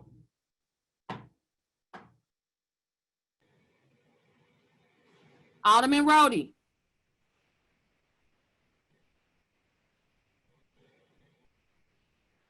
Alderman Todd. Alderman Boyd. Alderman Narayan. Yes.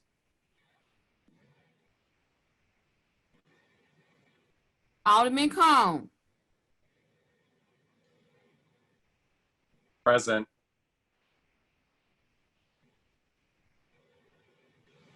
Five aye votes. 13 no votes. And 6 present. By your vote, you failed to approve the amendment number 4 of the Alderman from the 20th. Any further discussion? Any further discussion? Alderwoman from the 11th. Mr. President, I was not done. Oh, okay. All right. Thank you. Boy, this is disappointing. I mean, every no vote really just confirms what we've been suggesting here. This is just about the original author of the airport privatization proposal back in 2015. Billionaire Rex Singfeld's proposal at that time, the consultant, and it really solidifies for me the desire to see these consultants get paid back. This was a $45 million savings to the city of St. Louis that we just turned down, not just the savings, but the extension of what is critical due diligence on our part. We just outlined the fact that we have no idea what the airport is even worth at a time when the economic volatility is unprecedented in our lifetimes. And here we are throwing a number at a wall, making a guess, and we are hell-bent on paying back the billionaires who cracked up this idea to begin with.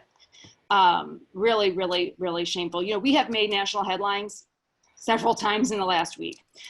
We've made national headlines for horrible things since the time I've been down here, time and time again, and we are about to make national headlines again for being a guinea pig on privatizing and selling off the leasehold interests of our single largest asset.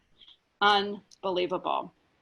If we were serious about beating the petition, if our intent here was to take a look at the Rex Singfeld petition that has been circulating and getting signatures through deceitful manner, if we were serious about that as a legislative body, we would be organizing ourselves to educate our voters on the real intent here, rather than one-upping them and figuring out a way to get this done even faster than the petition is able to do.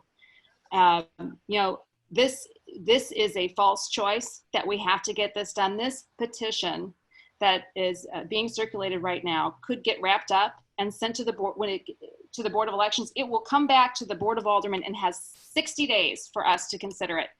The fact that we are ramming this through today in a special Monday morning meeting dedicated exclusively to the debate of privatizing our airport under the auspice of serving our north side is an insult, frankly. $1 billion is 1 year of annual operating budget. Alderwoman Hubbard. No comment. Alderwoman Murphy. I don't know what that is. Somebody's watching that old meeting.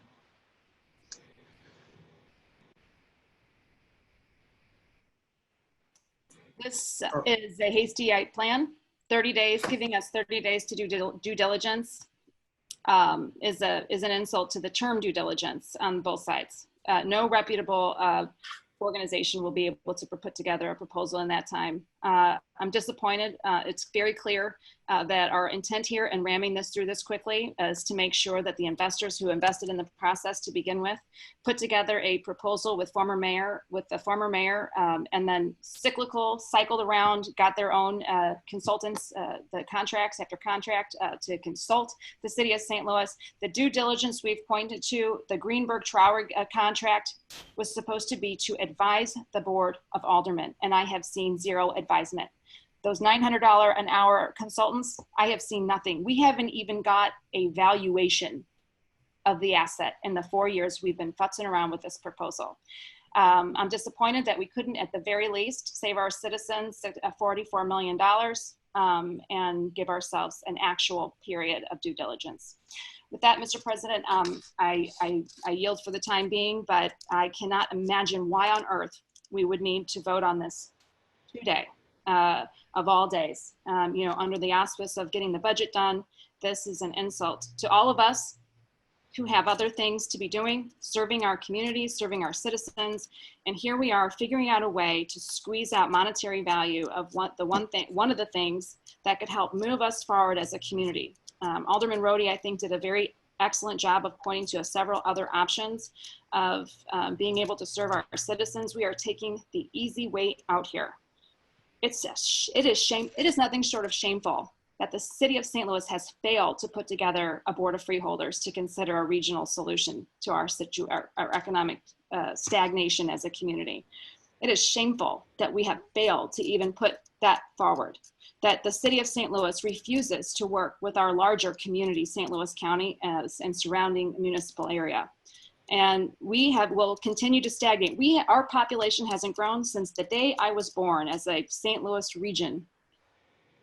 Think about that. Our St. Louis regional economy has stagnated our entire lifetimes, just about. And in the last 10 years of economic expansion, our region has grown a fraction, 1/4, 25% of the national average. And that is the real problem here, the elephant in the room. And it's easy to sell your grandma's silverware when times get tough, but that's a short-term solution to a much larger problem, the problem that we do not have a long-term viable economic plan for our community. We haven't even talked to the woman who runs the airport and has done an excellent job. I'm ashamed that her name was disparaged in committee hearings, that her reputation was damaged by the words of our president, and that it was implicated that she is doing anything other than an excellent job running our airport. There are no other airports on mainland United States and continental United States that are under this program, which has been in effect for 26 years. There is a reason no other airport in the nation chooses to go this route, because it's crazy. The Trump administration has tried to bolster this process and this program and increase the number of privatization proposals throughout the nation. And this is an attempt to go that way for our city and our largest asset. We have no role in the process. By voting for this, the Board of Aldermen has agreed to completely eliminate itself from the process moving forward. It will be up to our president, the mayor, and the comptroller gets an insultingly low role in what happens moving forward. We're at a critical juncture for our city. A point of order. Alderman from 23rd, please state your point of order. Are we wrapping this up? I mean, I thought we were still doing amendments, and you had said when it got back to the vote on the final bill, you'd go down in the hands that they came up, and she is now wrapping up the whole thing. Are we at that part now? I think the Alderman from the 20th is pretty close to finishing her comments, and then going to the Alderman from the 14th, whose hand was up, and then it aged out, and she put it back up. So I'm going to Alderman from the 14th, and then I think you would be directly after that. But I believe we're pretty close to the end. In fact, this proposal gives the Board of Aldermen even less authority than the petition that's out there right now. We actually have more. We actually have more power according to the petition. Which, by the way, there's been some talk that it was written up by the staff of the Board of Aldermen. If that's the case, they really got hot and heavy with this cut and paste, because there are incomplete sections in here which the words are verbatim, word for word. I mean, this is basically a cut and paste job from the petition that's out there. And I just find that it's 3:30 in the afternoon, 4.5 hours, special session, special interests. That's what this is. A special meeting to entertain special interests. I'm ashamed to be a part of this. And that's all I have, Mr. President. I thank you. Alderman from the 14th.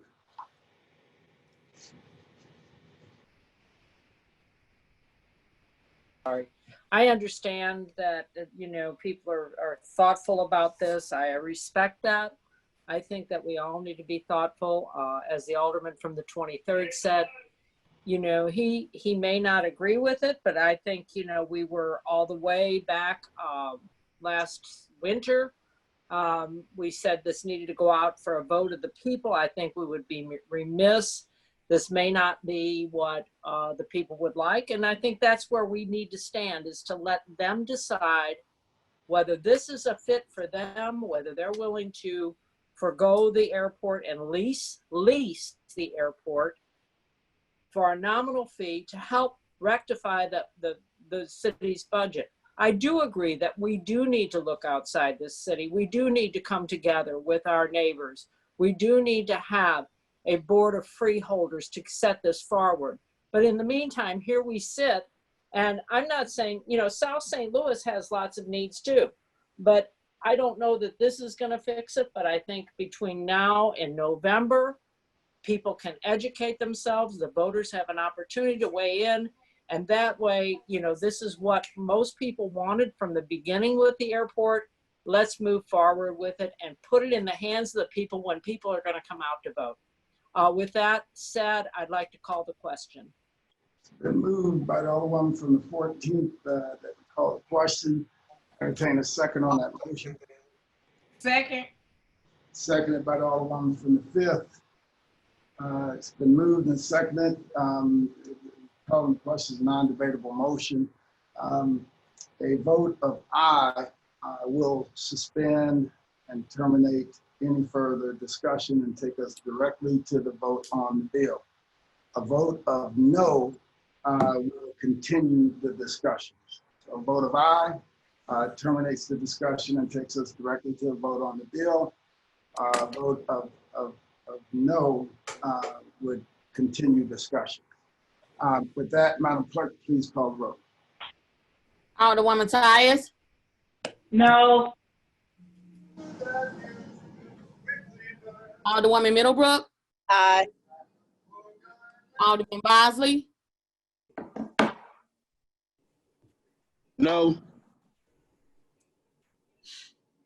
No. Alderwoman Hubbard. Aye. Alderwoman Gracia. No. Alderman Coder. No. Alderwoman Rice. No. Alderman Gunther.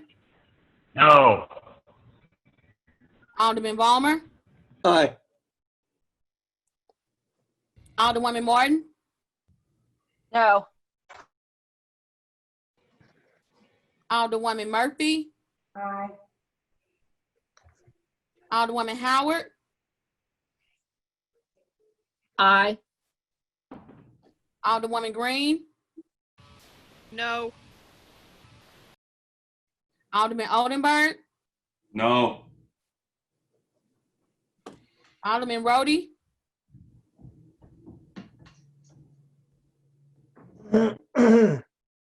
Alderman Todd. Alderwoman Davis.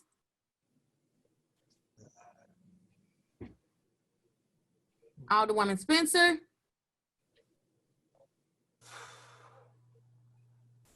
Alderman Muhammad. Alderman Boyd. Alderman Vaccaro. Aye. Alderman Narayan. No. Alderman Cone. No. Alderwoman Clark Hubbard. No. Alderwoman Boyd.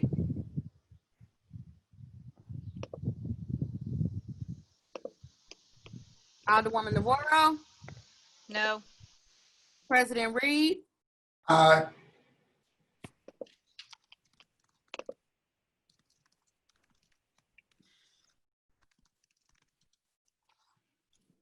Alderman Roddy. No. Alderman Todd. Alderwoman Davis. Aye. Alderwoman Spencer, No. Alderman Muhammad, Alderman Boyd, Present. Alderman Boyd, Aye. Alderwoman Boyd, Oh, aye.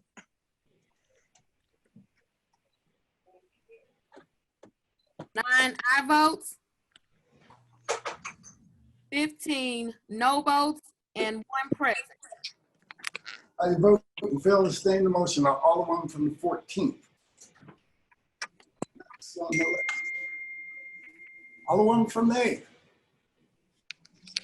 Thank you, Mr. President, and members of the board. So I just wanted Alderman from the respond, I 8th. guess, to a few things that have been said. Sorry, can you hear me? Yes. Okay. Sorry, I know we've all been doing this for a while, and so everybody's computers are probably getting a little fuzzy at this point. But just, so I wanted to bring up a couple of things. One, I agree with the alderman from the 17th that there needs to be some more conversation around this. We need to have some more time, and I think that we have that time. There's no reason that this has to go forward today, and with amendments on it today, it cannot be third read and passed tomorrow. So we're still we're at the point now that we will find out what the Board of Elections says about the petition before this bill goes forward for third read passage. And so I think that that is at least a good thing, that we will know whether this specter of a petition with all of these signatures gathered under false pretenses will have come forward or not. And I think that's important for us all to know as we go forward.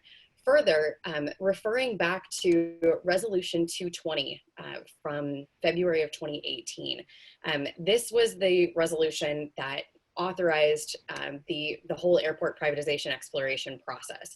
And in there, there was a requirement that said at least every 60 days, a representative of the administration and a representative of the consulting team will appear at a meeting of the Transportation and Commerce Committee of the Board of Aldermen to provide an update on the project and answer questions posed by the committee. It is my understanding that that did not happen every 60 days, and that the further lines of this resolution, that in all times and all matters, the consultants will adhere to the spirit and letter of the state statutes governing public meeting, open records, and transparency, was also not met. So we have come forward through this process under a specter of disinformation, of missing information, of a consultant in Greenberg Traurig that was hired specifically to advise the Board of Aldermen, and that there was money set aside in that contract for us to hire specifically someone for us, and we instead went with our financial advisor, who is great at his job, but it also isn't the entirety of his job to advise us on airport privatization. There are plenty of other things that he needed to be working on, and spent a significant amount of time on the airport privatization process. And I don't recall getting great information coming out of this that came back to the Board of Aldermen. So there's a lot of questions that I still have coming out of that process. When it was wrapped up, everything was kind of hush hush. I'm not sure what the current airport commission knew. I'm not sure what the members of the Transportation and Commerce Committee knew, let alone the full board. And so there's significantly more conversation that needs to be had about this. Further, I think that Greenberg Traurig did at least bill Grow, Missouri for some time, and that needs to be accounted for, to who they were advising, and what actually came out of that. The next thing I want to talk about is organized labor support for this project. So there was a question earlier about who in organized labor supports this. We all received an email today from SEIU and the Organization for Black Struggle asking us to please vote this down today. It should be in everyone's inbox. And it basically it says, ahead of an expected final Board of Aldermen vote on the latest St. Louis Lambert International Airport privatization scheme on Tuesday, the Service Employees International Union and the Organization for Black Struggle today urge city elected leaders to vote down the privatization scam that could hand over our airport to wealthy special interests at the expense of St. Louis working families. The labor union, which represents nearly 100 Lambert janitors and hundreds of airport workers across the Midwest, and the longtime civil rights organization, joined the growing STL Not for Sale coalition in opposing privatization of our city's most precious and valuable public asset. In quotes, our airport must be an economic engine for our entire city, creating good paying jobs for our neighborhoods so working people can support our families, end quote, said SEIU Lambert janitor Sean McClendon and resident of the 5th Ward. Quote, privatizing Lambert would let billionaires and their lobbyists pad their own wallets with a $44 million payout while our communities would just be left with more empty promises, end quote. Privatization usually leads to lower wages and standards for the working people who keep an asset like Lambert running. Other privatization schemes like Chicago's disastrous parking meter deal or Denver International Airport's failed terminal privatization cost cities dearly in the long run. Chicago is expected to lose $1 billion on the meters leased for a sweetheart deal through 2083, and in 2018 alone had to pay investors $20 million to compensate for lost revenue. Quote, the Black community has heard these hollow pledges for the last 30 years when it comes to helping our communities, and yet North St. Louis remains an area of intentional disinvestment, end quote, said OBS Executive Director Jamal Rogers. Quote, OBS and SEIU are coming together to urge North City voters to see through the empty promises airport privatization proponents are pushing. Our communities need real investment, not a one-time fire sale on behalf of a billionaire like Rex Sinfield, end quote. SEIU members who are leaders both on the job and in their neighborhoods are working to educate their coworkers and communities about the cost of privatization, not just for working people at the airport, but those across our entire city. SEIU and OBS will engage elected officials around the dangers and empty promises of privatization while organizing against the effort in wards throughout the city. So just to be clear, there's organized labor statement against. Finally, the third thing that I want to touch on. One major difference between the privatization petition that went out and Board Bill 71 as amended in front of us is the matter of the airport police. Back last year, there was a bill that would consolidate the airport police into SLMPD. At the time, I requested a legal opinion from City Councilor Julian Bush about what effect this would have and whether or not it was legal. I can upload that letter. It's an official letter back from Julian Bush, but it basically states that this is a pretty disastrous thing to undertake. And even, let's see, back in 2015, when the possible consolidation of airport police officers with the police division was considered, the mere discussion of the possibility prompted the Social Security Administration to issue an order expelling airport police officers from Social Security. It took 2 years to unwind that. And all of those police officers were in limbo with Social Security for that entire 2 years, merely at the discussion the discussion of potentially rolling them in. Further, there are charter conflicts where saying that they can't involuntarily transfer airport police officers to other assignments within the Consolidated Police Division. The previous bill and Board Bill 71 would create a discrete class of officers who may never be transferred, and that is against the charter as well. So there are a number of issues here, and this, I understand that moving the airport police into the SLMPD is something that has been discussed within the Police Officer Association for a number of years. However, it is not within our ability to do that without reconciling the rest of the charter provisions that would come into play here. So I will upload that document into the Google Drive here so that you all can read it yourself, the letter from Julian Bush, and compare that to the bill. So again, this bill is full of issues. If we choose to take this forward, we have a lot to talk to our constituents about. We also, the threat of petition gatherers having the right number of signatures, we'll know by Thursday. There's no reason that we have to take this forward, and we do actually have time. People are still taking their names off of that petition. There are organized efforts to help people remove their names because they signed under false pretenses.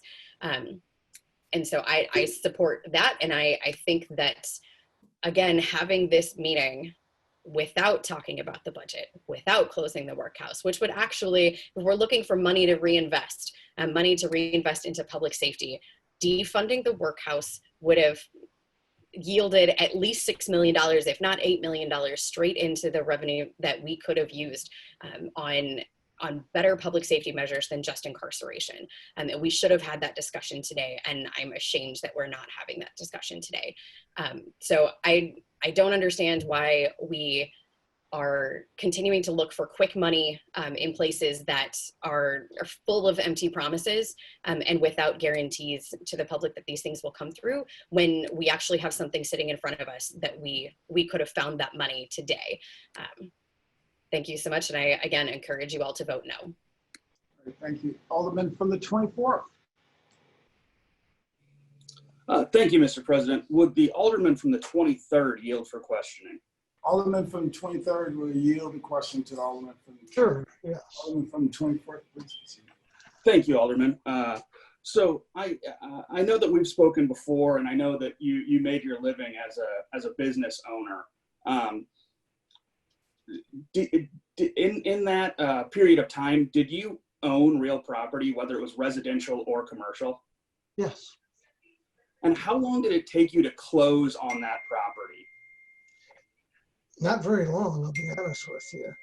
I used to buy and sell property, and I would say usually since we had kind of a good working relationship with the bank, I could do something within about a week. Sometimes 10 days. Okay, and would you say that's pretty fast for closing on a piece of especially commercial real estate? Yes, but again, we're not selling the airport, we're leasing it. So a lease, I think if I read the lease and I thought it was a good deal, I would just sign the lease, and I could do that in a day. Sure. No, I understand that. So yeah, I was just looking at, in my experience, it takes 30, 45 days to close on a piece of property. And I think when most of the time we're talking about a 50-year lease, it's, I don't intend to be here in 50 years looking at the end of this lease period. So I think that for all practical purposes, it's essentially a sale at the moment. But I understand that.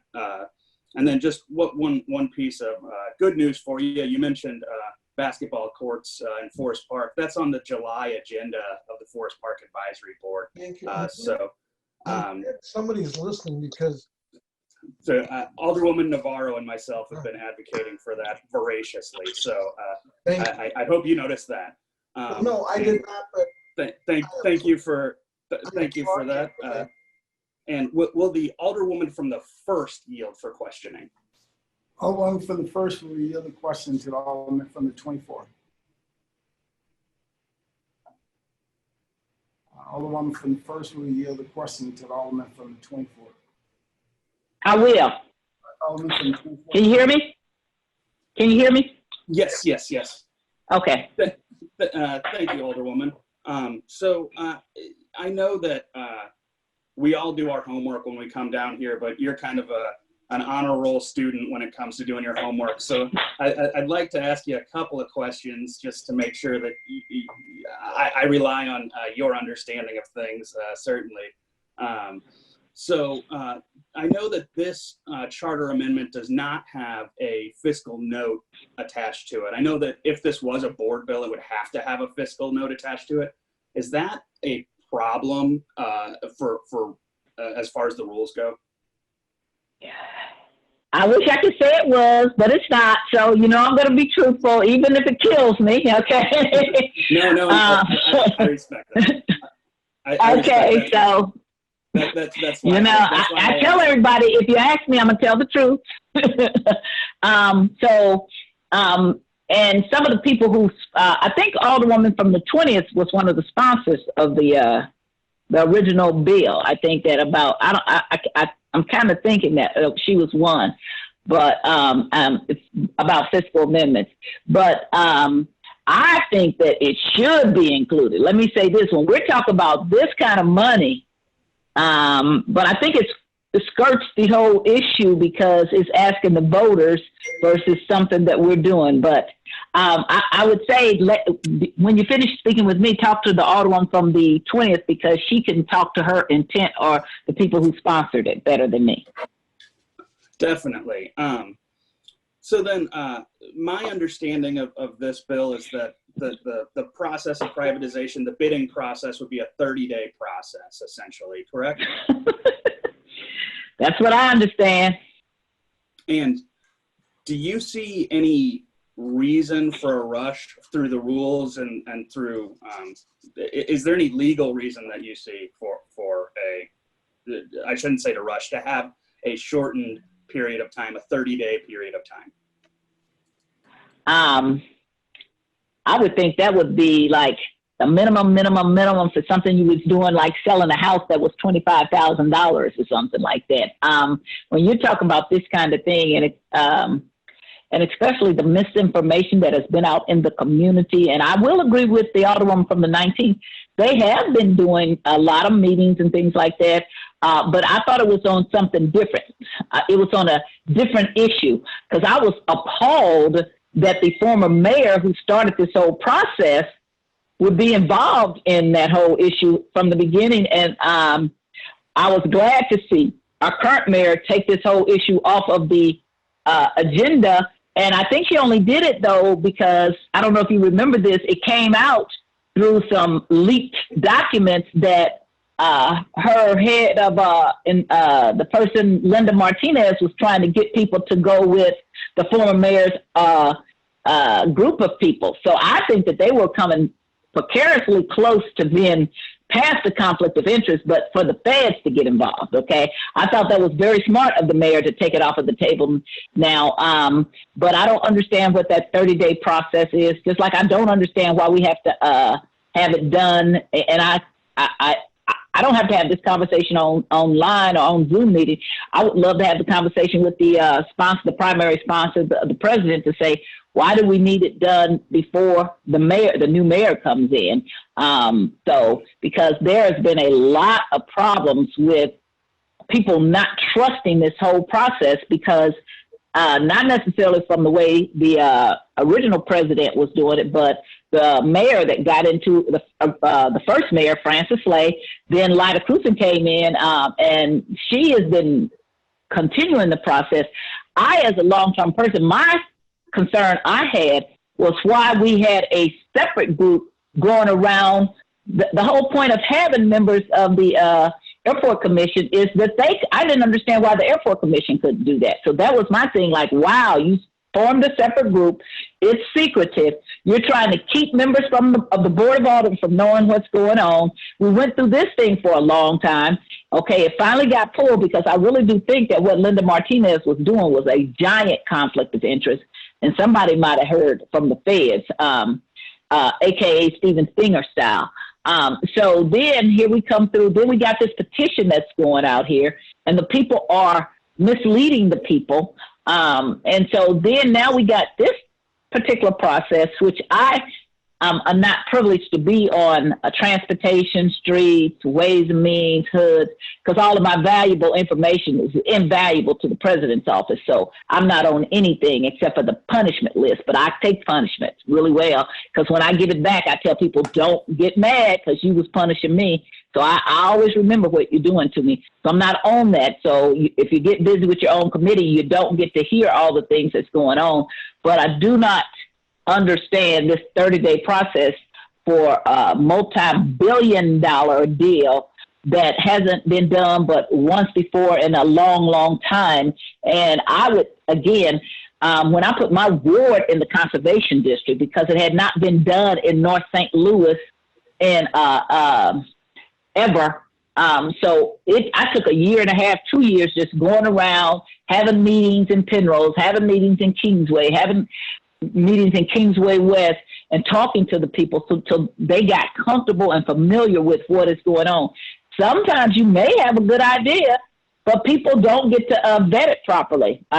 We do that with people that we rush through these committees. You hear me get up all the time and ask for us to vet the process properly. I'm sorry. Oh, no, you're fine. I didn't mean to cut you off if you were still speaking to the previous question. I beg your pardon?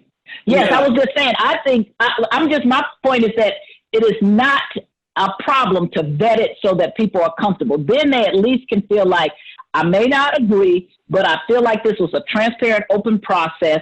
When you rush it through like this, I think you should be able to answer questions why it's being rushed through. You may have already dealt with the other issue, but that was a different issue to me than this one that you're coming through now. Is the reason that you're getting it through is that you're trying to get ahead of the people who have the petition? Are you working with the people who have the petition?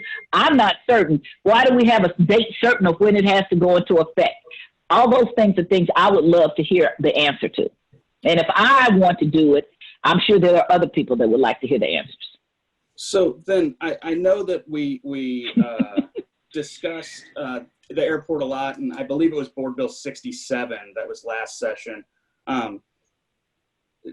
The difference there in between this bill is that it would have put the final contract to the voters. This does not do that. Does this current piece of legislation put a final contract to the voters, or does it leave the door open for the mayor and the president of the board and ENA to ultimately make that decision? It leaves it open, and I think it's a ill-fated waiting of leaving the comptroller not having the same representation as everyone else. If it was the president didn't have the same representation, I would be saying the same thing. The president knows full well when we were doing the board of freeholders, I said to him, well, if the mayor's the mayor's person's going to get this person, then you should have one. So I don't think it's fair. I think it's ill-fated, especially this is the thing that, so I'm going to bring up some things. The comptroller gets 70 to 80% of the vote of the people. The mayor and the president of the board together don't get that.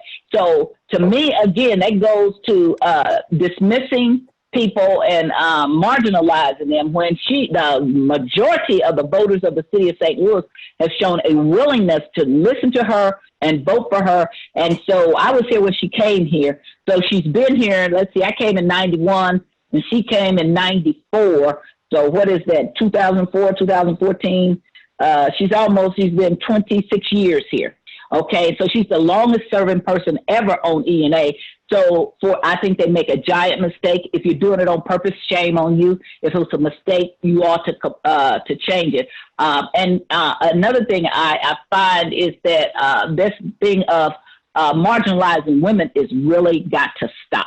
You know, I talk about that all the time, and we are getting ready to be the majority here at the board. I told the president this the last time when we became equal, but when the two ladies come aboard, we're going to be the majority on the board of aldermen, and you just got to stop marginalizing. And you also have to stop dismissing this person who is part of the finance committee, because the treasurer and the comptroller are the finance committee. And who better than they to be, I would say even, do you want to have the treasurer on? Who better than they to be on to ask questions and to be a checkpoint to what's going on? Now, they have both voiced that they are opposed to this. Well, the mayor and the president seem to be supportive of this. So why won't you have checkpoints? Why are you trying to make it an unfair balance? Why try to marginalize the comptroller when she doesn't agree with you? So I think it's a giant mistake. And I think it's going to backfire. I mean, we've beaten Mr. Singfield before. I won't say Rex because I don't know him. We've beaten him before, but it's because we all got on the same page and we let our community know this was not good. And what he's been able to do is then just come back time after time after time after time and then split us up and then tell us this is a great thing. So I say to people, anything he brings, you better look at it 15 or 20 ways. The very people who don't like Paul McGee, you also better look at the very same thing with Rex Singfield, because they're both troublesome for me. And I think that this thing is already probably loaded for him to get this contract or be in a place to take this through to fruition. And I think that it's going to, in 10 or 20 years or 30 years, when it doesn't go the way everybody has promised, the same way the football Rams didn't go the way it was promised, then there won't be a Sharon Tyus saying, I told them this 20 years ago. Because when you're looking at this long term of a lease, that's too bad. And I'm hoping people will reject it. And I think we need to have a charter amendment limiting how long you can have a lease with people without coming back and making sure that that lease is working in the best interest of our community. So I know we've talked at length about some of the differences in between my ward and your ward. And I'm just curious, when you're talking to your constituents about this issue, not the lobbyists, not the special interests, but the people who go into the ballot box and you know, check the box. If you could just give a rough percentage, what percentage of your constituents have indicated that they would like to privatize the airport versus who have come to you and said that they don't want to privatize the airport? I'm only asking because we've talked at length about the differences in our community. So the 0% of the people, and I've represented most of my community for almost 30 years now. 0% has ever come to me and said, I want to privatize the airport. Now, the Alderwoman from the 5th said her community didn't care. Well, so I represent a different community. A lot more teachers, Black doctors and lawyers have lived in my community. So we have these, and we have this information at our ward organizations meetings. We talked about these things. So I have yet to have one. I've had way more people reach out to me about close the workhouse than to sell the airport. Not one ever. The ones that, and so we have barbershops and things in our area. The conversation is, why are they doing that? What is the rush? The questions that I asked just earlier, well, why do they need this date? They're not having their questions answered. And so I always say, if you got your questions unanswered, whether it's in court or whether it's out in politics, then your answer is no. If the prosecuting attorney has not made their case, then you vote not guilty. So if the people who are bringing this have not made their case of why this should be done, it should be no. And I've never, ever had anybody say, ooh, we need to sell our airport.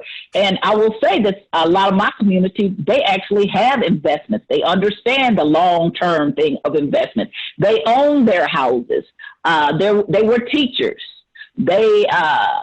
There is a Black middle class. There's a Black upper middle class. I had a lot of those people before you tore my ward up. Not you, but the Board of Aldermen tore my ward up. So they may talk about something a little different. Not that we're not in North St. Louis. Again, not all monolithic. And I wouldn't dare speak for other communities what they're doing. But for mine personally, not one has ever said it in 29 years. So, and then just last question. I know we've been focusing on this kind of 30-day timeline. How long does it take for a traffic study to get completed when you request it?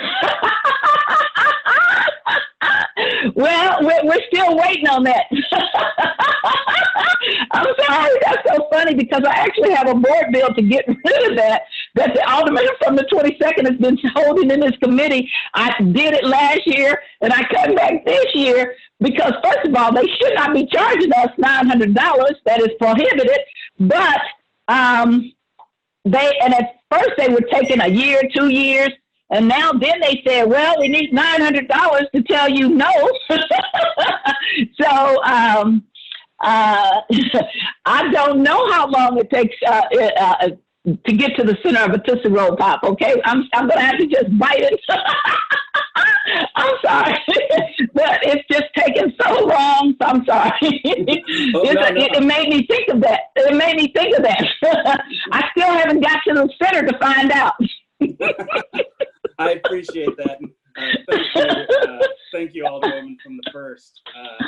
Thank you. Mr. President, if the Alderman from the 21st would yield for a question. Alderman from the 21st will yield for questioning to the Alderman from the 24th.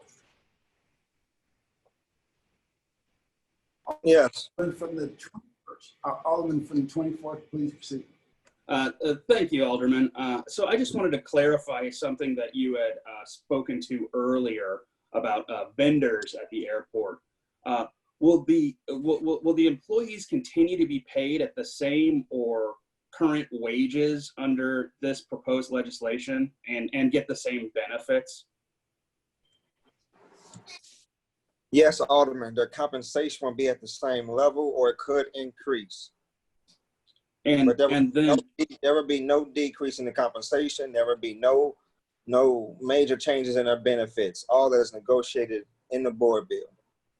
And then, I've just been getting texts in from union workers during this time that we've been, bickering with each other here.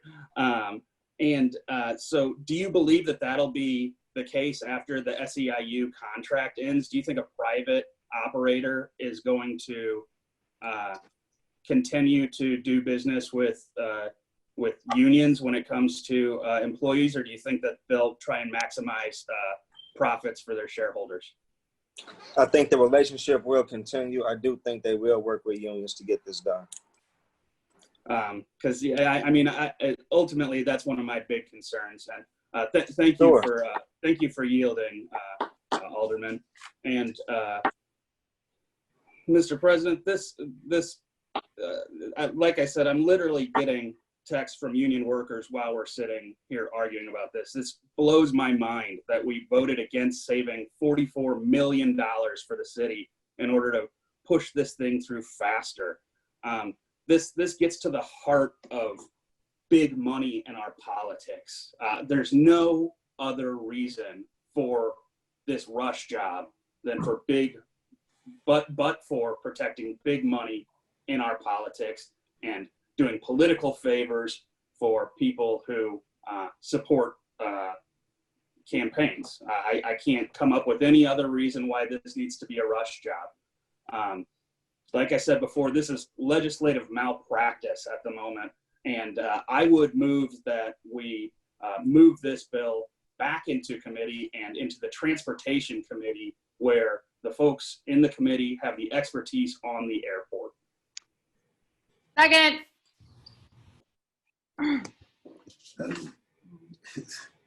Then moved by the Alderman from the 24th that we refer Board Bill number 71 as amended to Transportation Committee. It's been seconded by the Alderman from the 20th.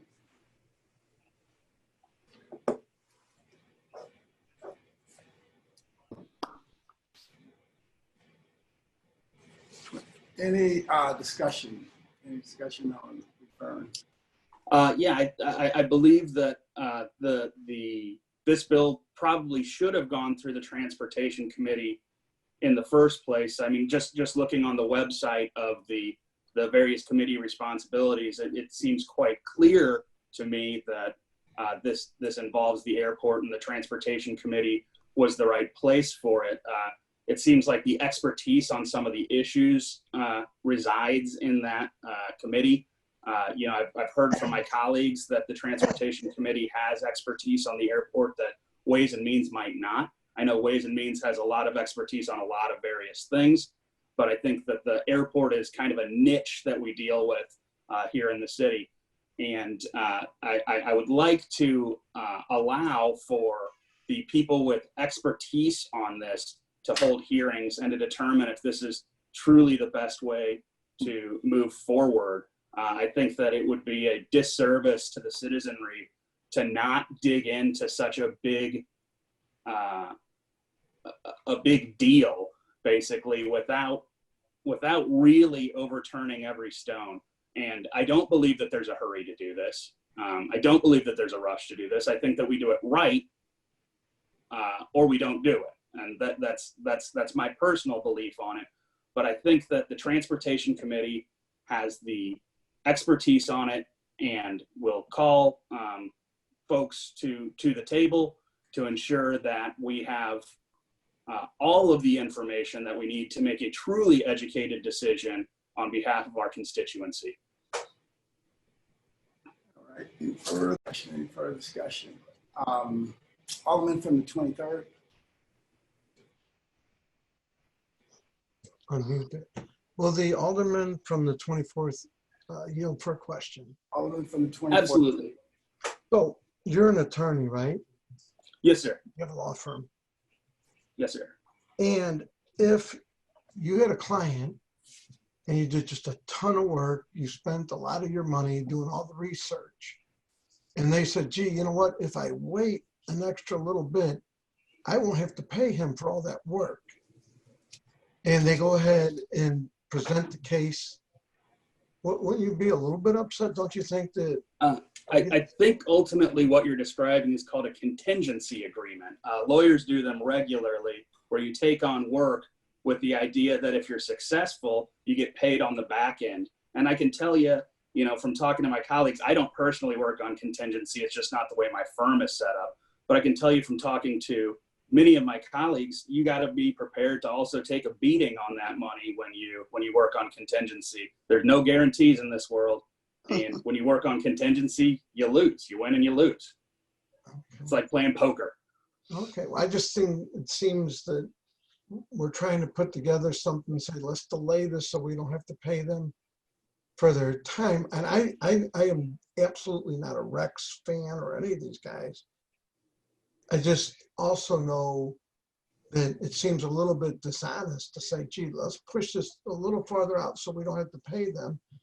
And we're saying it publicly, which means when it shows up in court and they say, gee, wouldn't you think as an attorney, wouldn't you think that, especially all of us giving statements saying, we just want to push this a little farther out so we don't have to pay them. What do you think if they sue us? The courts will rule. And it'll cost us a lot more for attorneys. But I think that would ultimately come down to the contents of the contract itself. My understanding of the contract itself states that if we don't execute a deal in the 18 months following the contract, that there is no kind of clawback for the city. And whatever the reasoning behind it makes no ultimate difference. It's if this board or if the city through any number of mechanisms decides to lease the airport in a defined time frame, that money would be due. If not, then it's not. And so we are simply saying that we don't believe that it's fiscally responsible to rush through a job in order to pay back people who were working on contingency to try and get a deal done that ultimately we turned down. This is a different deal. And by rushing it through to ensure that we pay back people who couldn't get a deal through the first time because the voters pretty clearly didn't want it, at least in my ward, I think we do a real disservice to the citizenry of St. Louis. I mean, we're saying here's $44 million that we could be using in our communities, and what I'm hearing from you is that you would rather ensure that a billionaire and his employees got these funds than the citizens of the city of St. Louis, and that's wild to me, Alderman. no, the simple question was, we're all publicly stating, let's delay this to beyond the 18 days so we don't have to pay them. It sounds to me like we're opening ourselves up for a lawsuit. I disagree with your assertion, Alderman. So, and you might disagree, but we've been sued so many times. Anyway, that was my question. You're an attorney. Certainly, I know I should use your law firm because I can have you do all the work and then just let it go beyond the time and it'll be free. Well, like I said, Alderman, I don't work on contingency, so we could set up a fee agreement, and we'll get the check in, and when that clears, we'll get the work done for you, sir. Yeah, but anyway, and I'm picking on you. I do like you. We've got words next to each other. I certainly have a lot of respect for you too, as well, Alderman. Don't get me wrong. It's just, it seemed to me that, if we're publicly stating how we can screw over somebody, it seems wrong. I mean, morally, and I would have thought legally, that's all I'm stating. I'm not saying, because I would think in this, the money that would pay them would have to come from whoever is leasing the airport. So I don't think we're screwing anybody out of anything. I think that they would have to pay it. Now, the other thing, I will say that the people in my ward, very much like the people in your ward, the odds of it getting 61% in my ward or your ward is somewhere slim to nothing. But having said that, I think it's fair to put it on a ballot. That's all I'm getting at. I supported putting it on a ballot before, and I support putting it on a ballot now. Let each ward vote how they feel. Again, I don't see how my ward would support it. But having said that, I don't know. I mean, whether it's the defund the workhouse or the defund the police, I'm getting a gazillion calls from my neighborhood, from people in my neighborhood. I would say they're running 100 and something to 2 or 3 that are like, you're not going to do that, are you? I'm just saying, we can't put everything, this would be a good thing to put out to the voters, Alderman, we've spoken kind of at length about how we can get more money for our communities. And in the last 2 days, we've come up with ways in between the workhouse and this airport, Alderwoman Spencer's amendment on the airport that would save the citizenry of St. Louis $52 million. And all I'm hearing is no's. And I can't figure out why. It blows my mind. Well, because just like the 28 ward, reduction, it seems that in neighborhoods that are more depressed and the caucus, which are the Black members, seem to feel that these kind of things would fix their neighborhoods. So it's going to be up to them to rally the votes. If their neighbors feel that way, the same as our neighbors, if they feel this way, it's up to the neighbors to rally their votes. But I don't think by not putting this on a ballot or delaying it or playing games with it, that I don't think that we're listening to the caucus members at all. And I see that in votes all the time. I see that when we were voting on the ward capital. The first vote went straight down race lines. Other than me, it went straight down race lines. It seems that,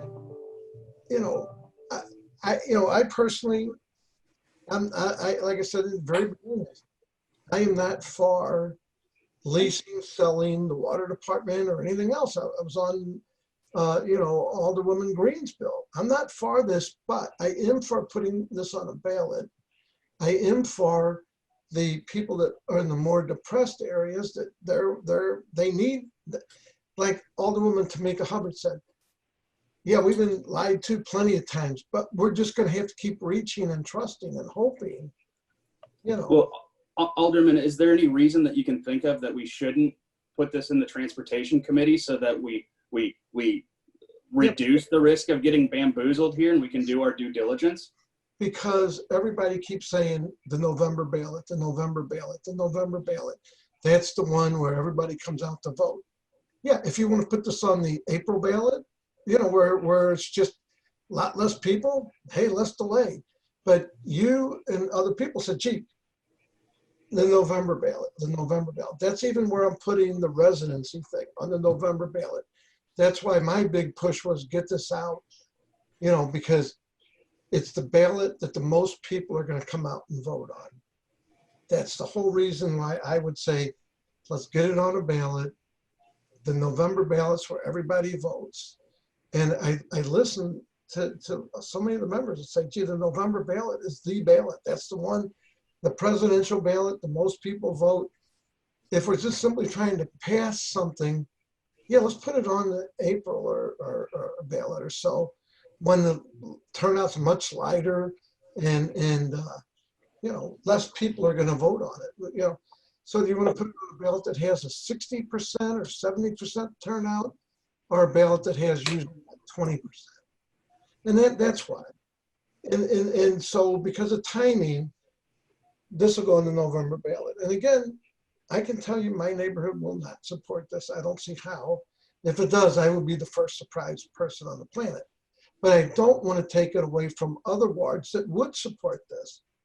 Like I said, I feel for aldermen like my friend John and Tamika, that they want the opportunity, and that's why. And the November ballot, if you think it should go on a ballot that has less voters, let me know, because I've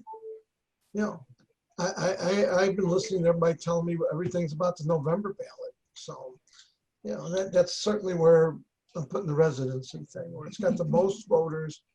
So we'll get a really good sampling of how people feel. If that helps answer it, that's why I would think delaying this is not the right thing to do. All right. That's my thought. Anyway, that was thank you, Mr. President. That was really my only comment. And a little bit of that was just playing with you, so. All right. Alderman from the 25th, if you have a question about the current motion that's before us, your hand's been up for a while. We can't hear you. I was acknowledging that my hand's been up for a while. Thank you, Mr. President. It was in regards to the bill as a whole. Actually, I was also hoping to offer a similar motion. So I'll speak to the motion at hand. Won't get too off topic like another colleague of mine. Part of the reason I wanted to discuss this particular motion was because I don't feel like this board bill is ready for the voters. So irrespective of the date that the election takes place, I'm all for having, an election and having this on a ballot in November. I'm actually supportive of sending this out to the voters. But I think that we need to be very mindful of what we are sending to the voters. If the voters ultimately decide, that they're in favor of it, so be it. But, I have a very difficult time with a board bill of this magnitude being rushed through without at least having some discussion. And now we're here on the floor, 5.5 hours into this discussion. So everyone should be intimately familiar with the 31 pages of the board bill. So, will my colleague from the 16th ward please yield for questioning? Alderman from the 16th ward will yield for questioning to the Alderman from the 25th. I will. Alderman, how many funds does this set up? Looks to be like it sets up 5, right? No, incorrect. It sets up 10 funds. Thank you. May I inquire of my colleague from the 5th ward? Okay. Alderman from the 5th ward will yield a question to the Alderman from the 25th. Alderman from the 5th will yield the question. Yes. Alderman from the 25th, please proceed. Thank you, Alderwoman. So out of the 10 accounts that are set up, there's 2 that have provisions in there that dictate how that money should be determined in terms of, who allocates those funds. Do you know for the other 8, who is supposed to be allocating those funds, who determines how they're spent, where they're spent, what they're spent on? I'm sorry. No, I don't, and I'm not particularly concerned about those if they don't impact my neighborhood. I'm just concerned about bringing resources to the 5th ward. That's it. The rest of that, I can leave it for everybody else to hash out. Thank you. Okay, thanks, Alderwoman. I would say, there's 10 trust funds here. There's one for Safe Neighborhood Trust Fund. There's no indication for that particular trust fund who's administering the trust fund, where the money, it specifically says that, money has to be spent in a certain percentage above Del Mar. But aside from that, it doesn't talk about who's going to select which projects or which opportunities or agencies get this fund. Similarly, there's the Distressed Neighborhood Development Fund. That one actually does say who would be responsible for administering it. It's the alder people, the current alder people at this point in time. The only other one that has any indication as to how those funds would be administered is, if I'm going through my notes correctly, the Streets, Bridges, and Park Trust Fund, which also says that the alder people are the ones that are responsible for administering those funds, or at least a portion thereof. I am gravely concerned that by sending this out to the voters without referring it to transportation so that we can get the appropriate amendments in there, that we'll have hundreds of millions of dollars, if it's approved by the voters in the first place, coming into the city, and we don't have any mechanism spelled out in this board bill as to who is going to be administering those funds. That is critical for us to have some understanding of how that's going to be, transpiring. We can have all the faith in our neighbors and constituents to be able to pass this or not pass it and make good judgments about that. But ultimately, if it does pass, we need to have the ability to know who is going to be responsible for administering them. And here we have the Job Creation and Training Trust Fund. Well, I mean, who's doing that? Is that going to be Slate? Is that going to be the mayor's office? Is that going to be Urban League or Employment Connection? Like, who's doing it? Who is doing it? We don't know. It's not spelled out in this board bill. And there's nothing in the board bill that declares how those funds would get allocated once they're there. I mean, that is completely irresponsible on our part. There's another one in here for Public Transit Trust Fund. Well, okay, so the funds obviously will be coming into the city. Does that mean that we don't really have a transportation department? We have a streets department. Does that mean that the funds are going to the streets department to be administered and projects decided? Do the aldermen have input on that? Or is it just the Board of Public Service that has input on that? Or does it go directly to the Board of Public Service? Or do we engage Metro in it and send funds over to Metro because they're the ones that are actual entities for public transit in our region? None of that is indicated or spelled out in this whatsoever. The Small Business Revolving Loan Trust Fund, that's in there. Does that money go over to the Business Assistance Office? Does it go through SLDC? None of that is in here. None of it. And I certainly would not be trusting some of these agencies and city departments with tens of millions, if not hundreds of millions of dollars, when they can't even put together a decent economic development plan for the city of St. Louis. If you've taken a look at SLDC's 300-page economic development plan that they're proposing for the city, it's a piece of garbage. It's an absolute piece of garbage. They did not take into consideration any of the businesses that don't already have some sort of connection to SLDC.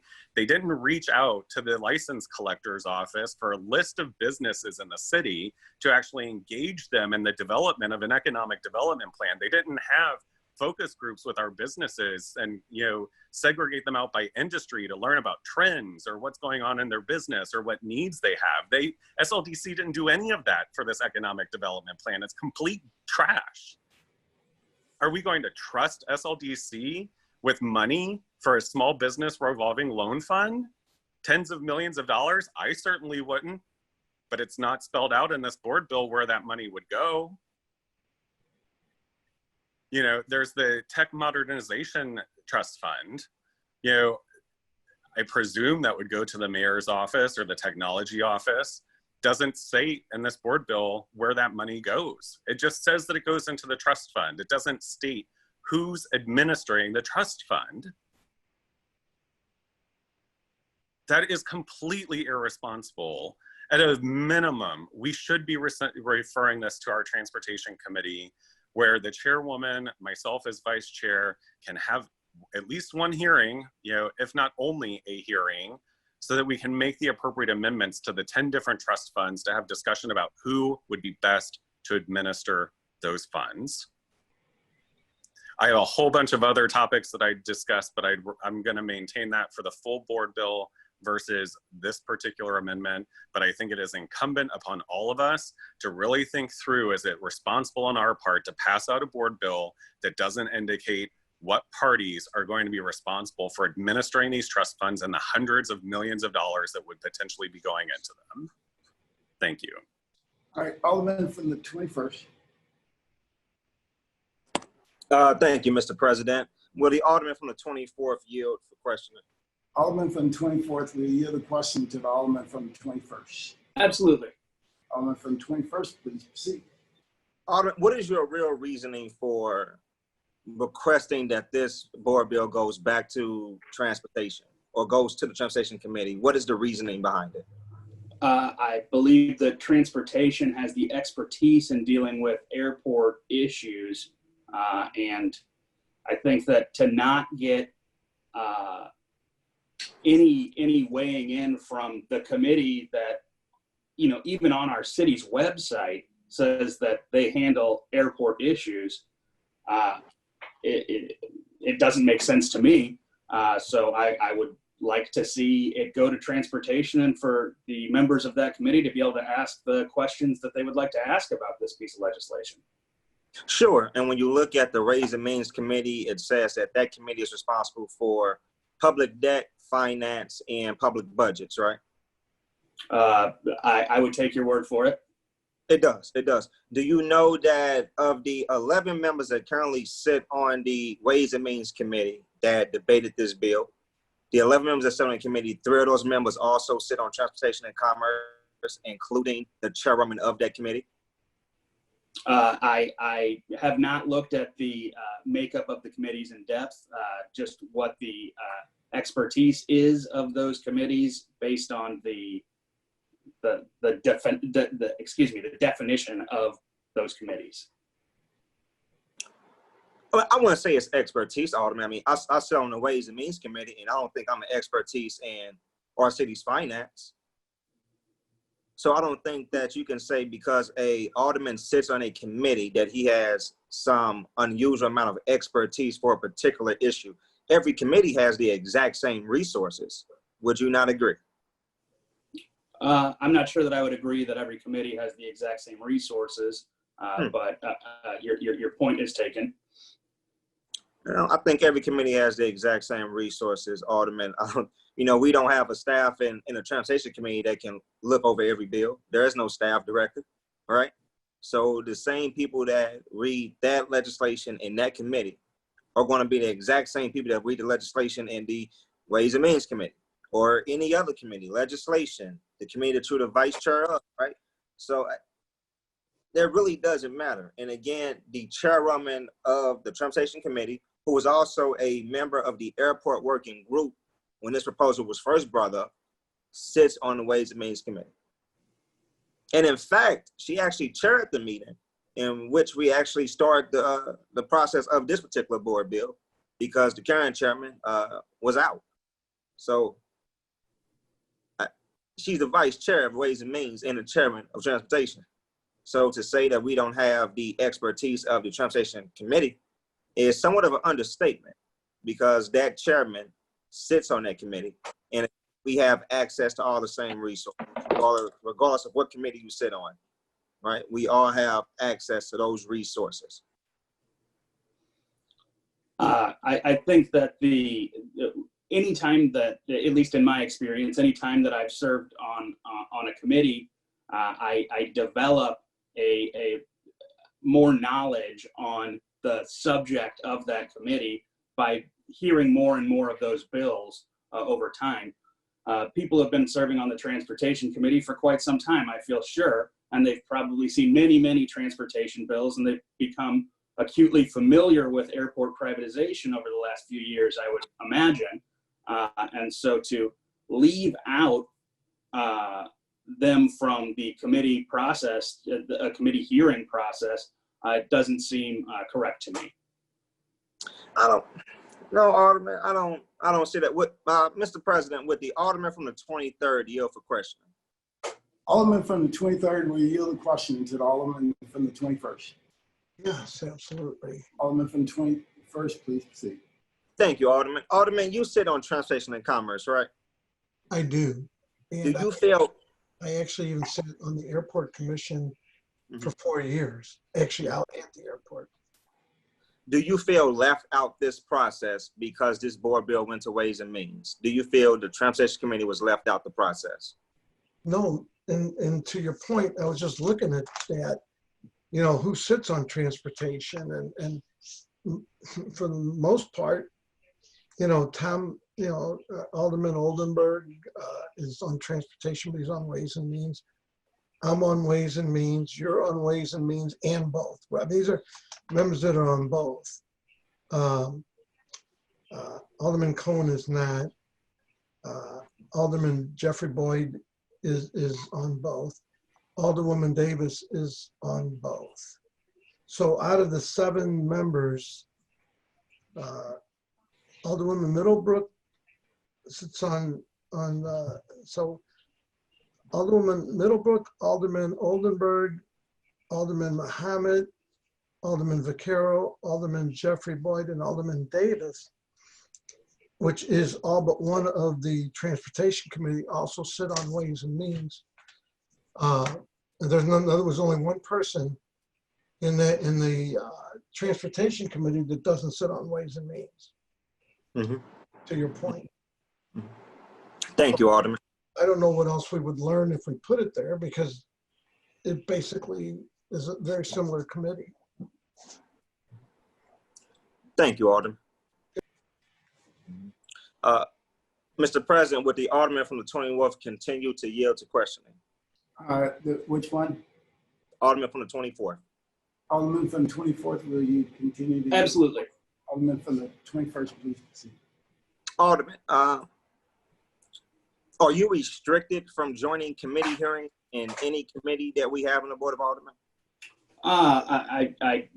You're not restricted from joining the meeting and having your voice heard. You certainly don't have a vote on every committee. Well, that's a legislative process. That's not the president's fault, right? No. I'm not blaming anyone for that. That's the way it works.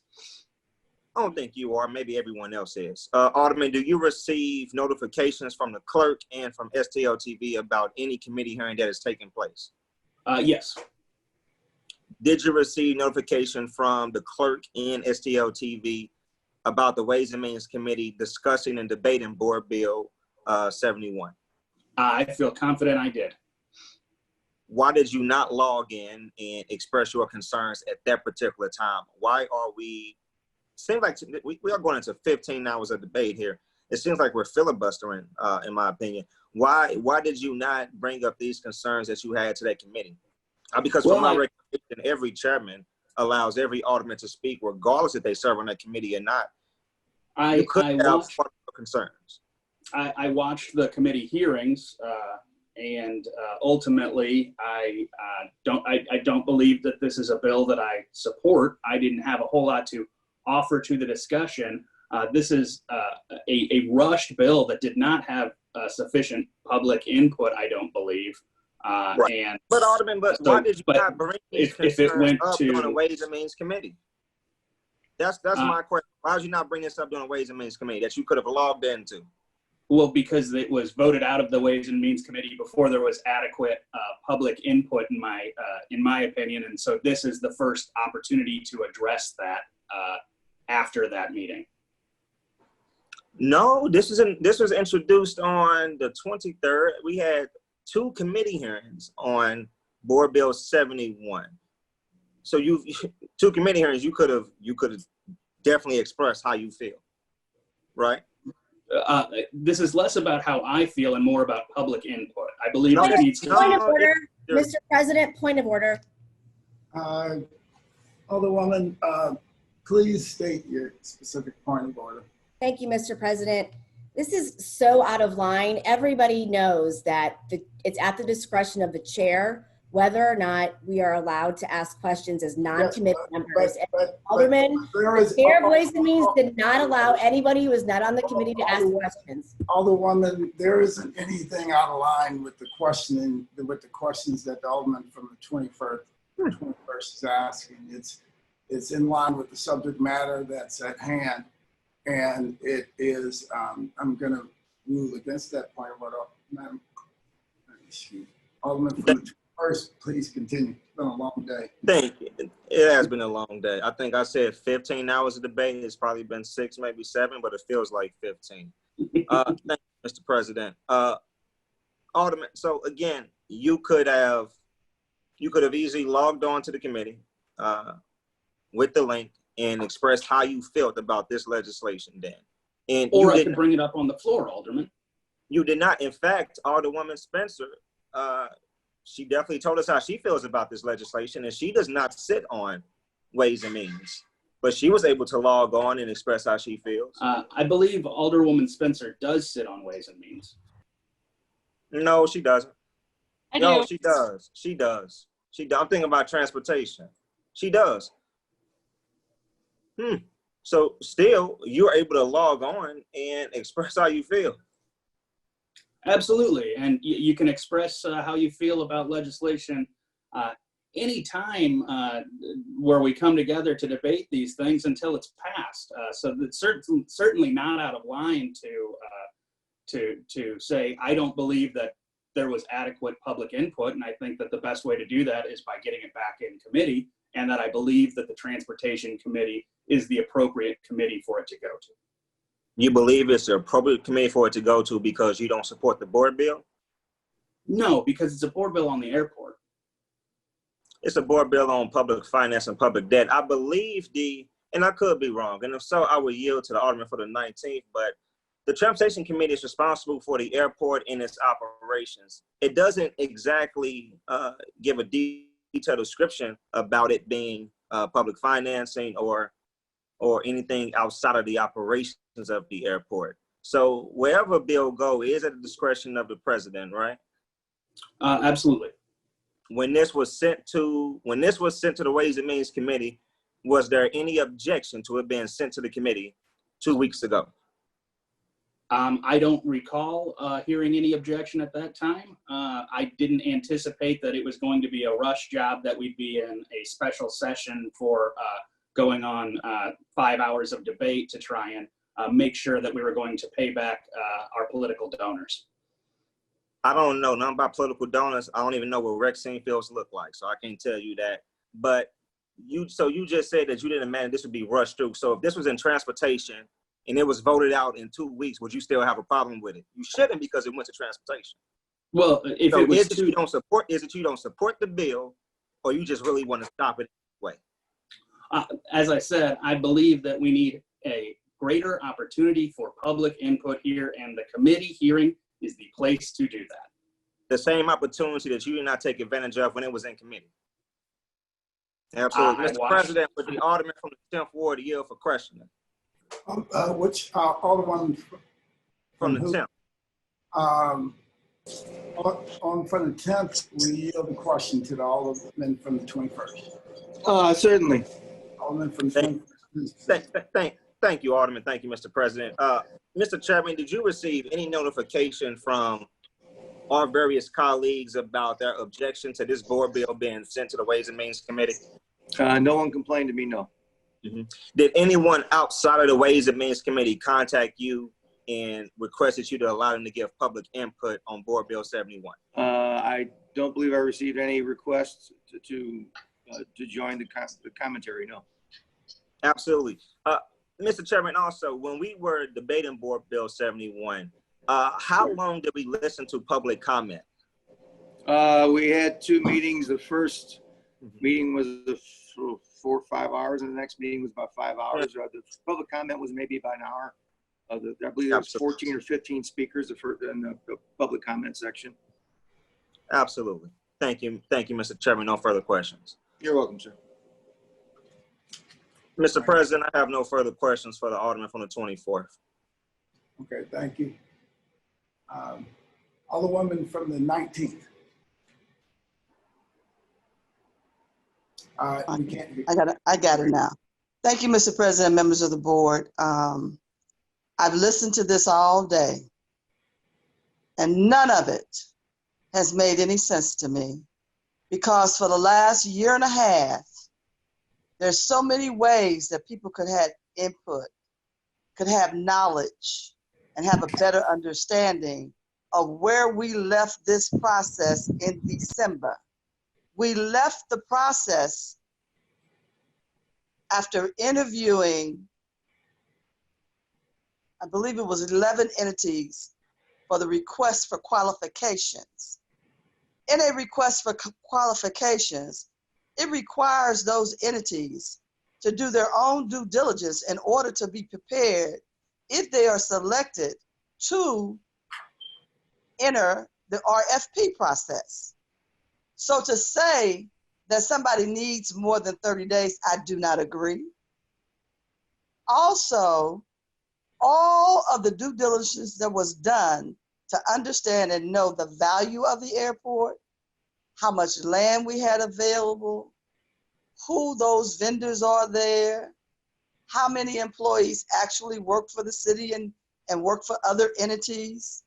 All of that information was there. It was all made available to the public.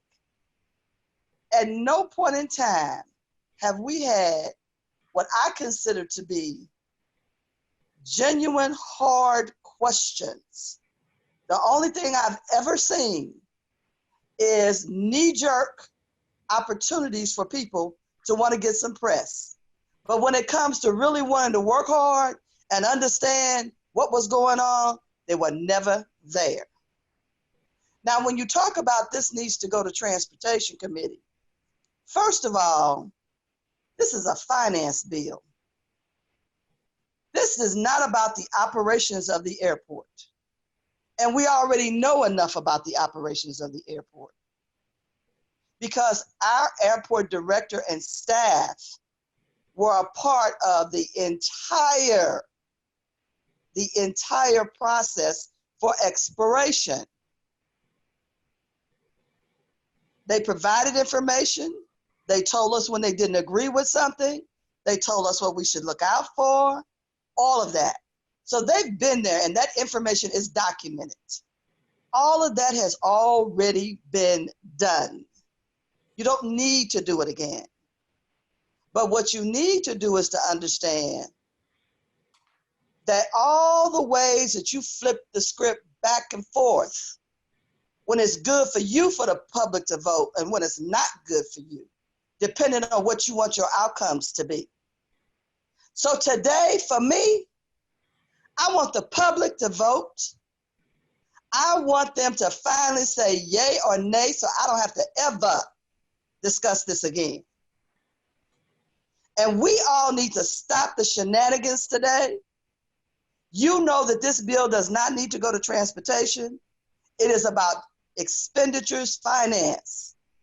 And any other bill that we have put out to our constituency has never been as detailed as this one. When we're asking them about passing a sales tax or a bond issue or whatever, it has never been this detailed.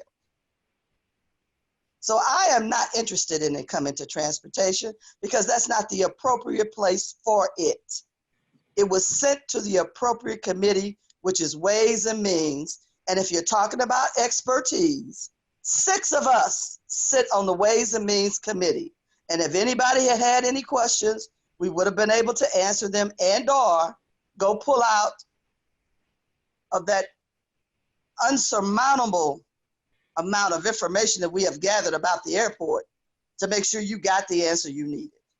So, sir, I really, really need to give the simple understanding, not only to my colleagues, but to the public. The public was offered an opportunity many, many times, whether it was at their front door, or if it was at a scheduled meeting in their neighborhood, or if it was on the opportunity to just sit. We had people sitting in parks, whatever. If you wanted to talk about the airport and the exploration process that was going on, because that's all it was. And nobody allowed it to get to the end so you could see if it really had any value. But I tell you one thing, this flipped the script to try to keep the public from voting. You want to talk about a disgrace. You always saying how you got to have the voice of the public heard. Well, let's hear it. Let's have them vote. Thank you, Mr. President. All right, thank you. Alderman from the 6th. Thank you, Mr. President, members of the board.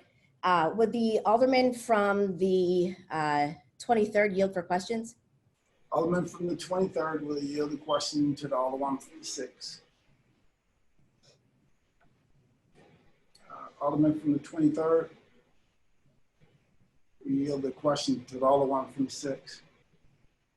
Alderman from the 6th discontinued. That doesn't look like the Alderman from 23rd is with us. Thank you, Mr. President. I just wanted to say for the record that despite everyone's concern or alleged concern about timeline today, as previously mentioned a few minutes ago by the Alderman from the 23rd, we are in no rush to get this done. We do not have to have November ballot language to the Board of Elections until August 25th. And we clearly are okay with having, 2 to 3 meetings per week now. So I would imagine that if it were, so important that it needs to be included in November, which I don't disagree with, having that be a high voter turnout election, then we still have plenty of time to make time to get this bill right and to make sure that we're not rushing this through. The other thing that's been brought up is that people keep saying that this bill has been around for 2 weeks. I looked it up. I just remembered that you all kind of ruined my birthday last Thursday with how long and how ridiculous some of the comments in the meeting were on the 25th. This bill was introduced on June 23rd. That was last week. It's been 7 days. 7 days for a bill that some of us are saying could yield the city up to $1.7 billion. We're going to take 7 days to decide it. That's absolutely ludicrous. And then just to my point of order point, I know a lot of us down here don't get along. I do my best to be as courteous as possible and respond as timely as possible. I sometimes overlook things. But I reached out to Alderman Vollmer on May 20th. And I'm looking for the date at the beginning of June where I reached out to him about something. He never responds to me. So if he doesn't proactively ask me in a committee hearing as the chair if I have questions, there's no way for me to reach him. If he won't even respond to an email or text that I've sent in the past 7 years. So the idea that we have the ability as non-committee members to ask questions, it's at the discretion of the chair. And most chairs are kind enough and do it with regularity, but a lot of folks don't. And so if you're on the Island of Misfit Toys committees like I am, because I'm being punished for the views I take, then you're not on a lot of committees that have a lot of decision-making ability. And so if the chair doesn't allow for you to ask questions, I'll say it again, if we hate debating on the floor, then let's change the rules. But right now, that's the only mechanism that we have as non-committee members to ask questions and debate and make sure that we get this right for the city. Thank you. Thank you. Alderman Oldenburg. Alderman from the 16th. Thank you, Mr. President. Would the Alderman from the 25th please yield for a question? Alderman from the 25th will yield the question to the Alderman from the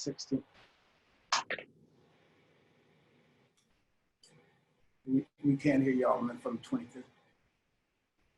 Sorry, SLTV is muting me. Yeah, I'll yield for questioning. All right, please. Alderman, how many semicolons are in this board bill? You know, I haven't gotten into that level of detail, but the primary document itself in terms of where the money is going, I certainly read that. Sure. Alderman, how many amendments have been offered to date to this board bill? 4 to date at this point. How many have passed? To my knowledge, I think we've had 1 that's passed. That's wrong. So I had to cut out for a quick call earlier during some of the amendment discussion, but that still hasn't changed the very premise of the bill and where the money is going. I know. I understand, Alderman, and that's fine. So I think pointed questions around that specific language might have been more beneficial than trying to get a gotcha moment based on. No, I think it's absolutely important for us to understand the basics of this bill and to know that would be, I mean, it hasn't changed that there's been 10 trust funds set up in this bill since it was introduced, as my colleague from the 6th pointed out just a week ago.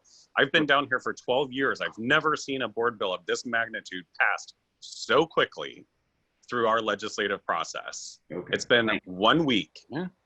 So, and we've spent now 6 hours debating it. So any of us that haven't read the 31 pages and, have had the opportunity to see where the money is going, how it's being spent, who is actually making the decisions around spending it. Like, that's a critical component. It says that it would be appropriated. Well, it's being appropriated to the trust fund. Who is responsible for the trust fund? Sure, That Alderman. is not answered in this board bill. Those are conversations. Also, Amendment 2 changed north of Delmar, which you referenced in your statement, and now that's more precise around low-income census tracts defined by 28% poverty and 60% family median income. So it's been a long day, but I don't think trying to get the number of headlines and the number of T's and the number of commas is an appropriate sort of got you discussion around this bill. I have no further questions, Mr. Chairman. Thank you. All right. Alderman from the 28th. Thank you, Mr. President. Setting aside the commas and colons, I think the big picture here is, where does the public stand on this? And it seems like we've had a lot of debate over privatization over the last couple of years, and I'd like to ask if the Alderwoman from the 20th would yield.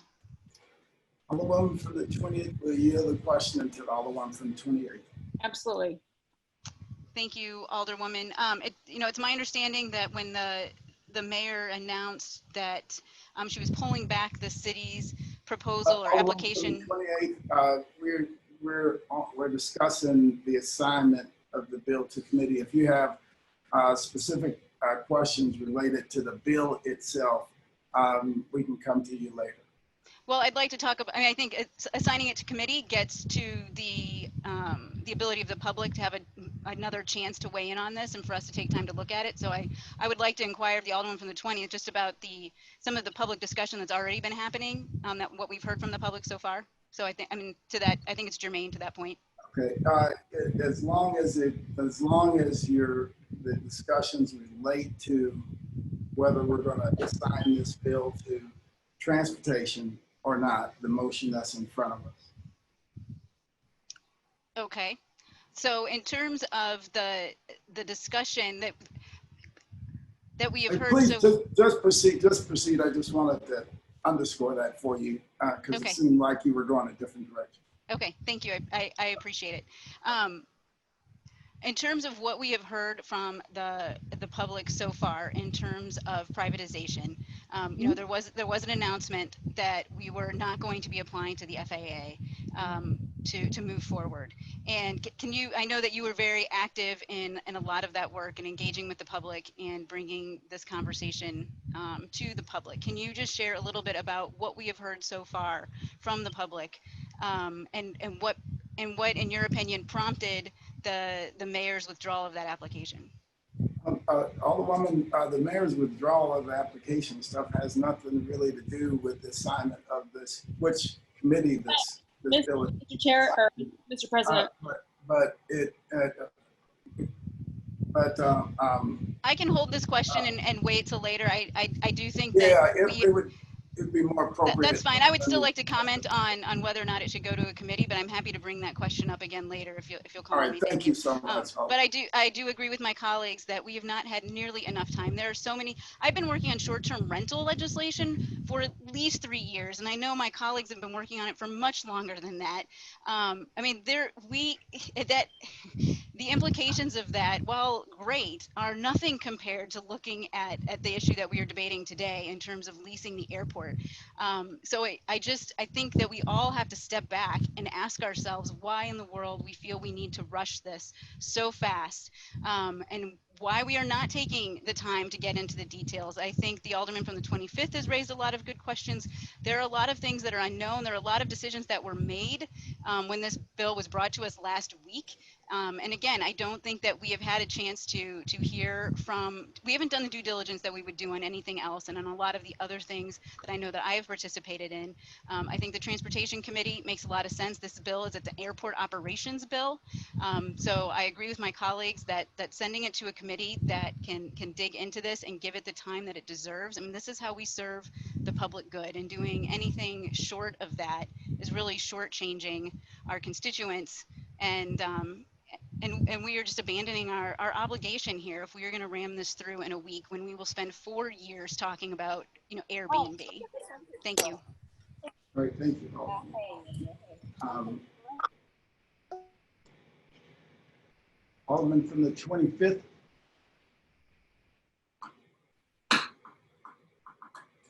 Alderwoman from the 15th. My comment is on the larger bill, not on. Okay, thanks, Which one Alderwoman. to go to. Alderwoman from the 20th. Thank you, Mr. President. Members of the board, to remind everybody, we are continuing to talk about whether or not we're going to put this back in the committee to further discuss these things. To the Alderman from the 24th point, whether or not we should pay back the consultants, we didn't agree to $900 an hour. We didn't agree to any of it. Our job to do our due diligence and talk and get to the bottom line here. I don't really care, to be honest, what committee you choose to assign it to, but there needs to be further public input on this. As we've discussed previously, the airport director hasn't even been consulted. I can see her watching in the attendees room, but she hasn't even been brought to the table. And I think that is a real disservice to the woman who's been at the helm of our city's largest public physical asset for the last 10 years. And we have no idea what the value of this of the asset even is. A real shocking revelation in my view today. I'd like to inquire of the general counsel, but I don't know if he's there. I'd like to know the shortest amount of time in the history of the city. You have an opportunity to talk to the general counsel directly. 7 days. Fine, but you're not gonna. Mr. President. General counsel is not gonna engage on a debate on the floor with you on that. But you do have an opportunity to reach out directly to the general counsel, receive any information from the general counsel, and report it back. So do you have any discussion related to the assignment of the bill to committee? Because that's what's before us now. Yes, I do. And I would appreciate if that's stops muting me. Okay. Again, my assertion here is that this is quite possibly the fastest a bill has ever passed through the Board of Aldermen in the history of St. Louis. I can't think of a single instance. We are poised to perfect and finally pass the bill tomorrow, which would mean less than 10 days after introduction that a bill of this magnitude would get a pass. I'd like to inquire of the alderwoman of the 10th Ward, the chair of the Ways and Means Committee. Alderman of the 10th, will you yield the question to the Alderman of the 20th? Sure. Alderman of the 20th, please proceed. Thank you. Mr. Chair, Ways and Means, this bill was heard in your committee, correct? That's correct. You were there. Yeah. Do you feel pretty confident that with the 21 amendments that were introduced and considered during that process, that we're at a pretty good place with the bill? The committee seemed to think so. We passed out 11-1. But would this be your assertion? Did you read the bill in its entirety, Mr. Chair? In its entirety, yes. Yeah. I couldn't remember. I'm not an expert on the bill. I read it and we went through it on committee. Well, I'd like to point you to page number 6. I'd like to look at we have 10. Okay, I don't have it in front of me, but. Well, I do. I'll trust you. One of the 10 funds here we've got here is the job training fund. Do you know off the top of your head if that's a 20 or a 30% of the lease proceeds fund? I don't have it. I'd have to dig it out. I don't know off the top of my head. The language of the bill reads at least 30%, and then in parentheses identifies 20% of the proceeds. So really, we're looking at the difference between 200 million or 300 million. We've got a typo in here of the magnitude of 100. I believe that was addressed with an amendment. Hold on a second. Alderwoman, you will have plenty of time to discuss the bill, right? We've been here We started at 11 o'clock and it's currently 6 o'clock in the afternoon. If we go to midnight, we go to midnight, right? So you will have plenty of time to discuss the bill. So I'm going to give you another opportunity. What's before us is the assignment of the bill to committee. Do you have any pertinent questions for the assignment of the bill to a committee? Transportation. So please proceed. Do you have any questions related to that? Mr. President, I'm speaking directly on that issue. We clearly have not concluded our due diligence in committee. If we have a typo of the magnitude of $100 million remaining in the bill, and I would like to see us go back and do our due diligence and ensure that we have some clarity on these very important issues. And so I don't care to which committee you assign it, but we have got to finish taking a look at this bill rather than passing out quite possibly the biggest bill I've ever seen go through in the shortest amount of time that has maybe even ever been concluded on a bill in the history of the city of St. Louis. Nothing I'm aware of. I believe amendment number 6 to Board Bill 71 took care of that typo.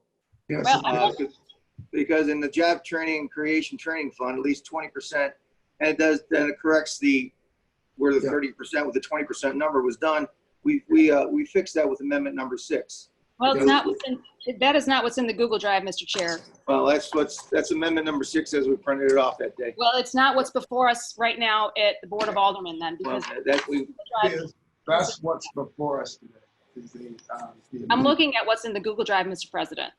My point is that we have that we don't even know the answers to these questions. This is an enormous bill, and I support. I just showed you the answer, Alderman. Say that again. It's amendment number 6. Yeah. Well, we haven't done our due diligence to update the board bill then, because the board bill in the Google. It's been right. My point is that this is a complicated scenario. Well, you agree that amendment number 6 took care of it, though. You voted. You were there present in the meeting. That was amendment number 6. Mr. Chair, I'm looking at what's in the Google Drive right now. I think the Alderman for the.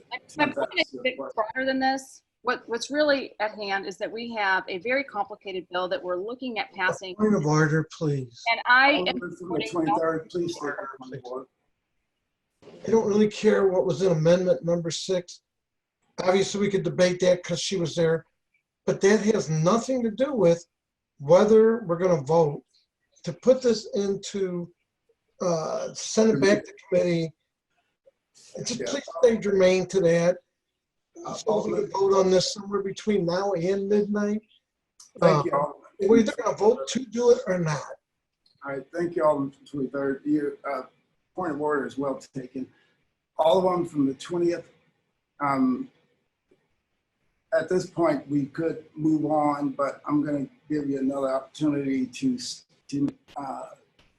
add to the discussion about whether this bill should be assigned to transportation or not. So if you have anything compelling to add to that discussion, now would be the time to do it. I appreciate that, Mr. President, especially considering all the muting that's been going on here.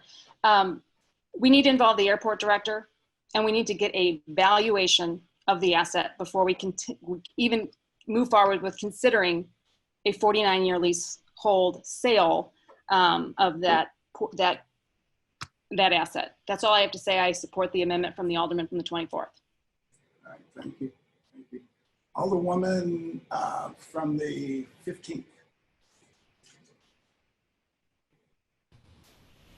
My comment is still on the overall bill and not on where to send amendment, but I would just like to make my displeasure known on the fact that Alderwoman Spencer continues to be talked over by men on this board. Alderwoman from the 6th. Thank you, Mr. President. I just wanted to mention before we vote on sending this back or sending it to transportation, that our record as of late in terms of making mistakes is very high.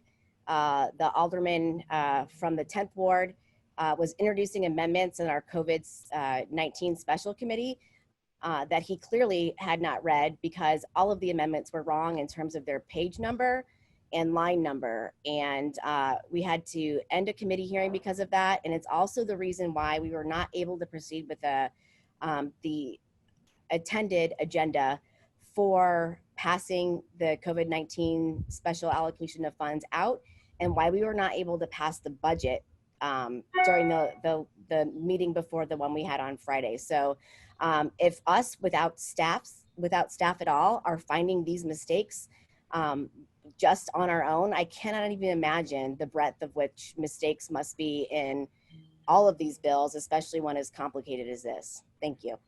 Thank you. Alderman from the 21st.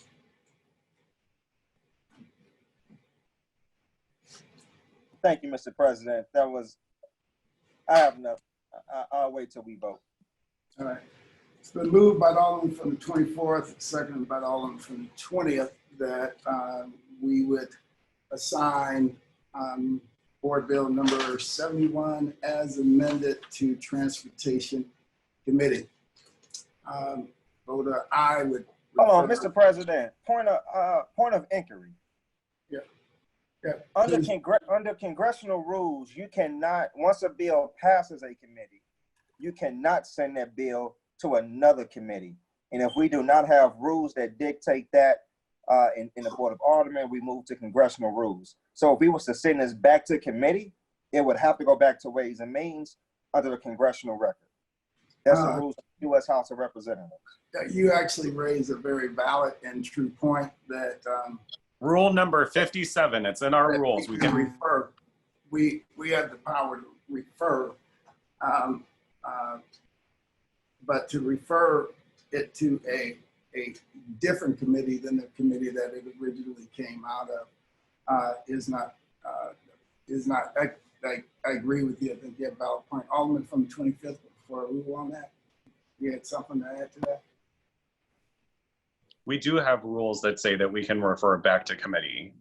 Back to committee, which means that it would go back to the originating committee. It doesn't say that we can refer it to a committee outside. Rule number 57 is reference to committee. It doesn't say back to committee. It says reference to committee. It can go to any committee. It doesn't say where, it doesn't refer back to an original committee. It says it would go before yourself, actually, for a reference to committee assignment. President shall make these assignments in a timely manner. Now, precedent, however, is that you have deferred to this body when making those motions to select a committee to go to. You've done it on multiple occasions to defer to the motion sponsor on where it should go. You've done that plenty of times. No, I completely agree with part of that. We've had it happen underneath the, excuse me, Mr. President, with the point of order, we had it happen with the fiery retirement system. It went from public safety and Ways and Means. We've had it, there have been multiple issues that have been referred to. We had it with minimum wage. It went from one committee to another with minimum wage. We've done this a number of times in my tenure down here. Yes, again, Alderman, if you allow me to finish. Our rules state that where our rules fall silent, we shall follow the rules of the congressional rules. And in the congressional rules, which was cited by Alderman from the 21st, it does not allow the transfer from one committee to another committee. Right? Point of order, Mr. President, can someone send that around so we can read it? The document you're referencing is literally thousands of pages long. Yeah, yes. Alderman from the 21st or the clerk who may have access to that. Oh, Mr. President, I don't work for the Alderman from the 6th Ward. She would have to look for that legislation herself. She knows how to work the computer. Okay. Again, if indeed that the congressional rules call out for it to have to go back to the originating committee, then this motion would be out of order. Right? So, Mr. President, if the person who made that can't even reference where it is in the congressional rules, how can we validate that as even a congressional rule? So he should be able to produce that rule specifically so it can be referenced by this body. If that's indeed the decision of the chair, which I will be appealing, if that is your decision, and we can have that motion right after this. Okay, you have the right to do that. I do not have the congressional rules sitting in front of me at the moment.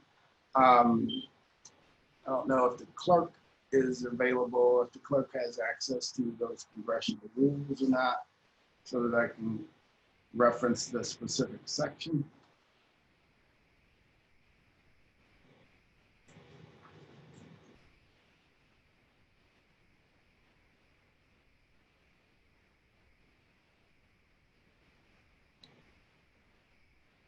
Mr. Clerk.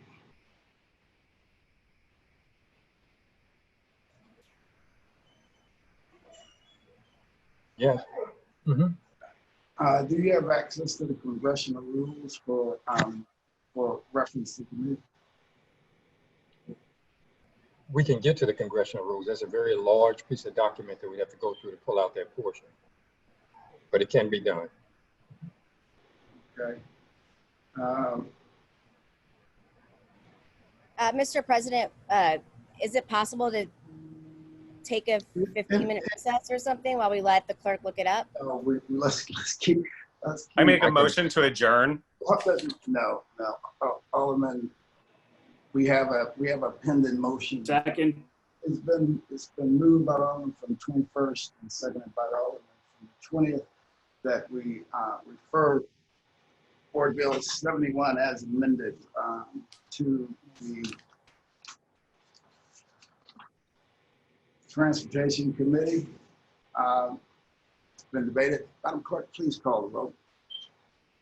Alderwoman Tyus. So what are we voting on? Voting on whether, if we're going to refer it to transportation. Alderwoman Middlebrook. Point of order. Oh, can we get the? Alderwoman from the 14th, you recognize. Can you state the motion so we're clear on what we're voting on, please? So okay. The motion has been made to refer Board Bill 71 as amended to transportation. It came out of Ways and Means. There's been a motion to refer it to transportation. So a vote of aye will move Board Bill 71 as amended to transportation. A vote of no will allow us to move forward and complete this debate today.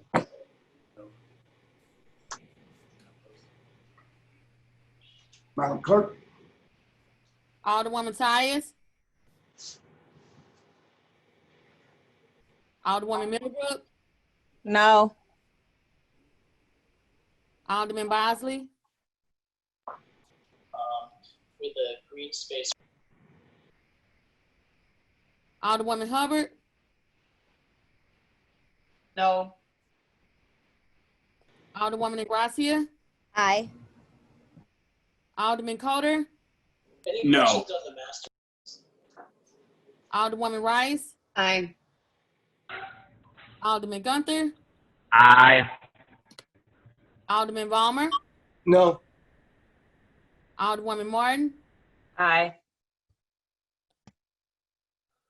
Alderwoman Murphy. No. Alderwoman Howard. No. Alderwoman Green. Aye. Alderman Oldenburg. No. Alderman Roddy. No. Alderman Todd. Alderwoman Davis. No. Alderwoman Spencer.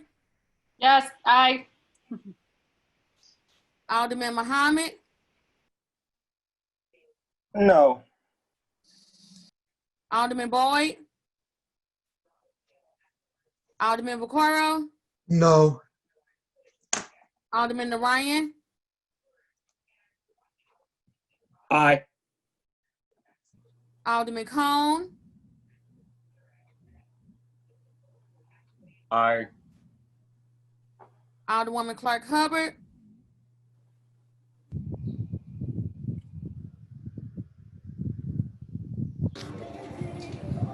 Alderwoman Boyd, No. Alderwoman Navarro, Aye. President Reed, No. Alderwoman Tyus, Alderman Bosley,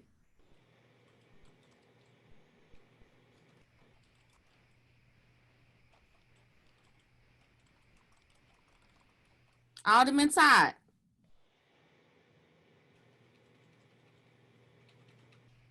Alderman Boyd, Alderwoman Clark Hubbard, 9 aye votes and 13 no votes. I vote in favor of the standing motion of Alderman from the 24th. Now we're back to discussion of Board Bill number 71 as amended. Alderman from the 25th. Yeah, thank you, Mr. President. I know it's been a very long day for all of us. I still believe that this is just an unbelievably and obnoxiously fast process to pass out a board bill of this magnitude. I definitely think that passions are inflamed right now. I know many of my colleagues are exhausted. If you go through the last vote count, several of them have fallen off the meeting at this point. I'm going to make a motion that we adjourn.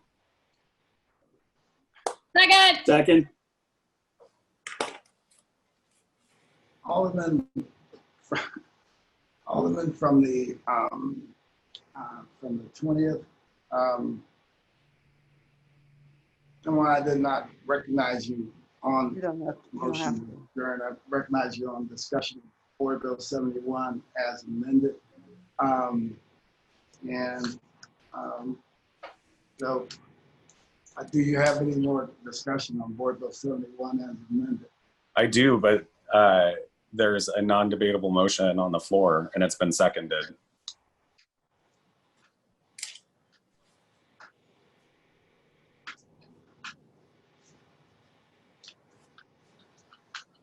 All right, we'll go through another vote, but Point of order, that's not how our rules work, Mr.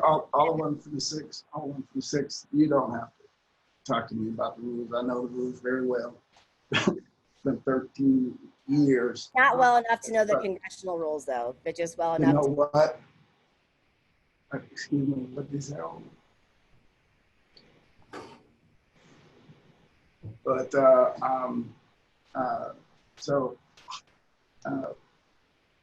it's been moved by the Alderman from the 20th and seconded by Alderman from the 25th and seconded by the Alderman from the 20th. Madam Clerk, please call the roll.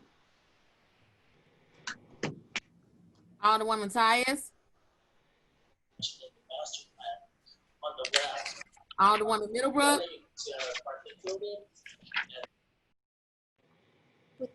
Alderman Bosley, I got a meeting. Yes. Alderwoman Hubbard, I'm sorry, is this a motion to adjourn or I'm This sorry? is a motion to adjourn and. Oh, no. Alderwoman Ingracia, Couple of views of the amenity deck. There will be a pullback. Alderwoman Ingracia, Some passive. Said I didn't. active spaces. See, and then getting to the renderings, here you see the view from Hamilton, the new Hamilton. Alderman Coder, No. Alderwoman Rice, Aye. Alderman Gunther, Aye. Alderman Ballmer, No. Alderwoman Martin, Aye. Alderwoman Murphy, No. Alderwoman Howard,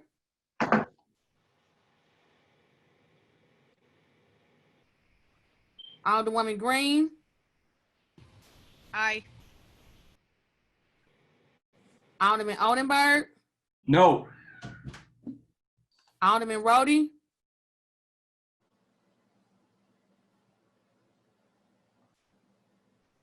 Alderman Todd, Alderwoman Davis, No.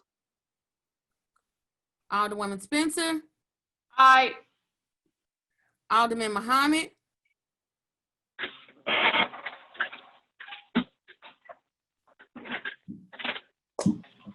Alderman No. Boyd, Alderman Vaccaro, No. Alderman Ryan, Aye. Alderman Cone, Aye. Alderwoman Clark Hubbard, Alderwoman Boyd,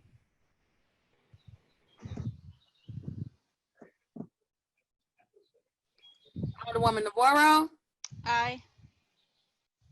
President Reed, No. Alderwoman Tyus, Not yes, but heck yes. Goodbye. Alderwoman Middlebrook, No.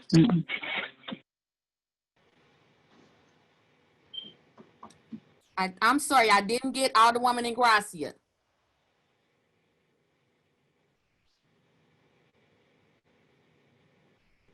Alderwoman Ingracia. Sorry, Please someone, speak. yeah, sorry. Aye, yes, aye.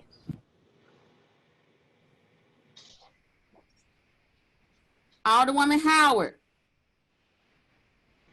I didn't think I'd ever hear the alderwoman from the first say she didn't, that she wanted to dismiss. No.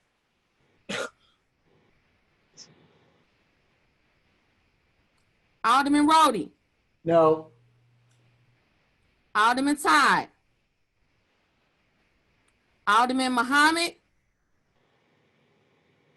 No. Alderman Boyd, Alderwoman Clark Hubbard, I'm sorry, my phone call had dropped. I'm not sure what we even voting on. So do I need to pass or can you tell me before I vote?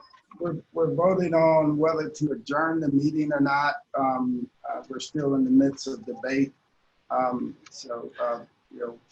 not adjourn the meeting at this point. I'm here for several hours. Might as well. No.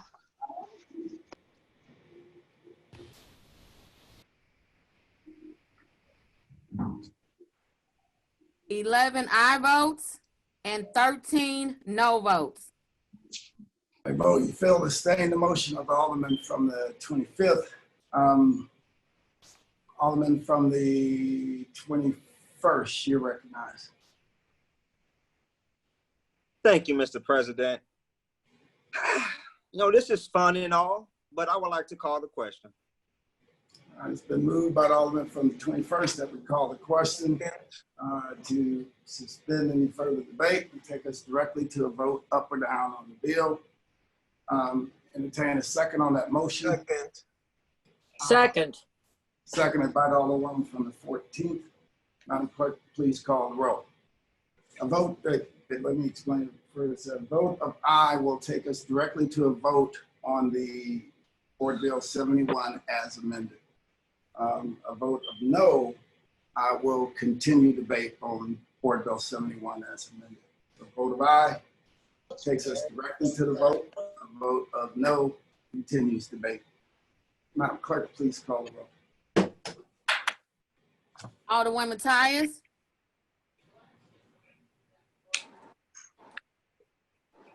Alderwoman Middlebrook, Aye. Alderman Bosley, No. Alderwoman Hubbard, Aye. Alderwoman Ingracia, No. Looked at all Alderman Coder, Aye. Alderwoman Rice,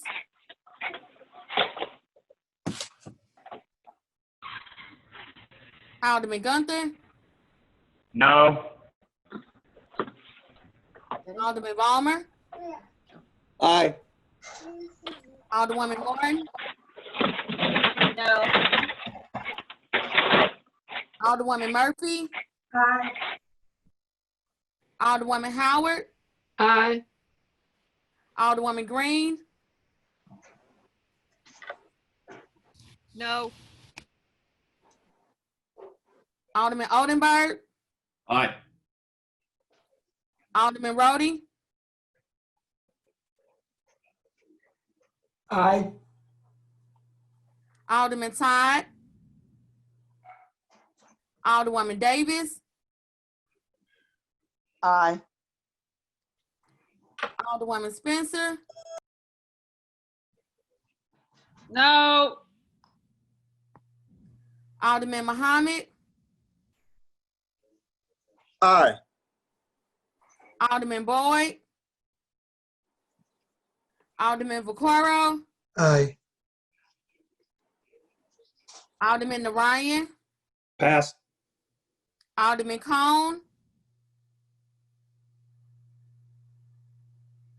We couldn't hear you, Alderman.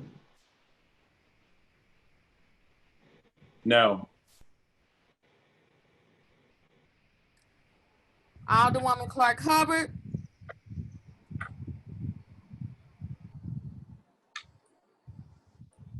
Alderwoman Boyd,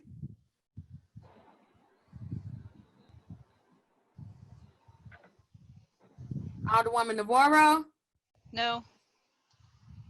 President Reed, Aye. Alderwoman Tyus, No.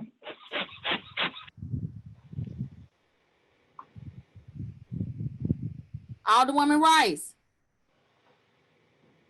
Thought I said no, but I'm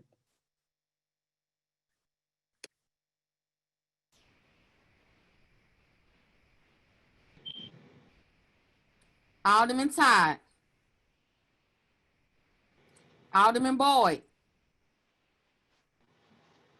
Alderman Narayan, No.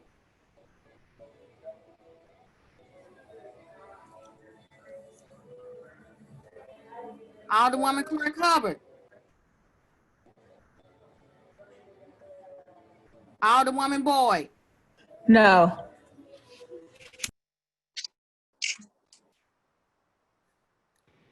13 aye votes and 11 no votes. I have vote, staying the motion of the Alderman from the 21st. So now it takes us directly to the vote on Board Bill 71 as amended. Been moved by the Alderman from the 21st, seconded by the Alderman from the 23rd, that we perfect Board Bill 71 as amended. Madam Clerk, please call the roll. Alderwoman Tyus,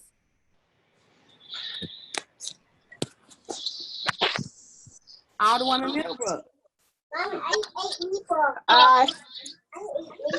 Alderman Bosley, No.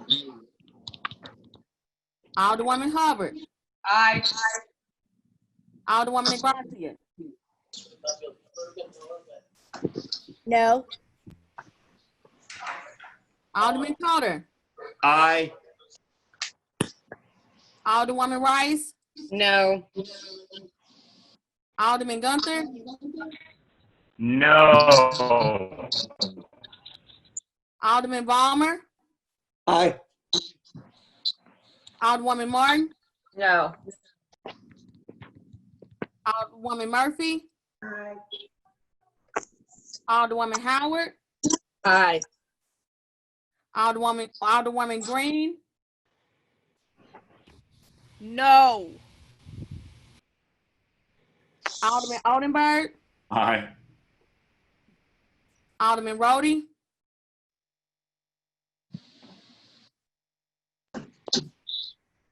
Alderman Todd, Alderwoman Davis, Aye. Alderwoman Spencer, I'm sticking with hell no. Alderman Muhammad, Aye. Alderman Boyd, Alderman Vaccaro,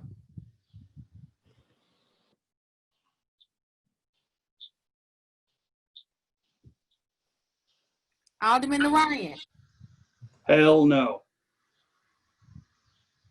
Alderman Cone, No. Alderwoman Clark Hubbard, Alderwoman Boyd, Aye.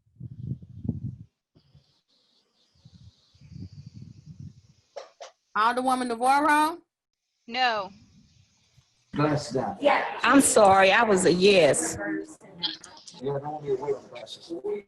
was Alderwoman Boyd. Alderwoman Boyd said yes, right? President Reed, Aye. Alderwoman Tyus,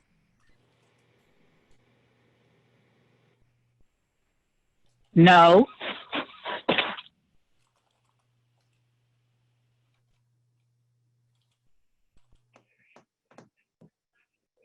Alderman Roddy, Brody is aye. Alderman Todd, Alderman Boyd,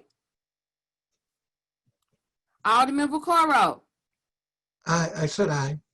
I'm sorry, I didn't hear you. I'm sorry. You did get Rhodey, did you not? Yes, I did. Okay, thank Alderwoman Clark Hubbard, Aye.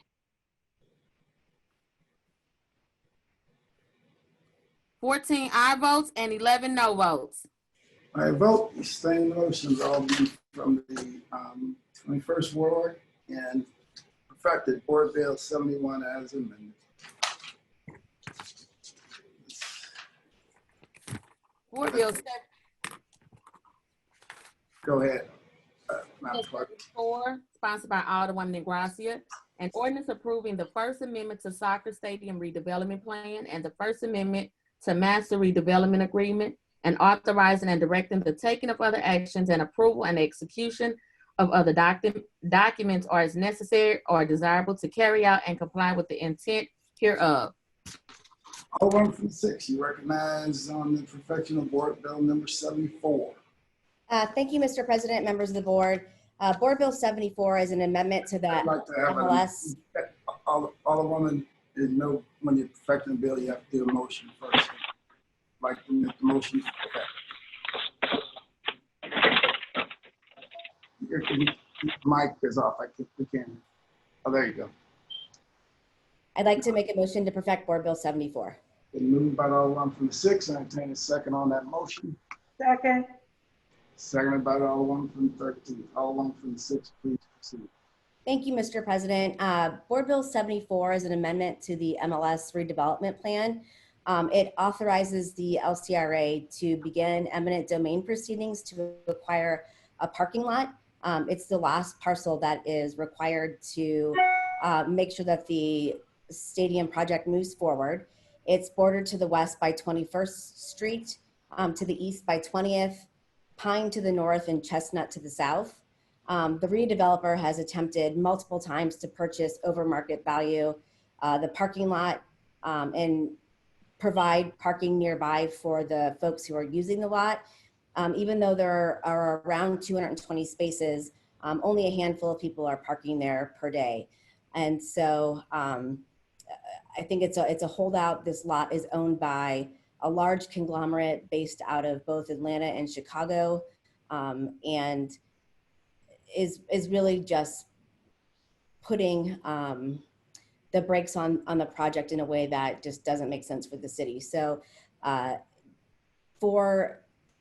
make sure like everyone is clear on what the eminent domain proceedings that we approve means that the LCRA has to undergo a whole process that is written out under state law in terms of taking over the land, having people appointed to make sure that there's fair market value given and that we are, as a city, are not doing something that is out of our jurisdiction. And so I'm happy to take questions from my colleagues who have them. Alderwoman from the first.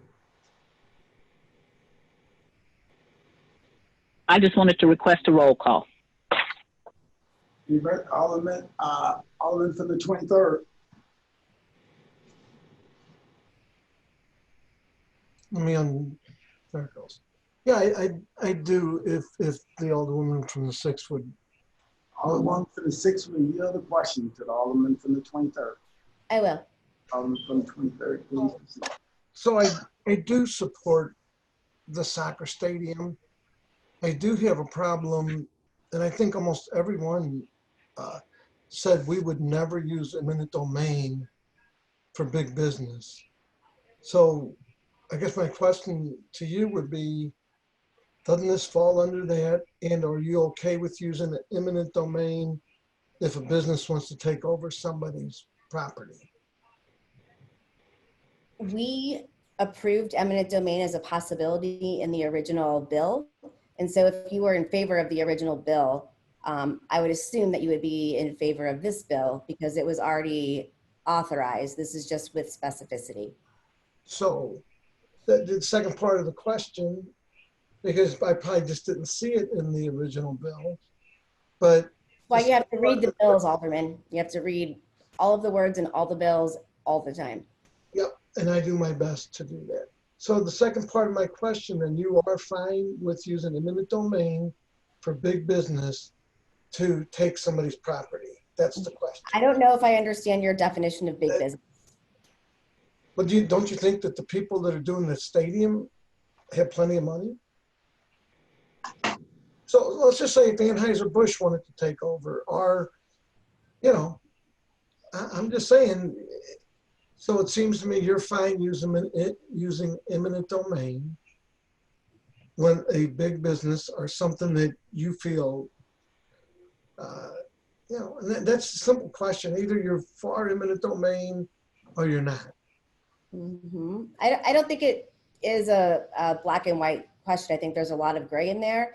And this does not provide for eminent domain to happen. It authorizes the LCRA to begin the process of the proceedings of eminent domain. And so there are a lot of steps that have to happen in order for it to be something that's legal and able to move forward. So as long as it seems like as long as it suits you, you're fine with it. Anyway. Yeah, anywho, I've never had. Did you vote yes on the relocation of NDA? Yes, I did. Yeah, that provided for eminent domain. There was also a bill that you voted for that former alderman from the 8th Ward, Steve Conway, put forward to allow for eminent domain. I believe it was on Flora Place, but if I'm wrong, it's somewhere in Shaw. So I guess I would ask the same question to you. Well, I would say that I voted no on that. And so don't say how I voted. Did I vote on NGA? Yes, I did. Because that was keeping something in the city that's a lot of jobs.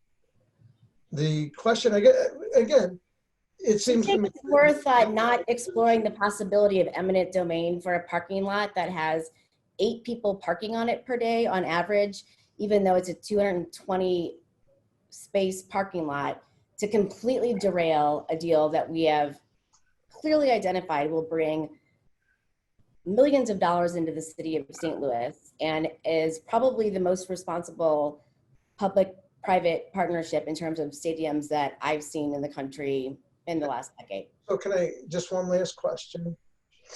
Because now that we gave all that over, or we're giving it all over to the Port Authority, they can do it without us, right? Do what without us? Eminent domain. This is a little bit, no. The eminent domain process is separate from that. This is going through the LCRA, not as part of the Port Improvement District. But yeah, so that's my answer. I'm fine. I'm fine. That's all I had to say. All right. Thank Always you. appreciate your feedback. Alderwoman from the 5th. Thank you, Mr. President and members of the board. I don't have a question. I just have a comment. I think just utilizing eminent domain, period, because you have some people down here that said no matter what, they would never utilize eminent domain. But I guess this is a lesson to show many people, because clearly I got beat over the head for using eminent domain for NGA. I mean, in the city spent $250,000 to pick a house up and move it.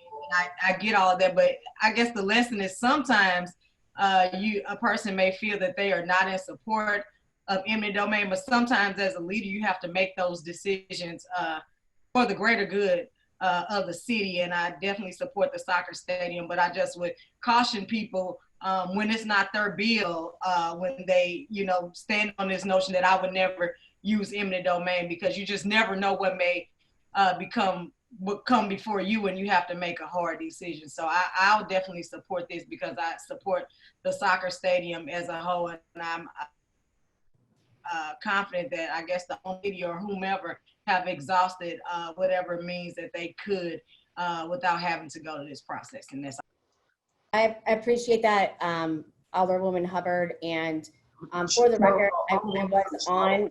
Alderwoman from the 6th, she did not ask you a question, so you don't have the floor right now. There, sorry. Alderwoman from 13. Yeah, would the Alderwoman from the 6th yield for a question? Alderwoman from the 6th will yield the question to the Alderwoman from the 13th. I will. Yes, now it's my understanding before any of this can be implemented that fair offer was made, probably numerous fair offers were made for this parcel of property. Yes, I would venture to say that many offers were made above fair market value. Okay, that's all I wanted to know. Thank you. You're welcome. Any further discussion? Alderwoman from the 6th, you recognize the close.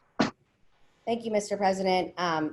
Again, just in response to the Alderwoman from the 5th, for the record, I did support, even though I wasn't 100% wild about it, the eminent domain proceedings for NGA, because I thought NGA staying in the city was of more importance. And I thought that the process by which the Alderwoman from the 5th and SLDC handled those proceedings was controversial, but I think intended for the best interest of the residents that were in her ward. And so I've never been a person who says that eminent domain is something I will never entertain.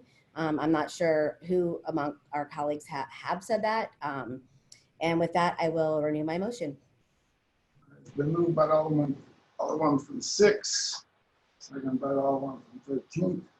That we perfect board bill number 74. There's been a request for roll call. Madam Clerk, please call the roll. Alderwoman Tyus. No.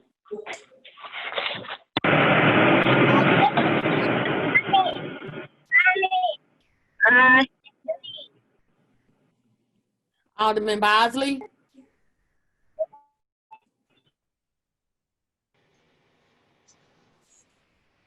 Alderwoman Hubbard. aye. Alderwoman Ingracia. Aye. Alderman Coder. Aye. Oh, she canceled it. Alderwoman Rice.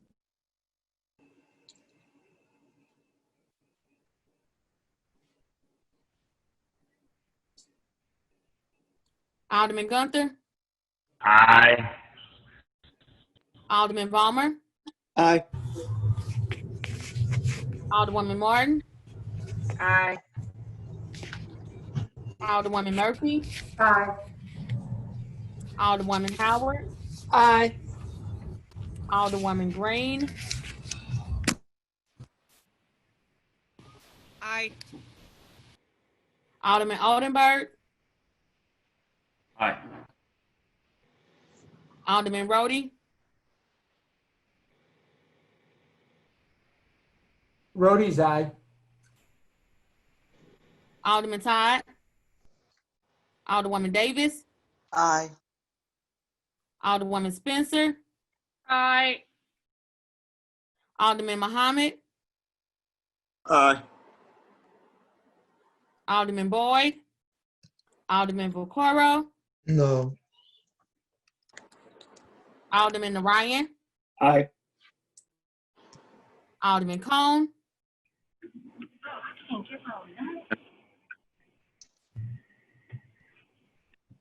Alderwoman Clark Hubbard. Aye. Alderwoman Boyd. Aye. Alderwoman Navarro. Aye. President Reedy. Aye. Alderman Bosley. Aye. Alderwoman Rice. Aye.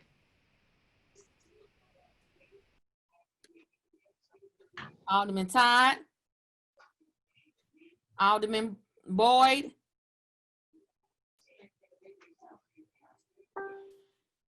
Alderman Cone. I voted present. I'm sorry, I didn't hear you.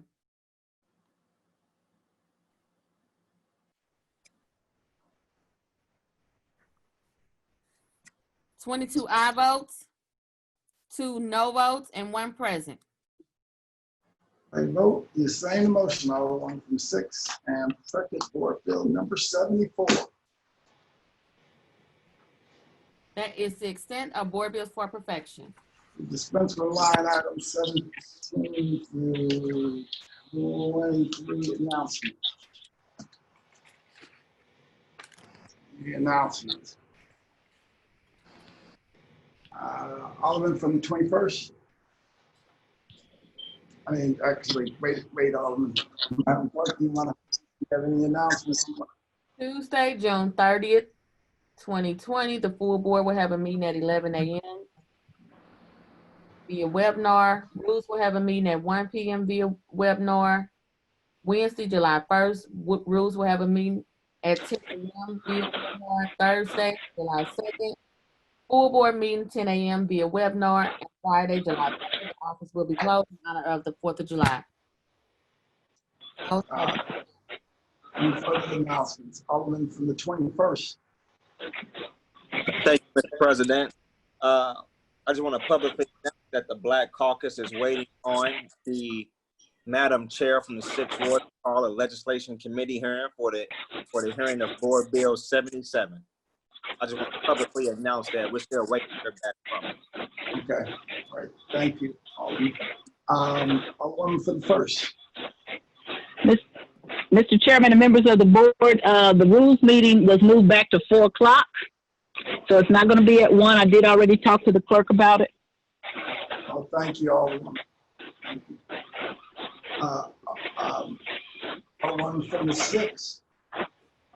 Thank you, Mr. President. I would like to state on the record that the Alderman from the 21st sent me an email at some point after the meeting started today about a hearing on the reduction bill.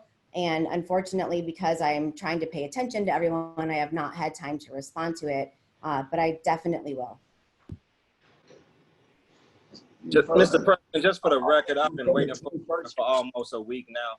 The Alderman has not responded to my previous email. So the Black Caucus is requesting that she holds a meeting so we can debate and discuss the reduction revote board bill.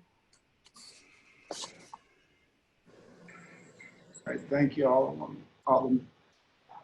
Any further announcements? Any further announcements? Any further announcements? Alderman from the 10th, we recognize on the motion to excuse. Thank you, Mr. President, members of the board. I request we excuse the Alderman from the 22nd for necessary absence.